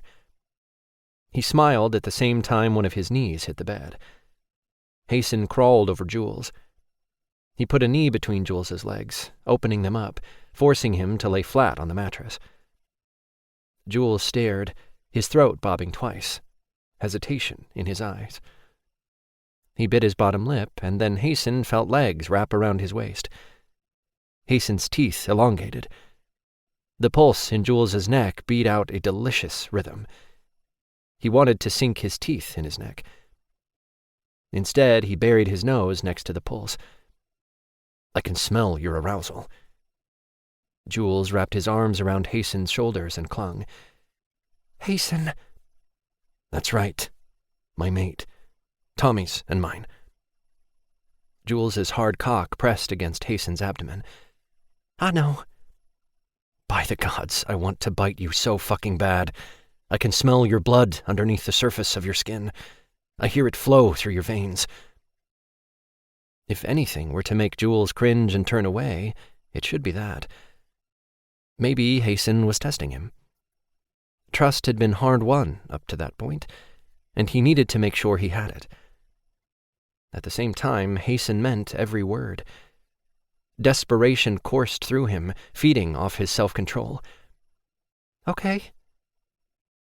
Hasten's whole body stiffened, and he lifted his head, meeting Jules's gaze. Well, shit. He had expected an argument. "I'll settle for nothing short of bonding, Jules. I won't just feed from you." "I know what you meant." Hasten moved off him, standing on the side of the bed, pulling off his shirt. "We should wait for Tommy." Hasten unbuttoned his jeans. His hands shook with anticipation. Jules didn't move, but watched Hasten strip. Whether he waited for the show or because he regretted agreeing, Hasten didn't know. He had to find out, though. "Are you sure?" "I'm sure." "Anytime you want to change your mind, you say the word. We'll stop."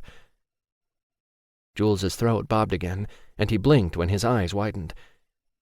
He nodded, even as his gaze went right to Hasten's cock when he pushed his jeans down his thighs. "Say you understand, honey. I need to know you get you can say no, and I'll stop immediately." Jules wiped his mouth with the back of his hand, as if he had drool there. Hasten didn't think Jules was even aware he did it. "I understand. Can I ask you a question?" "Anything." Hasten had one knee on the mattress when Jules asked, "Is that supposed to fit inside me?" Every muscle in his body froze. "Have you done this before?" "Not entirely." "Shit." Hasten turned part way, the knee deflating along with his cock. "We need to wait for Tommy." When Jules sat up and pulled his shirt over his head, Hasten turned to face him again, watching his every move. Jules lay back down, lifting his hips as he pushed the sweatpants down. When they were all the way off, he threw them on the floor. Jules had his thumbs hooked around the waistband of his underwear, ready to push them down, when Hasten pleaded with his eyes. "The last thing I want to do is hurt you." "You won't." Jules pushed his underwear down and off. "We'll include Tommy next time. Just, please. I couldn't take it if you walked away from me again." Hasten cursed under his breath, hating the reminder of that mistake. He climbed back on the bed, moving over Jules. Arms came around his shoulders and pulled him down the rest of the way. Hasten cupped Jules's cheek. "I'll never be separated from you again. Not without a fight." "You promise?" "Yes." "Even if it means living with my family?" "Don't push it." Hasten smiled, taking some of the sting out of his words. Jules chuckled. "That means yes." "No, it doesn't." "Yes, it does. You'll let me have my way. You just don't know it yet." Hasten cut him off with a press of their lips. While the kiss was designed to shut Jules up, and it had that effect, it also got the party started. Jules's bones turned to mush one at a time as he moved underneath Hasten sensually. Their cocks pressed together. Fingers laced through Hasten's long strands before fisting his hair, angling his head so he could deepen the kiss. Hasten gave over, letting Jules have his way. Jules ran his tongue along Hasten's lips. Hasten broke the kiss, moving to Jules's nipple, licking it. Jules arched his back, clearly wanting more. Hasten didn't disappoint. He did it again, only he ran his hand down Jules's torso at the same time. Jules moved into his touch, his body arching, following Hasten as if on a slow, sensual wave. So responsive. Sexy. Hasten moved to Jules's other nipple. "Please." Jules's breath hitched. "Touch me." Hasten wrapped his hand around Jules's cock, stroking once. "Oh, gods." Hasten lifted his head, ending the sensual assault. Their gazes met and held even as he descended Jules's body. Jules's legs fell away. He sucked in a breath and held it an impossibly long period of time. Hasten wanted to plead with him to breathe. Instead, he hovered over Jules's cock before licking it from root to tip. Once he got to the tip, Hasten wrapped his lips around it and sank down. Jules let air in through his lungs only to hold it again. When he finally released the breath, he panted, Oh, gods!" Fingers threaded through Hasten's hair again, holding on as if fearful he would suddenly stop, which wouldn't happen. Hasten pulled up, rolling Jules's balls in his hand. When he sank down again, he ended with Jules's entire cock in his mouth. The head hit the back of his throat, and Jules cried out.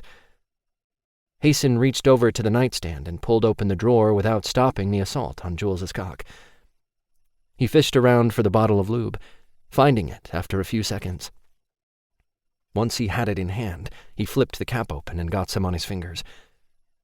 Rubbing his fingers together to warm the stuff had to come first. He wouldn't shock Jules with the cold temperature. When he brushed a slick finger against his pucker, Jules stiffened.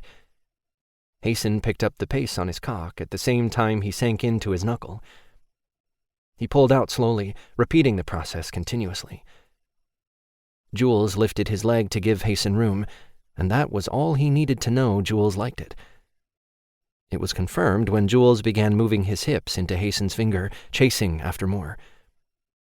It wasn't until Hasten put another finger in beside the first that Jules stiffened. Hasten stilled and pulled off his cock. "Am I hurting you?" Jules shook his head and squeezed his eyes shut. Jules opened his eyes and looked down. He smiled in what Hasten deciphered as relief and moved his hips, silently telling Hasten he wanted him to continue. Hasten didn't move. "Are you okay?" Jules nodded. "I just need you." Hasten growled and moved over Jules until their faces were inches apart. Hasten pulled his finger out and sank down slowly. Jules's muscles loosened and his breathing picked up again. Hasten pumped in and out without looking away. "Mine." Jules lifted his hips. Hasten curled his fingers, brushing over Jules's prostate. Jules's eyes widened and he cried out, "Wah!" Hasten grinned and added a third finger. Jules felt so tight. Hasten hissed, thinking about how it would feel surrounded by the heat. He brushed over the spot again, and Jules whined, gripping Hasten's shoulders before pulling him closer. "If I hurt you, say something." Jules nodded. Hasten was pretty sure Jules would agree to anything. He pulled out slowly and pushed in again. "By the gods, you're fucking sexy." Hasten pumped in a couple more times and then pulled his fingers out. Jules stiffened when Hasten lined up his cock, pushing against his pucker. Hasten could tell the exact second Jules realized what was happening, and wondered what went through his mind. The panic was clear. Hasten was about to stop when Jules took his face in both hands, cupping his cheeks. "You want to stop?" Jules shook his head. Hasten leaned down and bumped his nose next to Jules, right before their lips touched.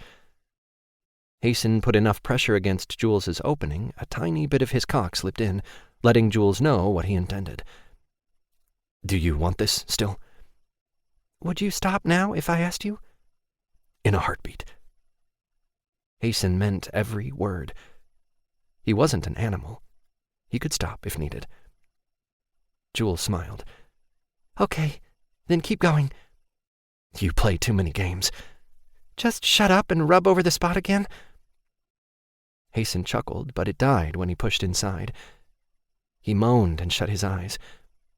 "Ow! Hold on!" Hasten opened his eyes again, looking down to see Jules wincing. "You okay?" "Yeah." "Want me to stop?" "If you ask me that one more time..." Jules sighed. "You can move." Hasten hooked his arm around one of Jules's legs, opening him. At the same time, Hasten pushed in far enough to reach the spot Jules mentioned. As soon as he did, Jules moaned, and his eyes rolled into the back of his head. Hasten pulled out slowly and entered him again. Jules released Hasten's cheeks, gripping onto his shoulders instead.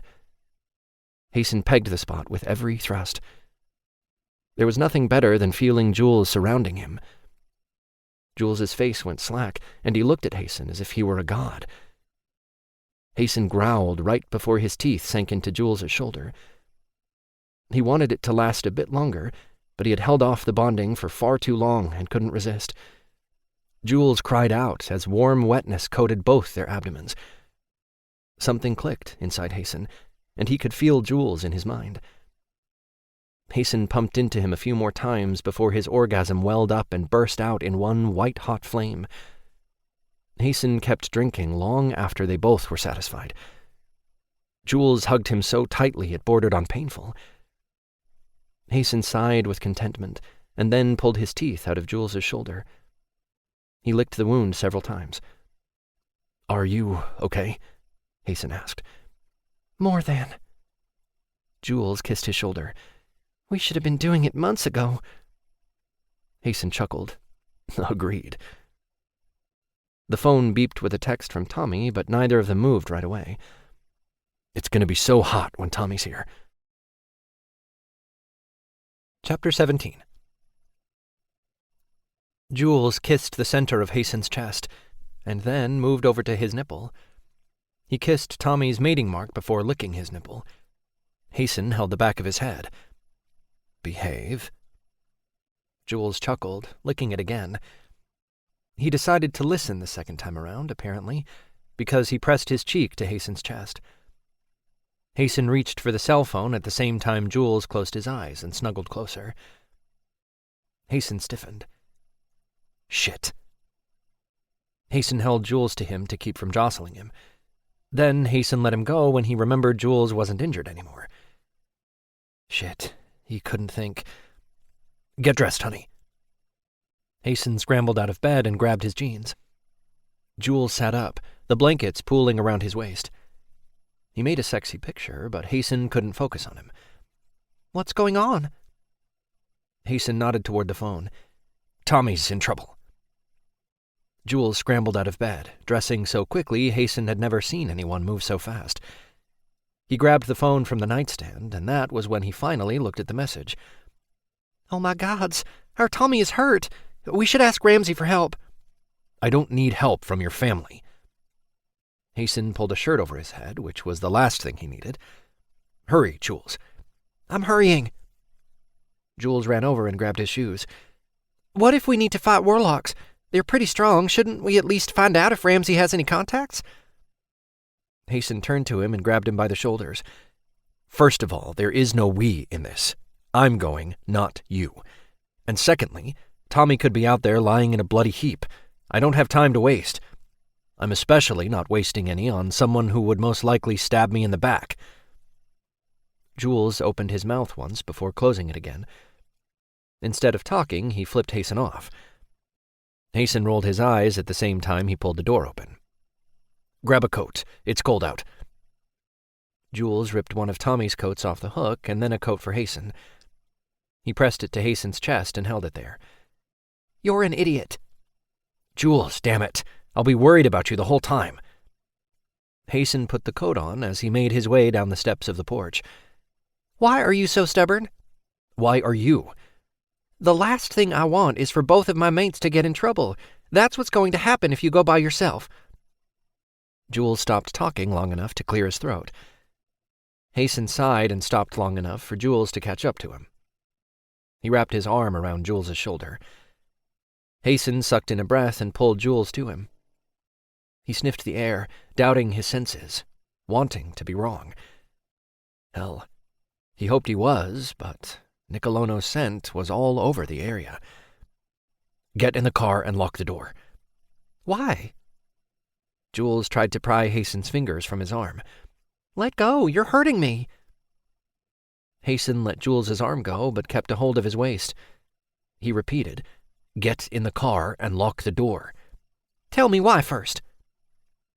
Hasten scanned the area, while still staying hidden in the trees. The car sat, still and silent, on the side of the dirt road. The distance between them and the car was maybe 3 yards, but it seemed like miles when he thought about Jules crossing it by himself. "Are you going to answer me?" "Shh!" Everything around them was still and silent. The birds and small animals stayed hidden, which told him they knew a predator was nearby. The animals had nothing to worry about, though. The predator in question wanted Jules and no one else. "Don't shush me, Haze." Hasten put a hand over Jules's mouth to shut him up. He leaned into Jules, whispering in his ear, "Nicolono's nearby." Jules stiffened and moved into him. His body shook as he pressed himself as close to Hasten as he could get. "I've got you, honey. Just let me think." By the gods, he was out of his depth. His gut ached so bad it stole his thought process. Hasten felt Jules fumble around between them and then pressed the cell phone against Hasten's chest without moving at all. He took it, staring for a full minute before his brain finally kicked in enough to use the damn thing. Searching the contacts for Ramsey's number, he texted the situation as fast as he could and handed the phone back to Jules. The next thing was to get Jules behind a locked door.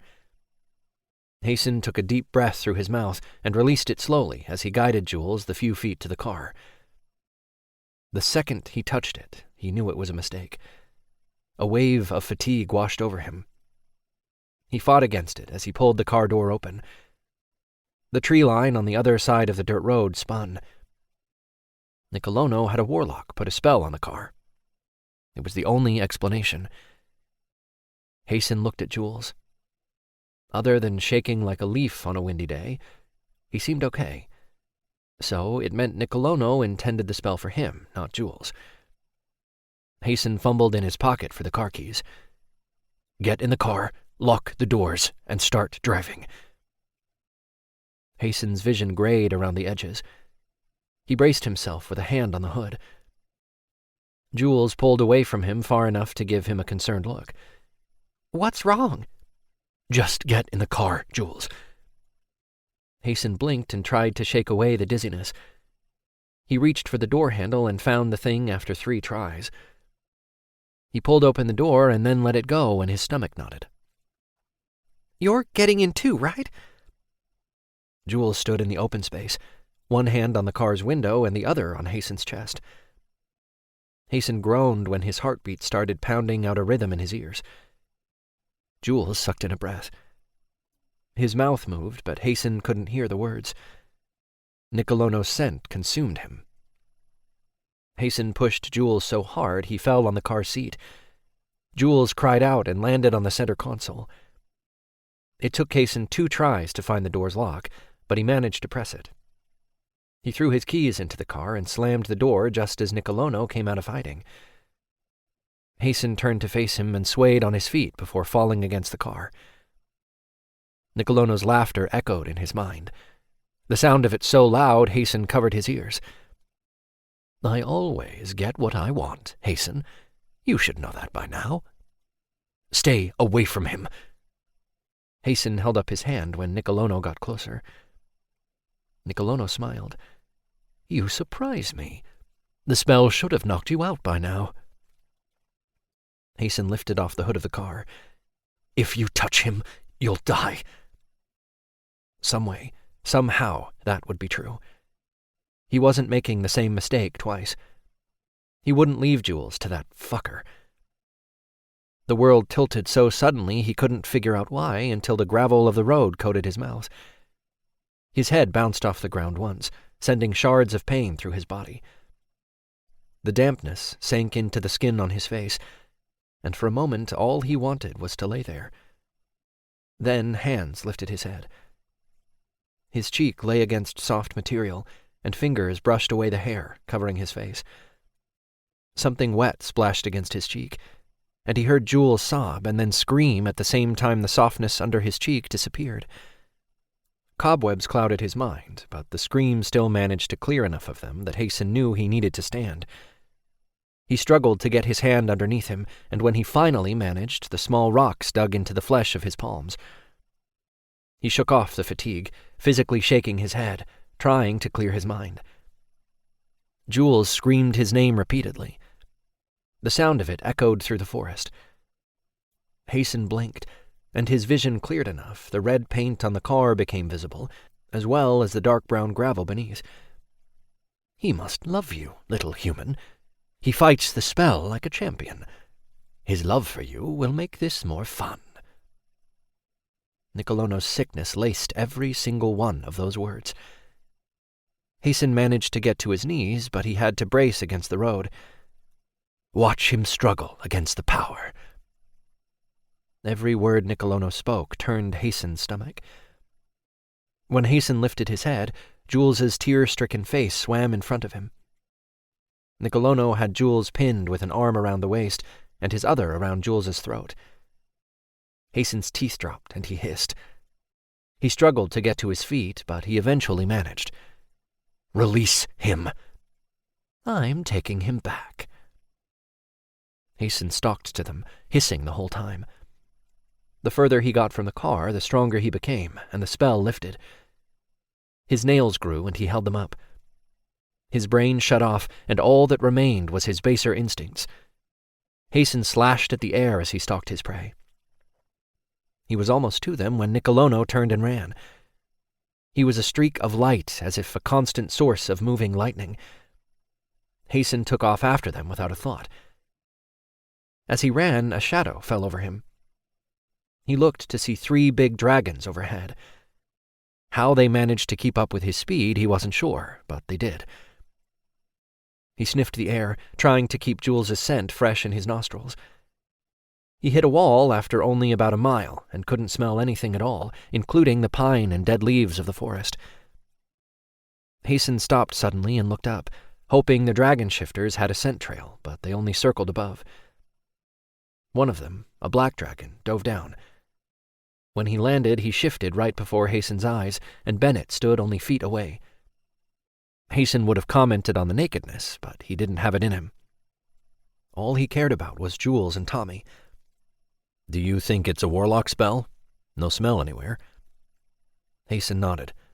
I knew something was fishy about those 3 fuckers coming to town when they did. Have you heard from Thomas?" "He's in trouble. It's where we were headed when Nicolono appeared.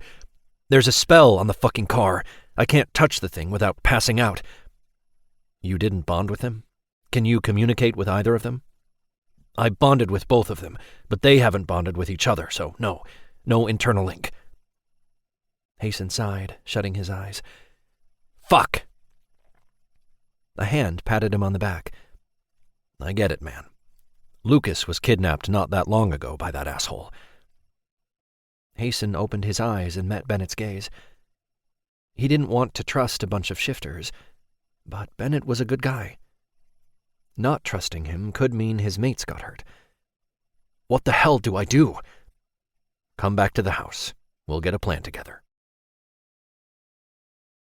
Chapter 18. Hasten paced the floor of the kitchen while Lucas stood in the middle of the room, staring at the wall absently. The house held a hint of Jules' scent. It set his emotions on edge. "Can he hurry?" His voice sounded harsh even to his own ears. Lucas stood in the middle of the room with his eyes closed. When Hasten spoke, he opened his eyes long enough to glare. "Can you not break my concentration?" Hasten grunted. In terms of an apology, it was all he would give the witch. When he turned, Ramsay stood in his way. Hasten stopped and their gazes met. "What do you want to do? Kill everyone who touches them?" Ramsay didn't even blink. "Can I make a suggestion?" Hasten waved his hand in Lucas's direction. "I have nothing but time." Lucas flipped him off. "I'm not a machine, you know. Jules is too far away for me to connect on a whim." Ramsay pointed to Bennett. "Take him into the other room where it's quiet." Bennett nodded at the same time he wrapped his arm around Lucas's waist and guided him out. As he passed Hasten, he patted him on the back. "We'll get them both back." Hasten stared after him. He never expected the level of support he was getting. He expected help with Jules. They loved him enough not to let Nicolono have him without a fight. But Tommy was another matter. They owed Hasten nothing, and yet he still stood in their kitchen. Hasten met Ramsay's gaze. "I'm out of my depth here, and I can't think straight anyway. It's best if I follow your lead." Hasten pressed his hand over his heart and rubbed the spot in an attempt to relieve the pain. By the gods, he hoped he made the right decision. Ramsay nodded. "Given the spell a warlock placed on your car, I think we should get Thomas first. He might be the only one who can combat any spell Nicolono has, either on Jules or around him." "Tommy's surrounded by warlocks. How are we going to get through them?" Jules's mother held up her finger. "I have a solution. A spell that will cast a barrier around you. It should allow you to slip in unseen. Any warlock or witch worth their salt will know the spell's in place. It should hold until you rescue Thomas. After that, I'm hoping he'll be able to take over." He sucked in a breath at the thought of Thomas not being able to help, because it implied he would be too injured. Or worse. "He's still alive. They both are. I can feel them in my mind." He wasn't sure who he was talking to, but saying the words aloud soothed the pain in his chest. Jules's mother walked across the room and forced a hug on him. Hasten's body stiffened, but the gesture was soothing. Leaning on someone else for emotional strength was a new feeling, and uncomfortable. At least it was at first, and then his body rebelled against his brain. One muscle at a time relaxed, and his arms came around her. He closed his eyes and let her strength seep into his pores. "Thank you." "It's what family does, Hasten." "Your son said the same thing." "I don't need to ask you which son. They'd all say it, including Jules. He might have come to me as an adult, but he's no less mine." She pulled back and met his gaze, giving him a pointed look. "Do you understand?" Hasten grunted. "I'm family. Tommy, too." She patted his cheek and smiled. "Now, work on getting my boys back." His resolve to hate these shifters slipped a bit more. Ramsay looked over at Fane, who sat on the kitchen's central counter with his hands on his knees and his legs folded, as if he were meditating. He was fully alert, though. Hasten noticed that, as well as the intelligence in his eyes. "What do you think about creating a diversion?" Ramsay asking his mate's opinion had another piece of trust popping into place. "I'd go in with Mom's spell. Take out a bunch of warlocks while you and Hasten go find Thomas." Fane looked at the door Lucas had disappeared behind. "We need to keep Lucas protected." Hasten hadn't thought of that, but it made sense. "Maybe everyone should stay except us." "No, the evil vampire would expect us to keep Lucas in St. Lakes." Fane met his gaze. "We all go, including Lucas." Hasten shook his head. "Not everyone." Penny was just a girl. She saw enough with the battle. Penny needs to stay. "Agreed. Vaughn, Kristen, Josh, Sean, and Rocky stay at Magnus's cabin with Penny. Thomas's magic protects it.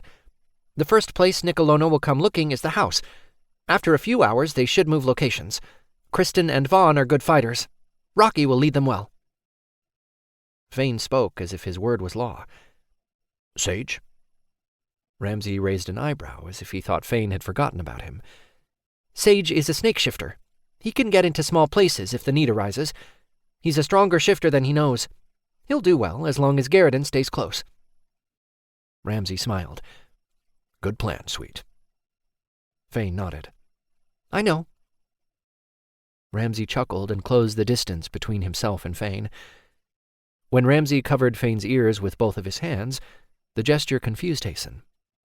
But then Ramsay whistled so loudly it echoed through Hasten's head.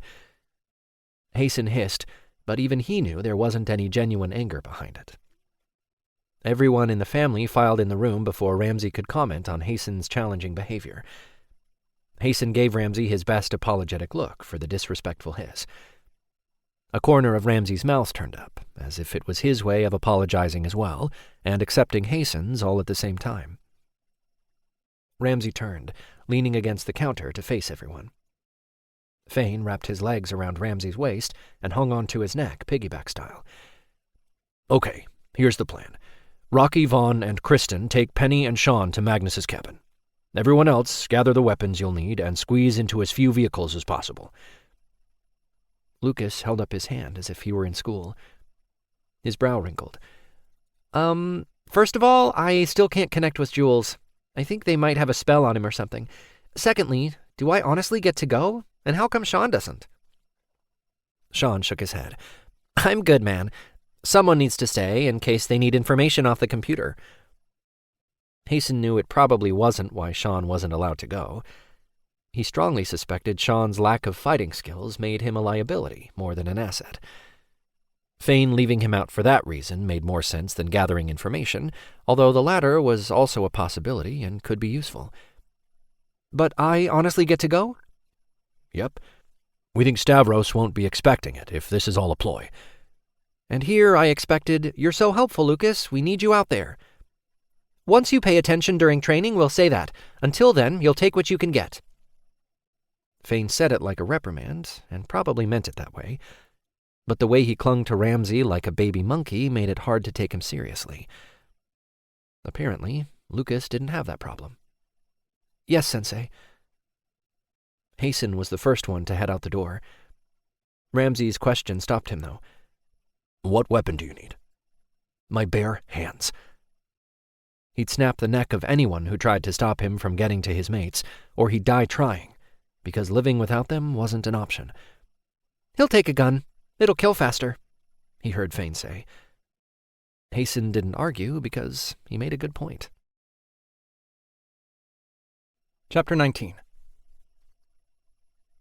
There was a headache, and there was the thing pounding through Thomas's head. It had a life of its own as it bulldozed its way around inside him. Someone groaned from somewhere in the room, but Thomas was afraid the thing that attacked his head would come out his eyes and attack the rest of him if he opened them even a crack. What the hell happened? He heard Jory nearby, moaning out every word as if they were painful to say. Someone touched his shoulder. Where's Patrick? Sucking Ballard's dick, most likely. I knew something was off with him lately. Acalis had woken about 10 minutes ago and seemed in less pain the longer he stayed upright. Thomas almost regretted putting the protective spell on himself. It kept him conscious, but fighting off the curse, and probably made the headache stronger. Is Thomas okay? It must be Jory's hand on him, as he sounded closer than Acalis. He's breathing, but other than that, I'm not sure. Rubber scraped against cement as footsteps pounded through his head. Thomas opened his eyes to see Acalis's long coat and his leather boots pass him by, pacing from a cement wall to metal bars. He tried to speak, but his voice wouldn't work at first. He cleared the gunk out of his throat and tried again. Headache. Jory patted him on the shoulders. Yeah, same here. I can't call the ancestors either. He had to take a moment to get used to the pain knifing through his brain before he sat up. Once he lifted his head off the cement floor, he realized how well he failed at that one thing. He groaned and cursed under his breath as he put a hand to his forehead, trying to keep his brain from pounding out of his skull. Thomas managed to get his arms underneath him, lifting his upper body. His head felt too heavy for his neck, but he still managed to sit. Shit. Ballard wasn't strong enough for a spell to knock him out. Is the spell Patrick's? Acalis nodded. He targeted you. I'm surprised you're still alive. He wouldn't be if it weren't for Jules's warning. Something blocked his magic. A wall was raised between him and it. He imagined himself climbing the wall, but the height was too great. Shit. Thomas pounded the ground with his fist. Who would have the keys to the door? Ballard's second in command. He's as much of an asshole as Ballard himself. We don't stand a chance at convincing him of anything. Jory sat down on a small cot at the back of the cell. Convincing him wasn't what I had in mind. The pain in his head faded with each minute that passed, and with it came a renewed determination to get out before Hasten and Jules came for him.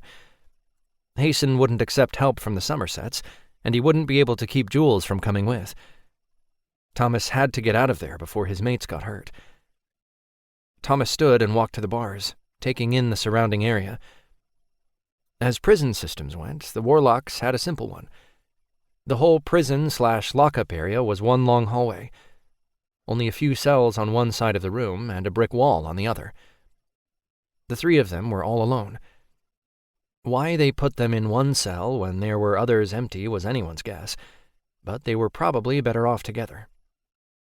Thomas looked over to his right. Stairs led up. At the bottom of the stairs was a light over the doorway. It illuminated 10 or so steps up. What lay beyond was cloaked in darkness. Thomas might have grown up in the Coven, but he hadn't been privy to everything. The prison system was one. And he had been 16 years old when they kicked him out. He was a kid and didn't need to know about the darker side of running a coven. "Are we underneath Ballard's house?" Ballard lived in town, and the car ride from where they were attacked to the jail cell took a lot longer. Still, Thomas had to ask. It had been a while since living in the area, and things change. "No, it's a bunker. You remember where the witch used to live?" Thomas grunted. Miss Claudette had given them cookies and let them play with her goat, Sally. She lived a few miles out of town on a farm. The coven leader before Ballard had cared about people. Miss Claudette had been a welcome part of town. Ballard had changed all that, including kicking the sweetest lady ever off her own property. Thomas lost his train of thought when Lucas probed around in his mind. He welcomed the intrusion, opening himself so Lucas could see. Thomas wondered how Lucas could project so far out, and the question must have been strong enough to come through because Lucas put a picture of a car full of Somersets. The vehicle also included Hasten and Lucas himself, but not Jules. Thomas was a little embarrassed by the length of time it took him to process the picture fully. When he did, he cursed and pounded on the bars. "Well, we're in a bunker behind her old place." "Is there anyone nearby?" "My guess is Ballard and his second are inside the house, but it's quite a distance from here. You don't want either one of them to come in." Thomas shook his head. "No, I don't. And that's not why I asked. Rescue is on the way. I want to let them know where we are and what to expect." He let Lucas know what little information he had. "Unless they have warlocks or witches, they won't beat Ballard." Jory was the one who spoke. Thomas had the most powerful witch alive coming to his rescue, but Ballard fought dirty. Lucas was far too innocent to do well. Lucas might have had the element of surprise on his side, if not for Nicolono working closely with Ballard. It was likely Nicolono had told him of Lucas's existence, and Ballard wasn't stupid enough not to expect a rescue mission. Lucas coming on the mission was surprising, even to Thomas. Maybe it's why Ramsay or whoever decided to take Lucas with them. Lucas was less vulnerable, but he wouldn't stay that way if he had to fight Ballard. He also wouldn't be the first one to try. It would be everyone else before him. Thomas sighed. The last thing he wanted was for someone to get hurt. He projected out to Lucas, trying to tell him not to engage Ballard, but he wasn't sure if his message got through. A rush of power slammed into him. For one moment it consumed him. The world disappeared, and all that existed was him and the electricity flowing through his veins. "Take what you need. Break the spell that's holding your magic hostage." Lucas's voice came through as clear as if he stood in front of Thomas. How Lucas did it, Thomas wasn't sure. What Lucas shared with Thomas was probably a fraction of what he had. Thomas grabbed the bars of the cell and began chanting. He wrapped Acalis and Jory up, including them. They were stronger as three, although, with the amount of power Lucas shared with him, he could destroy the entire town of Conjura and everyone in it. All the electricity centered in his gut and spread out from there until it pulsed. It trickled out a drop at a time as he lifted the spell on the lockup bunker. Thomas hadn't realized how bogged down the spell had made him until the weight of it no longer surrounded him. For one moment, he thought about keeping Lucas's power. All of it coursing through him created a heady experience Thomas wouldn't soon forget. As he pushed the power away, he gained a new respect for Lucas. Thomas's own abilities circled him like a warm blanket, familiar and comfortable. He had as much power as he could handle, not a drop more, as it should be. Acalis and Jory both came over to the bars. They flanked Thomas on either side.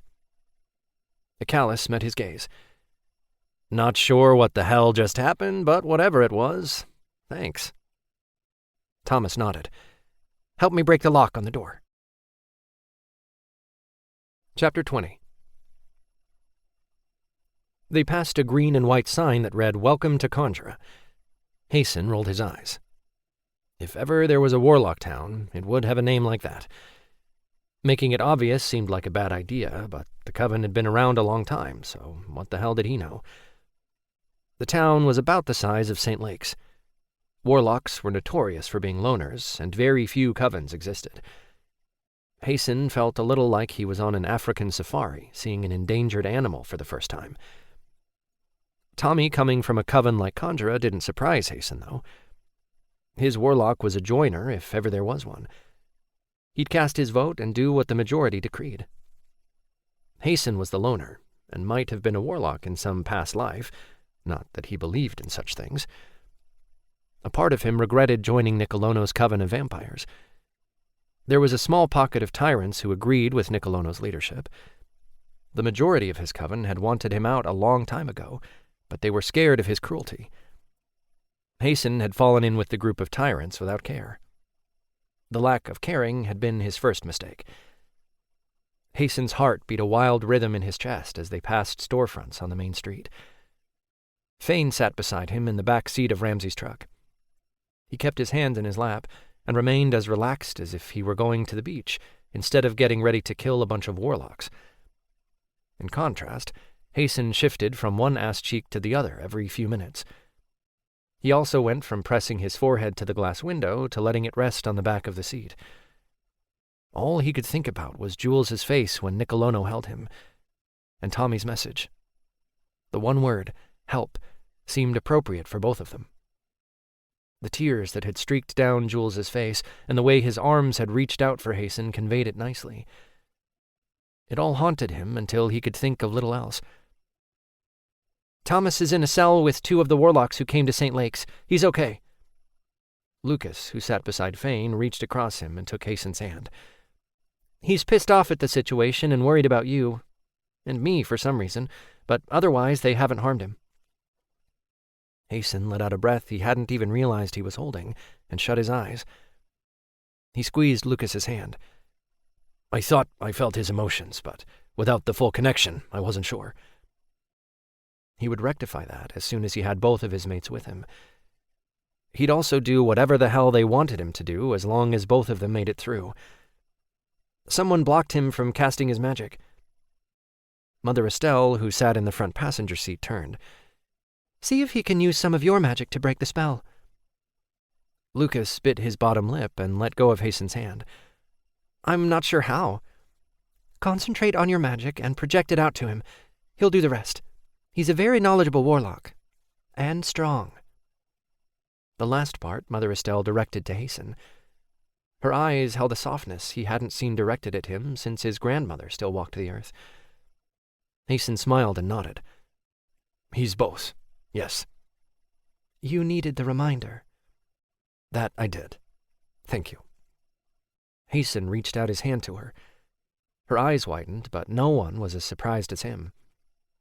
Letting Mother Estelle know he was coming around was easier than he thought, and he got a big smile for his efforts. Lucas broke their silent conversation. Turn right at the next road. They're about a mile down on the left. Hasten's stomach seized. His hand gripped the gun hanging from his belt. The truck engine shut off after they rolled to a stop on the roadside. Silence reigned for about a second before a door closed from one of the vehicles behind them. There were 4 in total, and the sound of the door was distant enough to tell him it came from one of the last cars. All he wanted to do was charge in there and get Tommy, but he stayed in his seat until Ramsey opened his door.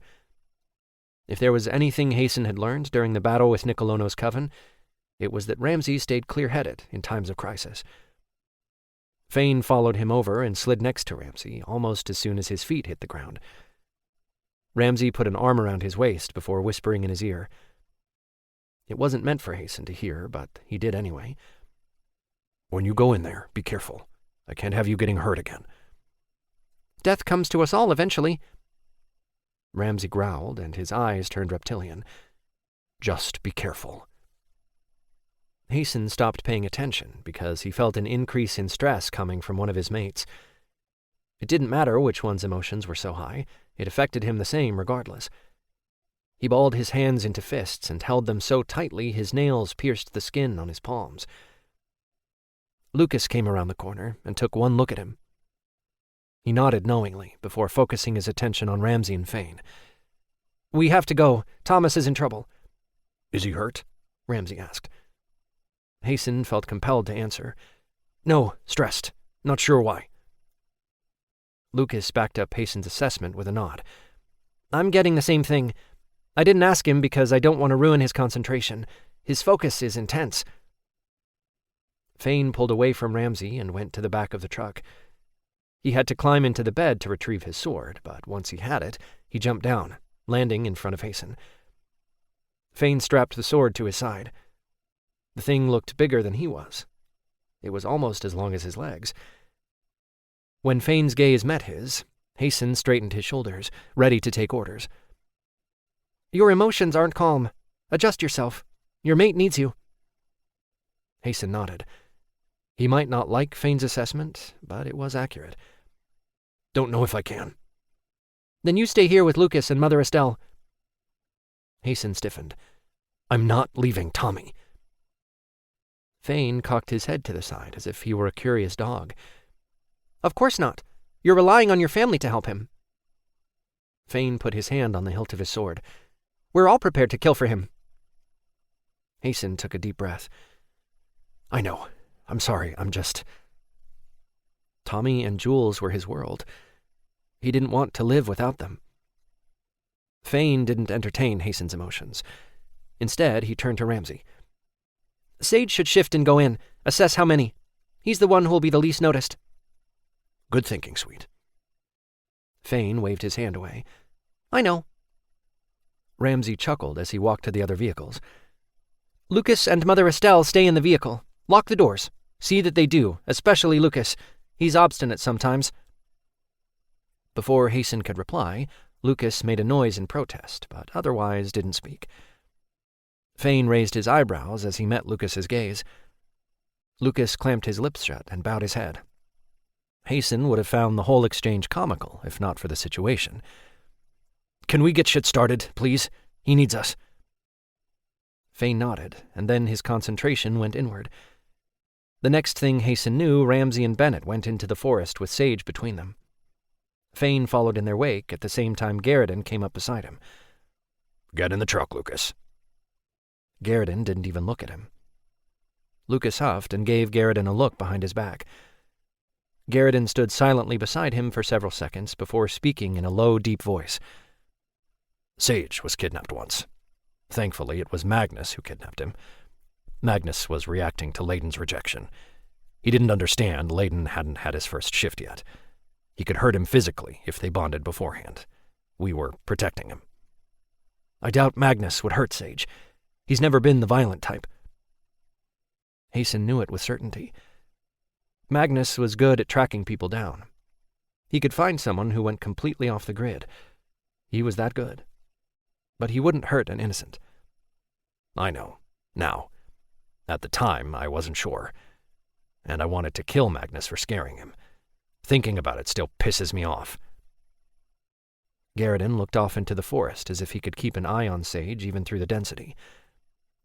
Even now, knowing he's protected, I hate that he's going into danger.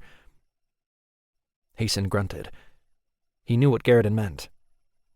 I get that you understand. Doesn't make it easier. A corner of Garrison's mouth turned up. That it doesn't. Understanding you wasn't my point. Then what is? That I might hate sending Sage into a dangerous situation. Garrison turned to meet Hasten's gaze. But I still let him do what your mate needs. You'll accept us as your family now. You'll do it for Thomas, Jules, and Penny. But more importantly, you'll do it because we're doing it for you. Hasten nodded. How often do I have to take orders from you? Garrison chuckled. I'd say as often as I give them, but you see how Lucas takes orders. With an attitude. I'm familiar with attitude. Jules has a big one. Garrison chuckled again. He has a lot of sass. One thing I've learned about him is when he's not happy, neither are Tommy and I. Garrison nodded his head in the direction of the forest. Go on in and see your mate. He needs you. But Fane said to stay here. I know what Fane told you. I also know it's hurting both you and Thomas by staying back. Don't you think it would help him to see you? Hasten didn't waste time arguing any further. He kept a hand on his gun as he stepped into the forest. He only had to walk a few meters in, and he could see a clearing on his left. The clearing turned out to be a yard, and in the yard was Fane and Ramsay fighting 8 warlocks all at once. Bennett flew overhead, blowing fire at a dome that surrounded a tall blonde man. Flames wrapped around the dome, licking the ground as they fell off it like water down a window. The man inside looked up at the same time his hands fisted at his sides. Tommy stood to the left. He looked pissed and had dark circles under his eyes as if he hadn't slept in 2 days, but otherwise held the same straight posture and had the same mop of auburn hair. "I can't break the spell!" Tommy pounded his fists on his thighs as if he were an angry child at the beginnings of a temper tantrum. Hasten sighed in relief. A dirt driveway lay parallel to the forested tree line. Snow covered the lawn beyond the drive. The snow melted under so many trampling feet, and Ramsay dragging his water monster body across it. Hasten thought he saw Sage slither into the tree line, heading back through the forest where the vehicles were parked. He didn't stop to check if it were him. He stepped out of the woods onto the dirt drive. As he crossed the lawn, Tommy noticed him. Their gazes met and held. Tommy's eyes widened, and then a smile crossed his face. Hasten pulled his gun from its holster and pointed at the warlock inside the dome. His focus changed to his target. "If you take the dome down, then I'll take him out. Deal?" Tommy nodded and began chanting. Hasten felt Tommy in his mind. Tommy calmed and drew from Hasten's strength, which Hasten was glad to give. The 2 other men with Tommy began the same chant. The words were foreign to Hasten's ears and sounded ancient. Some invisible power coursed through the ground, making the earth rumble and shake. Hasten nearly lost his balance, but adjusted, widening his stance. He saw Bennett tilt one wing down to keep steady, so the rumble must have been everywhere. Tommy and the other 2 warlocks were the only ones who seemed unaffected. The black of Tommy's pupil expanded across the white of his eyes. The chanting grew louder right before the dome began to groan. The frozen ground bubbled up, belching snow and dirt. Shit! He looked from Tommy to the dome and back again. The dome disappeared into the ground 1 centimeter at a time. The warlock inside ducked down. His hands pressed against the dome as if he could use his strength to stop it from trapping him. "You might win this battle, but you won't win the war." If the trapped warlock intended for the thin threat to work on Tommy, Hasten could tell him to save his breath. "If you kill me, you'll never know where your mate is." Tommy smiled. With his black eyes, the smile looked as wicked as he had ever seen. "My mate has a gun pointed at your head, Ballard." Ballard fell to his knees, and his chest heaved as the panic began to take hold. Hasten could hear Ballard's blood move through his body at an increasingly faster rate. "Not that one. The other one. The human." Hasten wasn't sure how he knew Tommy met his gaze. The blackness made knowing difficult, and Tommy didn't move his head. Still, Hasten knew Tommy wanted answers. Nicolono kidnapped him. "He made me put you in the dungeon, and he took the human so you'd leave the male witch unguarded. But I know where he's keeping the human. I'll tell you." "The whole thing was to divide us physically?" "Yes. Icalus's discontent with me worked to my advantage." Ballard screamed when the dome had sunk so low he had to lay on the ground. "Make it stop!" Tommy raised his hand at the 2 warlocks with him, and they stopped chanting immediately. The dome stilled and the ground steadied. Ballard chanted a few words in English, and the dome disappeared. He took a deep breath and lay on his back for several seconds before he stood. "Nicolono promised me his backing on the Paranormal Council. He said once he was done killing the shifters, the vampires and the warlocks would rule everyone." Tommy's eyes turned to normal. "St. Lake's stands in his way." Ballard nodded. "You have the male witch. If we staged 2 kidnappings, your clan leaders would divide the strongest shifters to rescue you and the human. He could take the male witch. Where is Jules? If I tell you, you'll kill me." The warlock smirked. He wouldn't ever tell them what he knew. "I'm going to kill you anyway." Hasten pulled the trigger. Ballard's head flew to the side as the bullet slammed into him. He crumbled to the ground, and that was the last thing Hasten saw because Tommy slammed into him, wrapping his body around Hasten's. The tightness in his gut loosened, allowing him to take a deep breath, finally. Tommy kissed him several times on both of his cheeks before pressing their foreheads together. "Let's go get him." Chapter 21. How long had he been there? Jules had no way of knowing the answer. Mr. Evil had shoved him down the stairs of a basement. That had been hours ago, and he'd been alone since.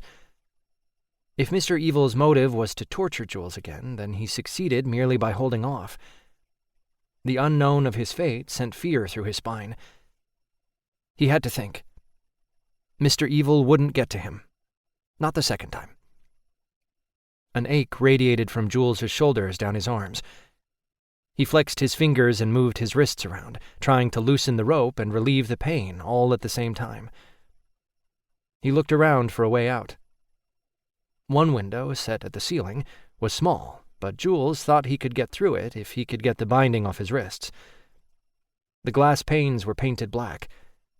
If it were still daylight, none of it touched him or the room.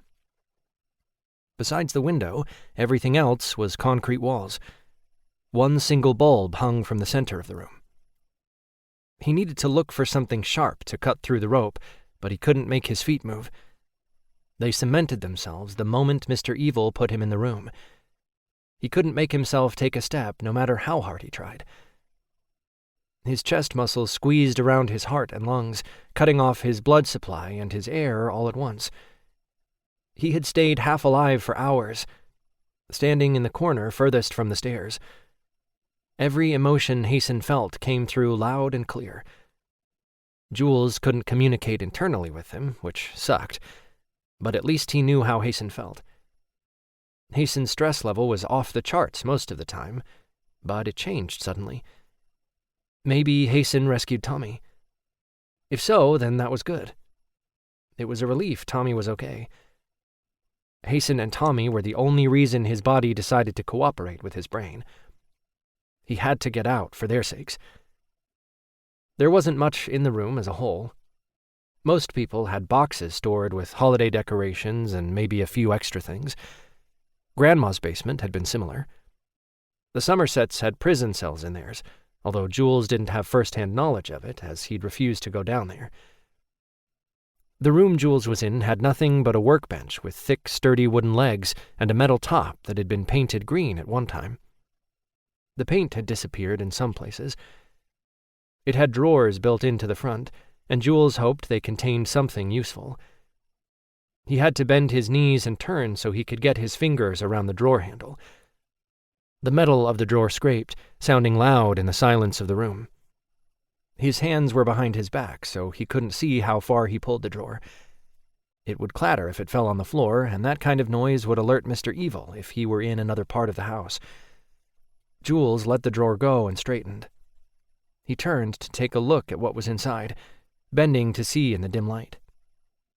Jules wasn't Mr. Fix-It. Every tool in the drawer looked foreign, and almost nothing appeared usable. Almost. A giant nail file thing sat off to the left. He wasn't sure what it was, but he could see it wearing down the threads on a rope, if he could position it well. He turned again and fished around for several seconds. His lungs seized when he couldn't find it. His oxygen intact dwindled to nothing, which pushed him to rummage around frantically, metal clinking against metal. Then his fingers brushed across something grated and scratchy. He nearly cried as he gripped the tool so tightly it dug into the skin on his palms. When he could finally suck air into his lungs, it was as if he were coming up from the depths of the ocean for the first time in hours. The sudden rush of oxygen rejuvenated him, allowing him to think a bit more clearly for the first time since discovering the tool. He took another deep breath before thinking about his next move. He needed to find something to hold the tool steady so he could rub the rope against it. He bit his bottom lip, looking around the room for something. A giant clamp would be great, but nothing like it existed. He could always do the opposite and move the tool against the rope. Moving the tool in his hand, he worked it around enough so the angle worked the way he wanted. It was slow going, but he managed. There was no way of knowing if it would work or not. Still, he had to try. It was his only option. Jules tried not to think about the skin on his wrists as the tool grated on one of them with each swipe back and forth. It wasn't like he was in pain anyway. He didn't feel anything. Probably the adrenaline running through his body kept the pain at bay. Still, wetness ran down the palms of his hands, and he knew it was blood. Concentrating on something else would take his mind off it, so he focused on Hasten and Tommy. "They'll come for me. This time they will." The mantra ran through his head on repeat, wanting to believe it with everything in himself. He couldn't count on them. Their history told Jules that much. His family would come, though, and if Lucas was close enough, he could find Jules. Jules prayed he would feel Lucas nosing around in his mind any minute. His hand cramped as he worked the file back and forth, but he didn't stop. He couldn't. He had to help himself, because what if no one came? He wouldn't wait to become Nicolono's plaything again. His wrists separated slightly. It happened so suddenly, Jules sucked in a breath and stopped filing. He pulled his wrists apart as hard as he could, and the rope gave way. He dropped the tool and let the rope fall to the ground. He nearly cried out when his shoulders took on a different position. He rubbed his wrist automatically, immediately regretting it as he brought them to the front of his body and saw blood smeared all over. Some dripped on the cement floor. Jules closed his eyes and shook his head. He couldn't think about it. He ran to the window. It sat above his head. The frame had rust around it and held the window in place. Jules tried not to bang on it too hard, but it wouldn't budge. He grabbed the tool he had used earlier and hit the painted window panes with everything he had. When the glass shattered, he cringed. His heart beat wildly in his ears as he waited for someone to discover him. The glass fell to the floor at the same time Jules's heart plummeted. Cement was all he could see beyond the few shards of glass still hanging on the rusted frame. Shit. Jules put his hands to his knees and tried to collect himself once again. The only other way out was the stairs, and the thought of climbing them turned Jules's stomach. He didn't have a choice. If he wanted out, he would have to man up. Come on. He straightened and looked at the stairs from across the room as if they turned into a monster with pointed teeth and blood-red eyes. The acid in his stomach rolled around on itself and burned as it came halfway up his esophagus. He tried to swallow it down, telling it to go back home, but it wouldn't. Jules took one small step toward freedom, holding his breath as he watched the door handle. Half of him expected it to turn, and the other half hoped it wouldn't. Maybe Mr. Evil wasn't anywhere around. He'll kill Jules if he was on the other side of the door. The only thing he'd regret was not getting to have a proper relationship with Hasten and Tommy. The second his foot hit the first stair, all Jules's bravado fled away as if it were attached to a flock of birds going south. His hands shook as he gripped the rail. Still, he forced himself to continue. Hasten and Tommy. They needed him. He took another step, and then another. One foot after the other. That's all it took. Nothing more. Sucking air through his mouth and letting it out through his nose kept his chest from aching unbearably. He made it more than halfway when he felt Lucas in his mind. He sucked in a breath and let it out in a hysterical half-laugh, half-cry that he'd never heard himself make. He sounded like a crazy man, even to his own ears. Just knowing Lucas was so close gave Jules the confidence to take the stairs at a quicker pace. He stopped at the top step, though. His hand gripped the doorknob and held it there for long seconds. He closed his eyes and concentrated on Lucas's comforting presence. When he opened them again, he turned the knob quickly, wanting it over with, as if he were ripping a bandage off. Nothing lay on the other side of the door but an open kitchen, with a table to the right. He stood there, listening for anything breaking the silence. Nothing stirred except a few bugs or frogs singing from their hiding spots outside. He stepped into the room and shut the door to the basement softly. A window lay above the sink, showing darkness. Some of the moonlight spilled into the room. His eyes had adjusted long ago in the dim basement, so he could see the place. There was a door off to his right, a couple of meters away. He took a step in its direction, but something about it didn't feel right. The door seemed normal enough, so what stopped him? A big bug landed on the glass and sizzled with blue and white sparks shooting from it right before it fell. Jules closed the distance quickly, seeing what happened to the bug, all while not touching the door. It was too dark to see, but he imagined it on its back with its feet in the air, unmoving and lifeless. There must have been a spell on the door, or someone hooked it to an electrical charge. Was glass conductive? Jules didn't pay enough attention in high school science class. He bet it was a spell rather than science, though. Having a warlock or witch put a spell on the house seemed more Mr. Evil's speed. Jules turned from the door. He would find another way. All houses had more than one entry, right? The opening for another room lay to his left, so he headed that way, looking around with caution before entering.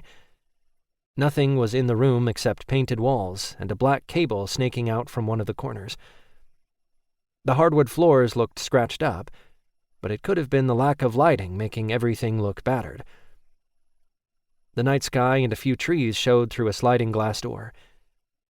The view would have been beautiful under different circumstances, but he only saw a way out.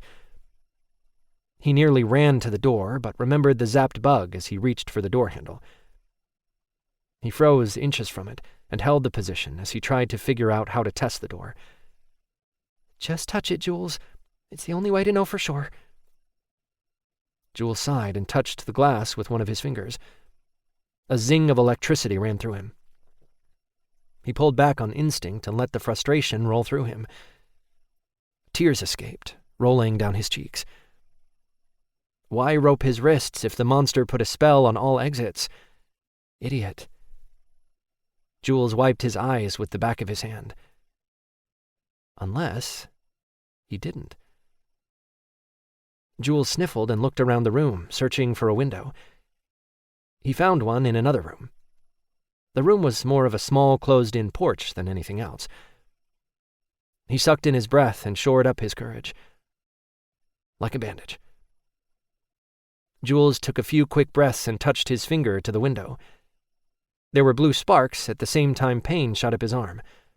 Shit! He growled and blindly picked something up, slamming it against the floor. Pain ricocheted through his arms as whatever he held bounced around, protesting the violent act. He screamed the second time he brought his weapon around. He ran on pure instinct, releasing his frustrations one swing at a time, and took satisfaction when his weapon hit something, and glass shattered. So he did it again to feel more relief. The shattering became less and less until he hit something substantial.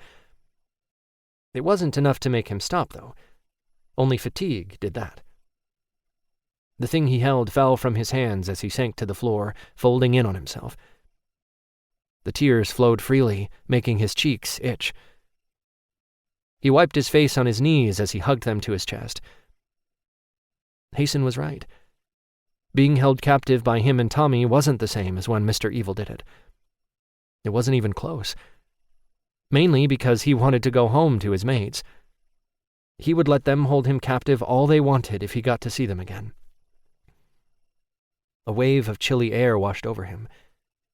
He pulled in on himself even more in an attempt to keep the cold at bay. He had come so close to escaping. Lucas must have felt Jules's negativity because he sent reassurance to him, which helped, but only a little. They didn't know where he was. If they did, they'd be there to rescue him. Maybe Mr. Evil had a spell on the house as a whole, hiding it visually. He thought he might be in the middle of some forest, but he doubted he was still in St. Lakes. A neighboring town was most likely. Mr. Evil ran all the way here, although his speed defied common human abilities. The running had turned Jules' stomach to the point he nearly vomited. Okay. He needed to pull himself together. He couldn't wait for someone to save him, not when he could maybe do it himself. He managed to get pretty far. Jules shivered. He lifted his head enough to get a look around the room. A wooden chair lay inches from him on its side. He didn't remember seeing a chair at all, but figured out it had been his weapon. When he finally looked around at the destruction, he couldn't believe he took out so many windows.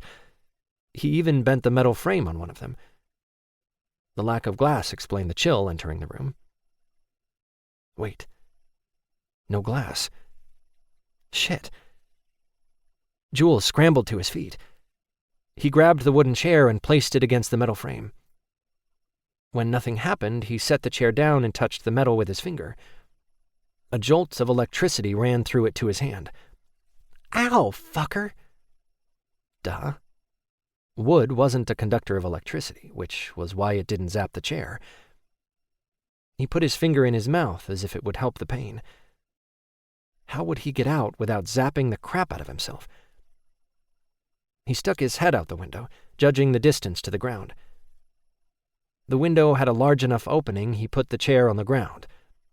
He could use it as a step, which may keep the zapping to a minimum. He hoped. He only zapped his arm once as he put the chair on the ground below. He wiggled it around a few times, making sure it was stable enough to hold him without falling over. Once he was satisfied, he put his leg out, but stopped when he realized his balls would get zapped if he put his leg on the chair. Even through his pants, it would hurt. He used the inside wall of the house to brace himself and cupped his free hand around his package, figuring it would hurt less. When his hand touched the metal frame, he cursed. Yeah, maybe not. Ouch. He was never so glad to be skinny in his whole life as he was when he slid through the window as if he were made to climb out of them every day. Freedom coursed through his veins and took hold of him. It ramped up his heartbeat, sending a giddy jolt through his body. He was pretty sure being held captive 3 times in his short life made him crazy because, as he jumped from the chair and ran through the forest away from the house, he laughed. Chapter 22. Jules didn't have a clue which direction he went, and he didn't care, so long as he was well away from the house when the monster of evil returned. Lucas was a steady presence in his mind, which kept his lungs from seizing. They burned from the cold, but nothing else. Hasten remained a presence as well, but anxiety riddled him. Jules tried to send reassurance, but it didn't seem to help. Consistently pissed off was Hasten's motto normally, so why wouldn't it be anxious when things went to shit? The cold seeped into his bones. He shivered so violently he stumbled, but righted himself quickly. Jules wished he'd bonded with Tommy as well. He bet he'd have the internal link with them if he did.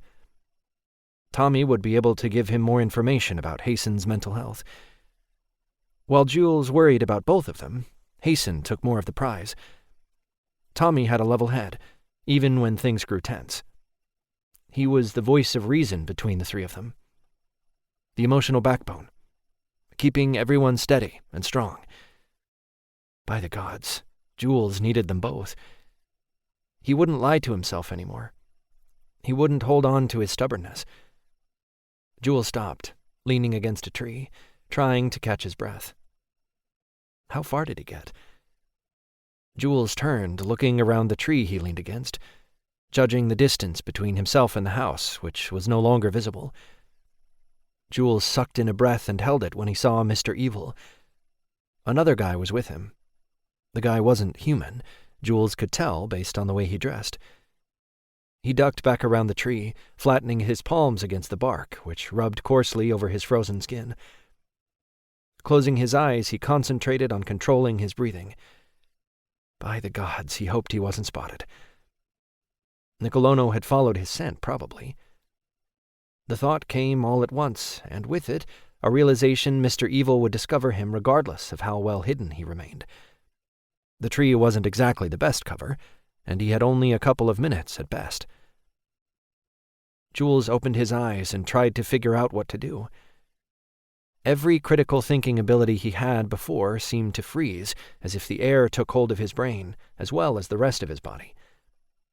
He had no idea what made him look into the pine tree, which stood tall and proud 20 yards ahead, but he did. Fane's red eyes glowed in the dark.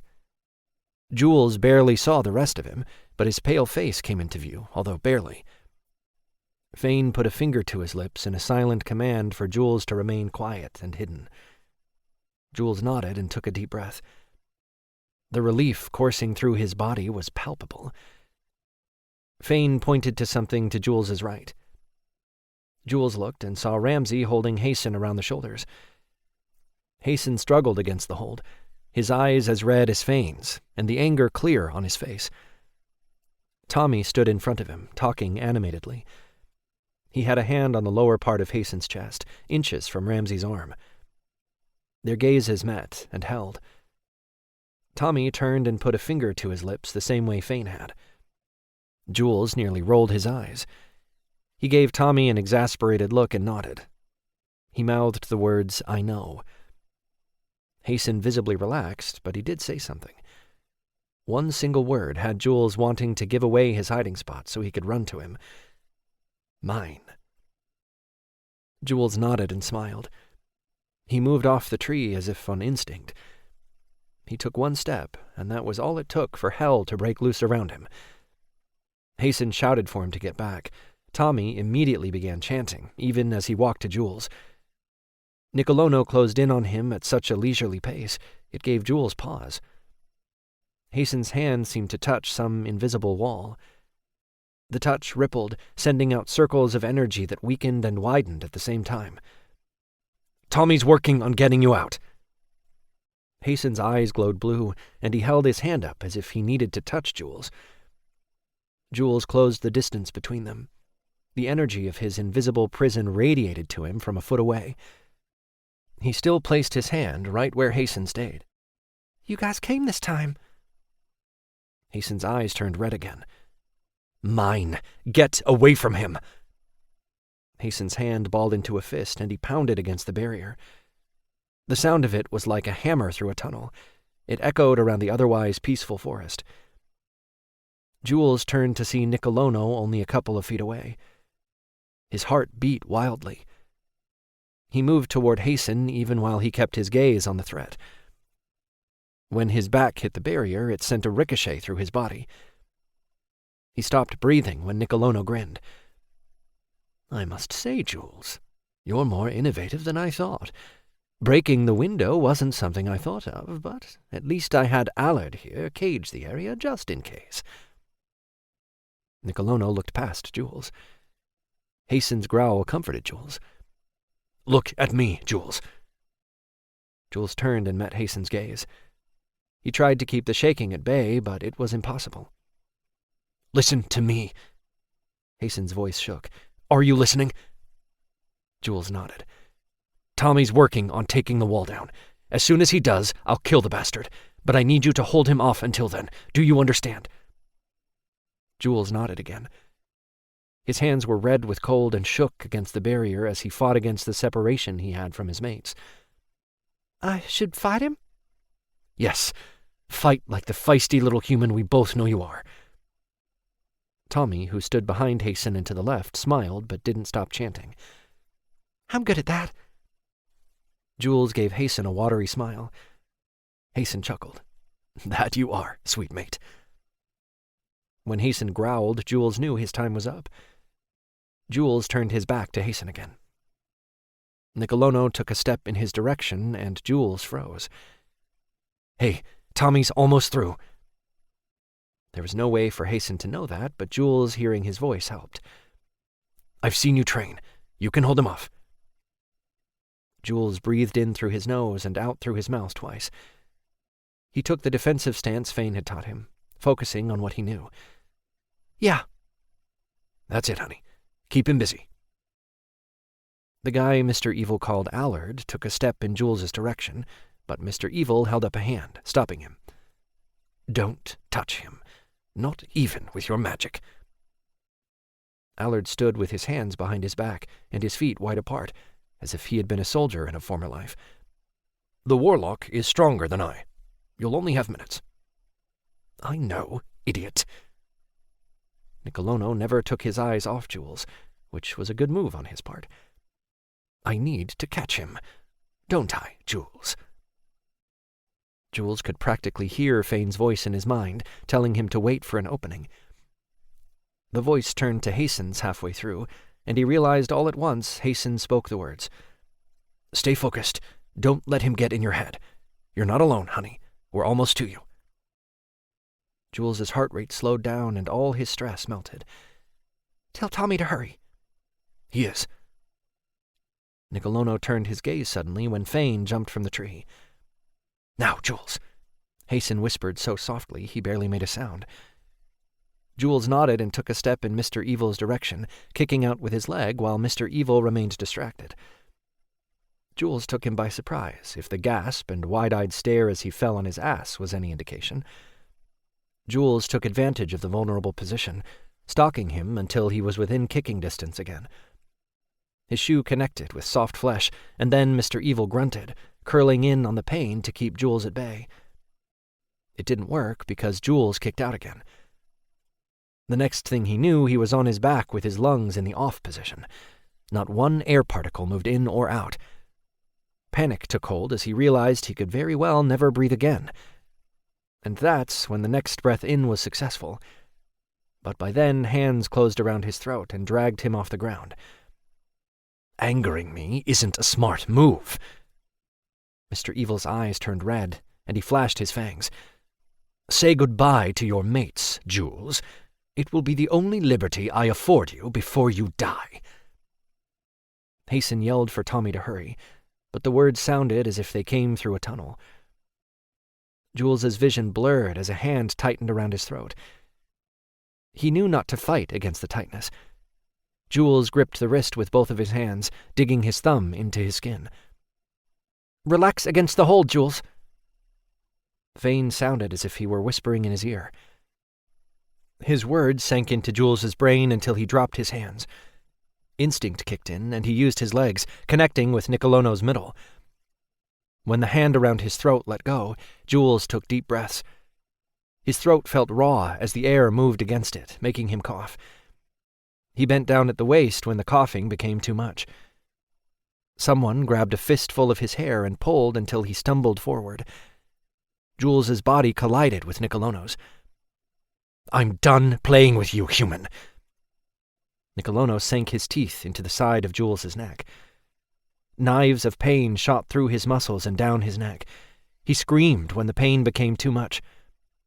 Hason went nuts, pounding against the barrier. "Take it down, Tommy, now! Okay, I'll do whatever you want, just let him go! Hurry, he's gonna drain him dry! I'll fucking kill you, Nicolono, I swear to the gods I will! If he dies, there's nowhere you can hide!" Jules's vision blurred. Dizziness overtook him. Jules looked for something to steady himself. His hand hit something solid and cold. He closed his fist around it when he realized it was the hilt of a knife. He released the snap holding it in place and drew it out of its sheath. He held it in both hands behind Nicolono's back and sank the silver shiny metal into flesh until it disappeared. Nicolono released him, and he gasped. He tried to take a step away from Jules, but couldn't because of the hold Jules had on him. Jules wanted to get himself to let go, but his fingers wouldn't move. Nicolono stumbled and then fell as Jules pulled the knife out of his back. Jules let out a war cry and began blindly stabbing him anywhere he felt flesh. Warm wetness splashed across his arms and face. The body underneath him stopped moving, feeling like warm, pliable plastic under Jules's knee. Jules felt his body fading, and still, he tried to raise his arms in the air to take another stab. Someone lifted him off Nicolono. He fought against the hold for several seconds until lavender wrapped around him from behind. He still held the knife in front of him, expecting Nicolono to get up and come at him again. And then Tommy was there in the center of his visual tunnel. Warm fingers closed around his own and pulled the knife from his fingers. "He's dead, baby. You got him." His body lost all stiffness right before his vision went completely black. Jules smiled at Tommy. "Wish we would have made it." Tommy shook his head and said something, but by then Jules's heart didn't have enough blood to pump anymore. Lips pressing against his own was the last thing he felt. Chapter 23. Hasten fought the panic that threatened. Enough of it slipped that it shook his body as he bit into his own wrists. He pressed it against Jules's mouth, which remained slack, his throat not moving. "Come on, drink." Hasten drew him tighter as a lump formed in his throat. He rocked Jules as he let the tears fall. Some splashed on Jules's face, mixing with the blood and dirt there. Nicolono drained him. The warlock who helped Nicolono was an afterthought. Hasten barely paid him attention, but Tommy chanted a spell, caging the fucker. This time it wasn't a simple dome. No, Tommy had actual bars come down and around the warlock, imprisoning him so tightly he only had a foot all the way around to move. Allard pounded his fists against the bars.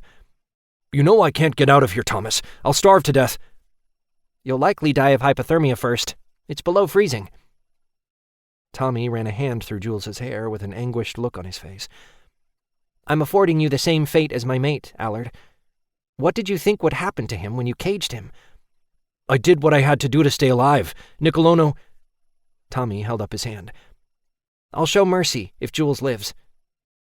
Tommy turned to meet Allard's gaze. "If he dies, so will you." The next thing Hasten knew, he was next to their vehicles, which sat on the side of a dirt road. When they had driven over, it had pissed Hasten off that Nicolono had taken Jules so far away from St. Lakes and to such a remote area.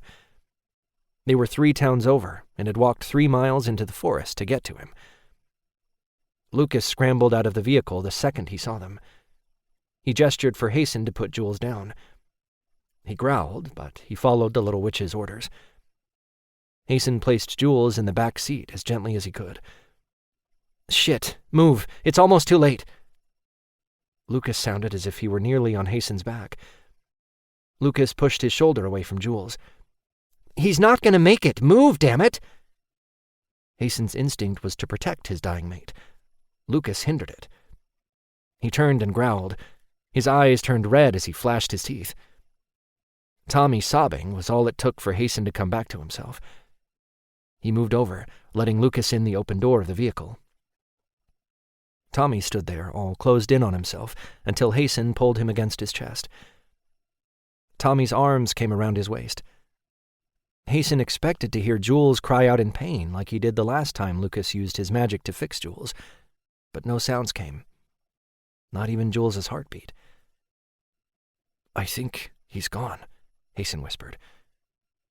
The second the words left his mouth, he realized he needed them back because the thought of it seemed unreal.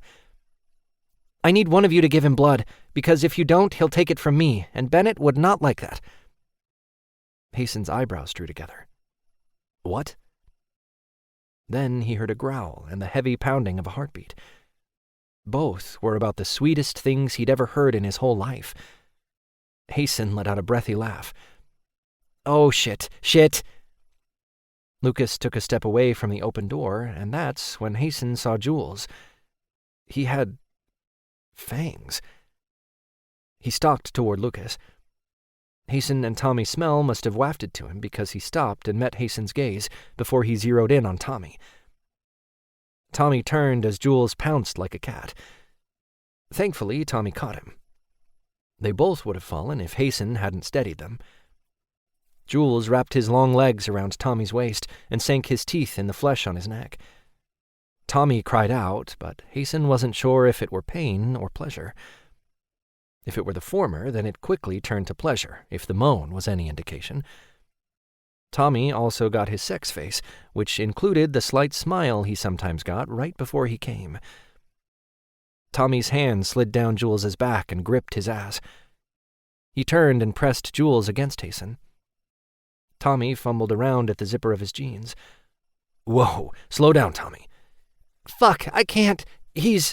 And it's..." Lucas stalked to the car.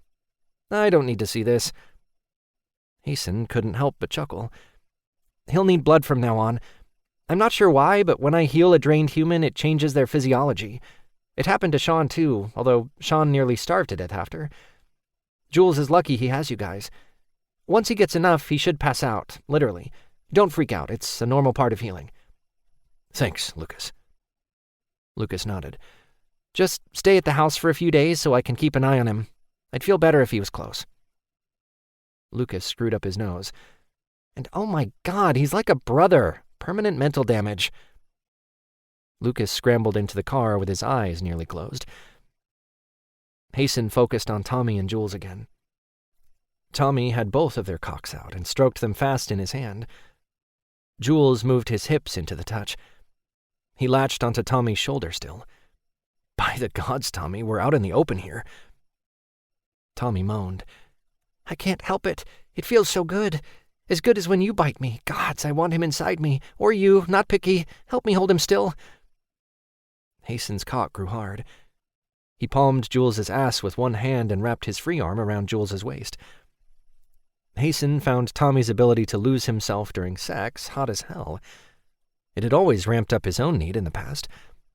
"When I finally get you two into bed, it's gonna be so fucking hot." Tommy opened his mouth, probably to agree, but nothing came out. He stopped breathing and then grunted. The corners of his mouth turned up the way it always did when he came. Hasten's cock throbbed. Jules raised his head, his teeth sliding from Tommy's neck right before he cried out. His hips stilled. Cum coated both of their cocks and Tommy's hand. Jules's head fell back on Hasten's shoulder. His mouth was open with his lips coated with Tommy's blood. His eyes remained closed, and his body relaxed so much he became dead weight in Hasten's arms. "By the gods, look at him. He's gorgeous, isn't he?" Tommy whispered the words as if they were too big to say aloud. Hasten understood what Tommy meant. He might have mentioned Jules's physical appearance, but that wasn't all he meant. Jules had an inner beauty, which was far less fragile than it seemed at first glance. Hasten met Tommy's gaze. "So are you." Maybe Tommy didn't carry his strength the same way Jules did, but he still had it. It radiated out and turned into confidence. Tommy grinned and would have responded, but the crunching of icy snow under boots met his ears. "Shit, I need to clean us up." Tommy searched around for something as if a wad of paper towels would magically appear in the middle of Nowhereville Dirt Road Avenue. "Hold him for a second. I'll give you my shirt." Hasten let go of Jules until Tommy held all his weight. Hasten took off his coat, holding it between his legs, and then pulled his shirt over his head, handing it to Tommy before he put his coat back on. Hasten took some of Jules's weight back so Tommy could clean them both. As soon as they tucked Jules's soft cock back in his pants, Jules snuggled into Hasten and even turned in his arms. Jules, sniffing around Hasten's neck, tickled, and also gave him warning before Jules sank his teeth into his neck. It wasn't a quick strike, but a slow bite down, as if Jules didn't need the blood, but the comfort. He drank 2 swallows of blood before sighing and letting go. It stung like a fat bee at first, but the pleasure took over quickly. And then it was done. Jules lay his head on Hasten's shoulder, and his body was dead weight again. Ramsey and Fane came out of the forest. Ramsey nodded to Jules. "He okay?" "He will be, thanks to Lucas." Ramsey nodded. "Hard to believe Jules was the one to kill that bastard." Hasten smiled and held Jules closer. "I'm not surprised. He's tough." Tommy ran his hand down Jules's back, laying his head against him a second later. "I'm glad it's over. For now." Fane swung his sword around once before sheathing it. "The humans are still a problem." "Right. Well, it's over for Jules. He can rest easy knowing Nicolono isn't a threat." Tommy covered his mouth with a yawn. Speaking of rest, Hasten moved, urging Tommy to get in the vehicle. Let's go home. Hasten had Thomas resting against his side and Jules sitting on him. Both were breathing heavily with sleep. Lucas sat on Thomas's other side, staring at them as if they were the subject of a painting or a science project. Hasten met his gaze. What? Lucas shrugged. Just wondering about the dynamics of your relationship? Why? Because there's 3 of us? Lucas waved his hand in the air. No, not that. How will Jules fit in? He was worried about it. Always has been. He might have a point. Hasten shook his head. Not sure why he'd be worried. Jules has no problem telling me where he stands with everything else. Why should his place in the relationship be any different? Lucas chuckled. See, that's where I'm confused. He's always been so quiet and gentle with the rest of us.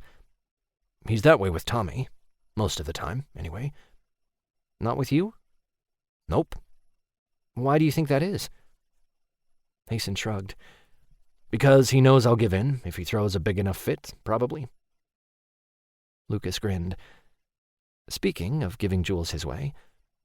Hey, Alpha, I wondered if you could give me advice about something? Ramsey met his gaze through the rearview mirror. Depends. If he was surprised by Hasten using his title, it didn't show on his face. You know Layden's taking over the Alpha position for me soon. Call me Ramsey. Right, Ramsey. Do you know of anyone hiring? I need a job if we're going to stay here. Check with Bennett. He may need help in his garage. Oh, man. The dragon shifter he had picked a fight with may be his boss. Great. Thank the gods, Bennett seemed to be the forgiving type. Chapter 24. Thomas ran his hand down Jules's back to the curve of his ass and back again. Jules's skin held warmth from sleep, and the blankets covering them both. Thomas hadn't felt so content in his entire life. It was hard to believe one skinny human could have so much power over him, but Thomas couldn't deny it. Jules's arm curled around Thomas's head, and his face lay next to his cheek. His breath fanned across his skin in even patterns. Half his body lay on top of Thomas. He couldn't move even if he wanted to, which he didn't, so it was a moot point. Thomas wasn't sure where Hasten went. The 3 of them had gone to bed together, although Thomas barely remembered walking into the Somerset house. He remembered sitting at the table while Vaughn had shown Hasten where Jules's room was. Hasten had carried Jules up first, and then had come back for Thomas. The last thing Thomas remembered was half his cheek against Hasten's bare chest and the other half against his cold leather coat. There was a knock on the door, which threw Thomas a bit. They had been in the one-room cabin in the middle of the forest where hardly anyone visited, not a house full of people near town. Thomas preferred the privacy of the cabin, but the room smelled like Jules, so he'd take it. The door squeaked open, and a stream of light penetrated the shadows that lay in the corners of the room. Lucas poked his head around the edge of the door. "Can I come in?" Thomas made sure the blankets covered Jules's body before answering. "Sure." Lucas left the door partially open as he crossed the room, sitting on the side of the bed. "How is he?" "He hasn't woken up at all." "How are you? Hungry?"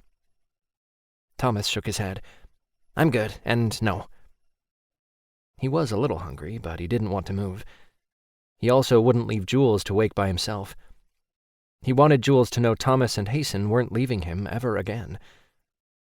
Lucas gave him a knowing look and stood. "When he wakes up, let me know. I want to make sure he's healing normally." "Normal is relative. He bit me like a vampire last night." Lucas rolled his eyes. "Yeah, okay. But that's about as normal as it gets, so—" Lucas turned to leave the room, but Thomas stopped him. "Do you happen to know where Hasten went?" "With Ramsey and Fane somewhere. Left about an hour and a half ago." "Thanks." "You should have an internal link. You can ask him yourself." Thomas forgot about it. "Right." Lucas chuckled. "You'll get used to it." Lucas left the room, shutting the door quietly behind him. Thomas's mind relaxed again, and then his muscles twitched when sleep began to set in again. Somewhere in the back of his mind, he recognized the slight squeak of the door hinges. The bed dipped. Thomas opened his eyes to see Hasten pull off his boots. He picked them up before standing, placing them next to a chair that sat in the corner of the room. Thomas watched as Hasten undressed, folding his clothing before placing everything on the chair in a neat stack. Hasten's ass muscles flexed as he moved around, grabbing Thomas's attention and holding it hostage. Jules's leg trapped Thomas's cock. The pressure didn't keep his cock from growing hard, though. When Hasten turned and met his gaze, he must have recognized Thomas's desire because a spark of heat danced between them. Hasten stalked toward the bed. It dipped under his weight when he lay down. Hasten reached around Jules, his arm resting across them both, his hand settling against Thomas's side. "Where'd you go?" Thomas whispered. "Looking at a house. We can't live in Magnus's cabin. It's too far out. It's not safe for either of you." Thomas raised his eyebrows. "Seriously?" "If I'm going to keep you two safe, then I'll need the Somerset's help." Thomas had never been speechless in his entire life until that moment. "Wow. Jules only had to almost die to make you see reason. But at least you came around." Hasten closed his eyes as if trying to run away from that one simple fact. "I dreamt about it last night. Only Jules couldn't be saved. Nicolono held a gun on you. I woke up and haven't been able to sleep since." "Shit. I'm sorry. I only meant to tease. I didn't know you were having problems." "It's okay." He opened his eyes and smiled. He ran his hand along Thomas's side, past his neck to his cheek. "I love you." Thomas pressed into Hasten's touch, wanting more of his affection. "Me too." Hasten ran the pad of his thumb across Thomas's skin. Jules took that moment to move his leg up, rubbing against Thomas's hard cock. Thomas moaned and reached out with his free hand to still the leg. Jules mumbled something Thomas didn't understand. Thomas was pretty sure they weren't actual words, which made him chuckle. And then Jules kissed his cheek before moving his hips against Thomas's side. Jules's cock grew hard the more he wiggled around. "I wanna fuck." Hasten snorted out a laugh. The last word came out clear. Hasten propped himself up. He moved his hand away from Thomas's cheek and ran it across Jules's dark hair. He bent down and pressed his lips to his cheek. Jules wiggled his hips again, his hard length moving against Thomas's skin. Pre-cum coated both of them. With each little wiggle, more of it smeared. When Jules turned his head, Hasten moved back. Jules kissed Hasten with such hunger it made Thomas ache with wanting. He never thought he would see Hasten give up control, not in any scenario. He did with Jules, though. They both were a beautiful contrast with Jules's pale skin against Hasten's dark tan. Hasten's long dark hair flowed across Jules's cheek, caressing it even further when the kiss deepened. Jules moaned and tried to turn into him, but Hasten pulled back. Jules sighed in frustration and lay his head next to Thomas's again. He buried his face in his neck. His breath fanned across Thomas's skin. "Is he even awake yet?" Thomas had his doubts. "I'm awake." Jules kissed Thomas's neck before moving to his jaw and then to his lips. "I'm hungry." Hasten chuckled. "And horny." "That's what I meant. Can we... you know..." Jules's cheek turned a pretty shade of pink. "Are you seriously shy about asking for sex?" Hasten laughed as he kissed Jules's cheek. "A second ago you said you wanted to fuck and had no problem with that." The pink shade darkened. "I did not. That's so crude." "Yes, you did, honey." "I wouldn't call it that, Hasten." "You did call it that." "I think I'd remember saying it." Hasten chuckled. "You'd think. You talk in your sleep sometimes. Bet you didn't know that, did you? You're making stuff up. Jules tried to get up, but Thomas tightened his hold at the same time Hasten leaned into him, smashing Jules between them. Hold on a minute. Let me go. We're teasing you, baby. Thomas ran a hand through Jules's hair, his fingers lacing through the strands. We're happy you want to.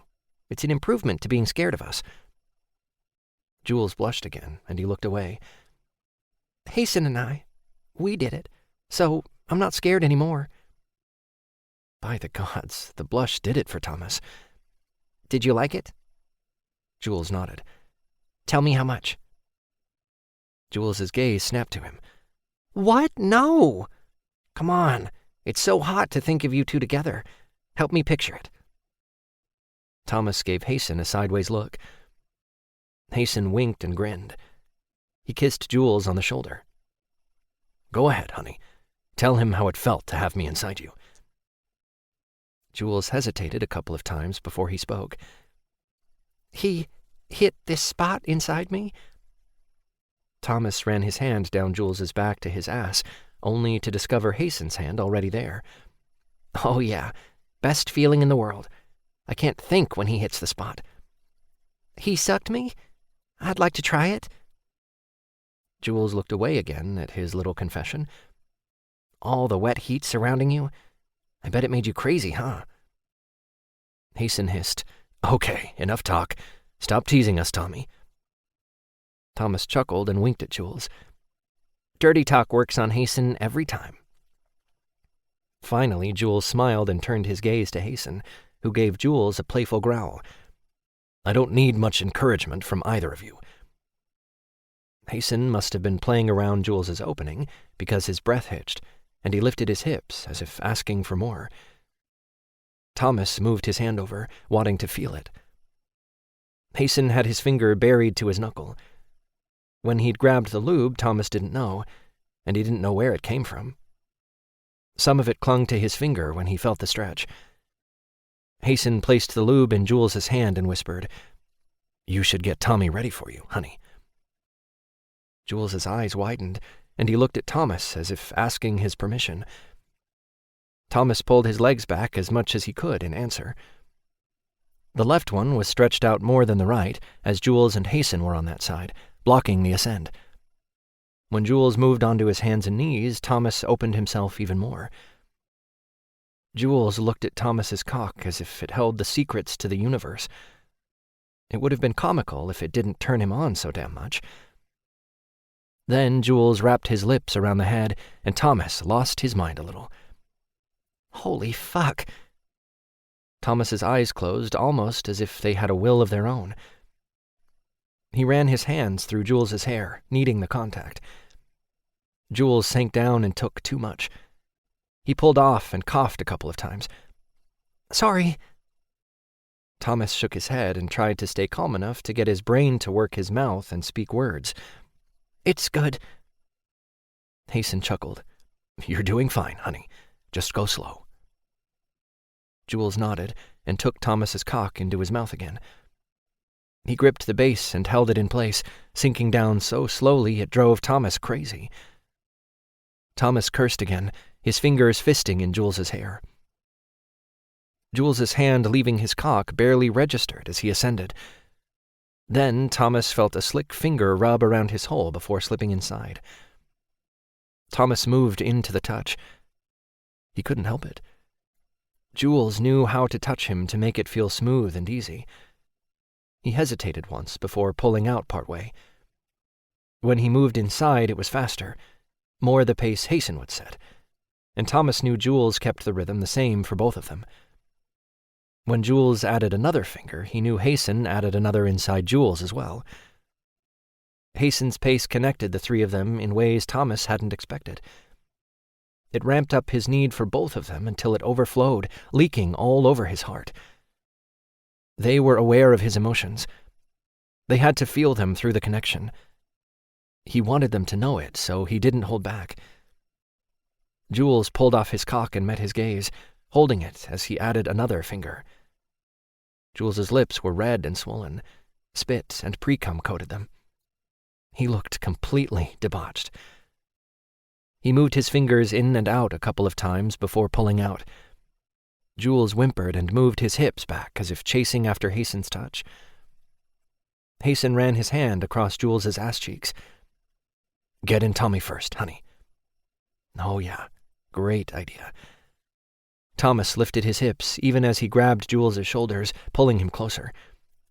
Jules's cock pressed against his, and as great as it felt, he needed it inside him. He moaned when Jules moved against him, mashing their cocks together, as if the pleasure was too great not to steal some. It was Thomas's turn to whimper. He fumbled around between them until he had a hold of Jules's cock. "In, please." Jules widened his eyes and nodded. He moved back so Thomas could position the cock at his opening. Jules slowly closed his eyes at the same time he pushed inside. Oh, wow, that's..." Suddenly, Hason was there behind Jules, his big body wrapped around Jules's smaller one. "You like that?" Jules nodded and bent down, laying on top of Thomas. "Tight." Hason positioned himself at Jules's opening. "So are you." When Hason pushed inside Jules, he pushed Jules into Thomas further. Jules sucked in a breath. He lifted himself up, bracing himself with his arms. He moved between them, setting a rhythm of his own. Thomas and Hason were both helpless but to let him because the moment felt too perfect to demand control. Jules setting the pace shouldn't have surprised Thomas. He had them both wrapped in every other way possible. Jules wrapped his hand around Thomas's cock and pumped in time with the pace he set. Thomas was the first to lose it. His orgasm worked through his body at a slow burn, blowing up at a crescendo. He cried out, unable to contain the pleasure. Jules bared his teeth right before biting down on Thomas's neck. Thomas cried out again at the pleasure. The need to place his bond on Jules held him in its grip. He pressed his hand to Jules's chest, over his heart, until his brand seared into Jules's skin. The brand was the only way for a warlock to bond with their mate. The shape was unique to every warlock, and left a scar that looked angry red all the time. It looked as if it would be painful, but when Thomas had bonded with Hason, he said it felt amazing. The fact that Jules's movements grew erratic, Thomas would say it was true for him as well. Jules pulled out of Thomas. He moved away from Hason and turned. Hason must have anticipated Jules's need because he sat up, taking Jules in his arms before entering him again. Jules immediately sank his teeth into Hason's neck. Hason did the same, even as he pumped into Jules. They both grunted and held on to each other. Hason's movement stilled, and he released Jules's shoulder, licking across the wound. Thomas moved until he hugged them both. Jules sighed, and his body relaxed. His teeth sort of fell out of Hason's shoulder, and Thomas realized Jules was asleep again. Chapter 25. Do you have any idea how much I hate the fact that you two know where we're going and I don't? You both drive me crazy. Jules crossed his arms over his chest. Most of the time, it was all he needed to get his way, but they were holding firm. Damn it. It's 2 minutes down the road, Jules. You'll know soon enough. Hason rolled his eyes. Jules sat in the back seat of their car, while Hason and Tommy sat in front, so he couldn't see his face, but Jules could tell he did anyway. Hason drove, of course. Apparently, he was the only one who knew the exact location of wherever the hell they were going. By the gods, Jules hated surprises. It better be good, and involve, you know. Tommy chuckled. I just got done fucking you so hard your ass probably hurts, and you still can't say the words. What we do isn't that. That word makes it sound meaningless. I love you both. More every second of every day. His ass did ache, but he loved it. He relived their times together every time he shifted on the seat, which made him hard. Tommy turned in the seat and held out his hand. You're right. I'm sorry, baby. I love you too. Jules uncrossed his arms and laced their fingers together. Hasten turned the corner onto the road where Ramsey and Fane lived. Jules thought for sure Hasten would pull into Ramsey Drive, but he drove past it and turned into a driveway with a real estate sign in the yard. Sold splashed across the sign in dark red letters. Wait, did you do what I think you did? Jules let Tommy's hand go and took off his seatbelt. He had the door open before Hasten had the car stopped all the way. If they kept driving, they would end up in the lake, although they have to go over yards of grass to get there. The view was fabulous, even from the driveway. Jules took a moment to appreciate it. He heard 2 car doors open and close before Hasten's arms came around him from behind. Tommy leaned into them, laying his head on Jules's shoulder. "I told you you'd like this surprise," Hasten whispered in his ear. Jules wiped his eyes. "Are you sure? I mean, I don't want you to be uncomfortable in your own home. If it means we live in Magnus's cabin, then I'm okay with it." "They earned my trust, risked their lives for both of you. I'd say I owe them a lot. Besides, I can't be an enforcer for the clan if we live so far out in the woods." Jules sucked in a breath. He turned in Hasten's arms, upending Tommy in the process. He opened his mouth to speak, but no sound would form.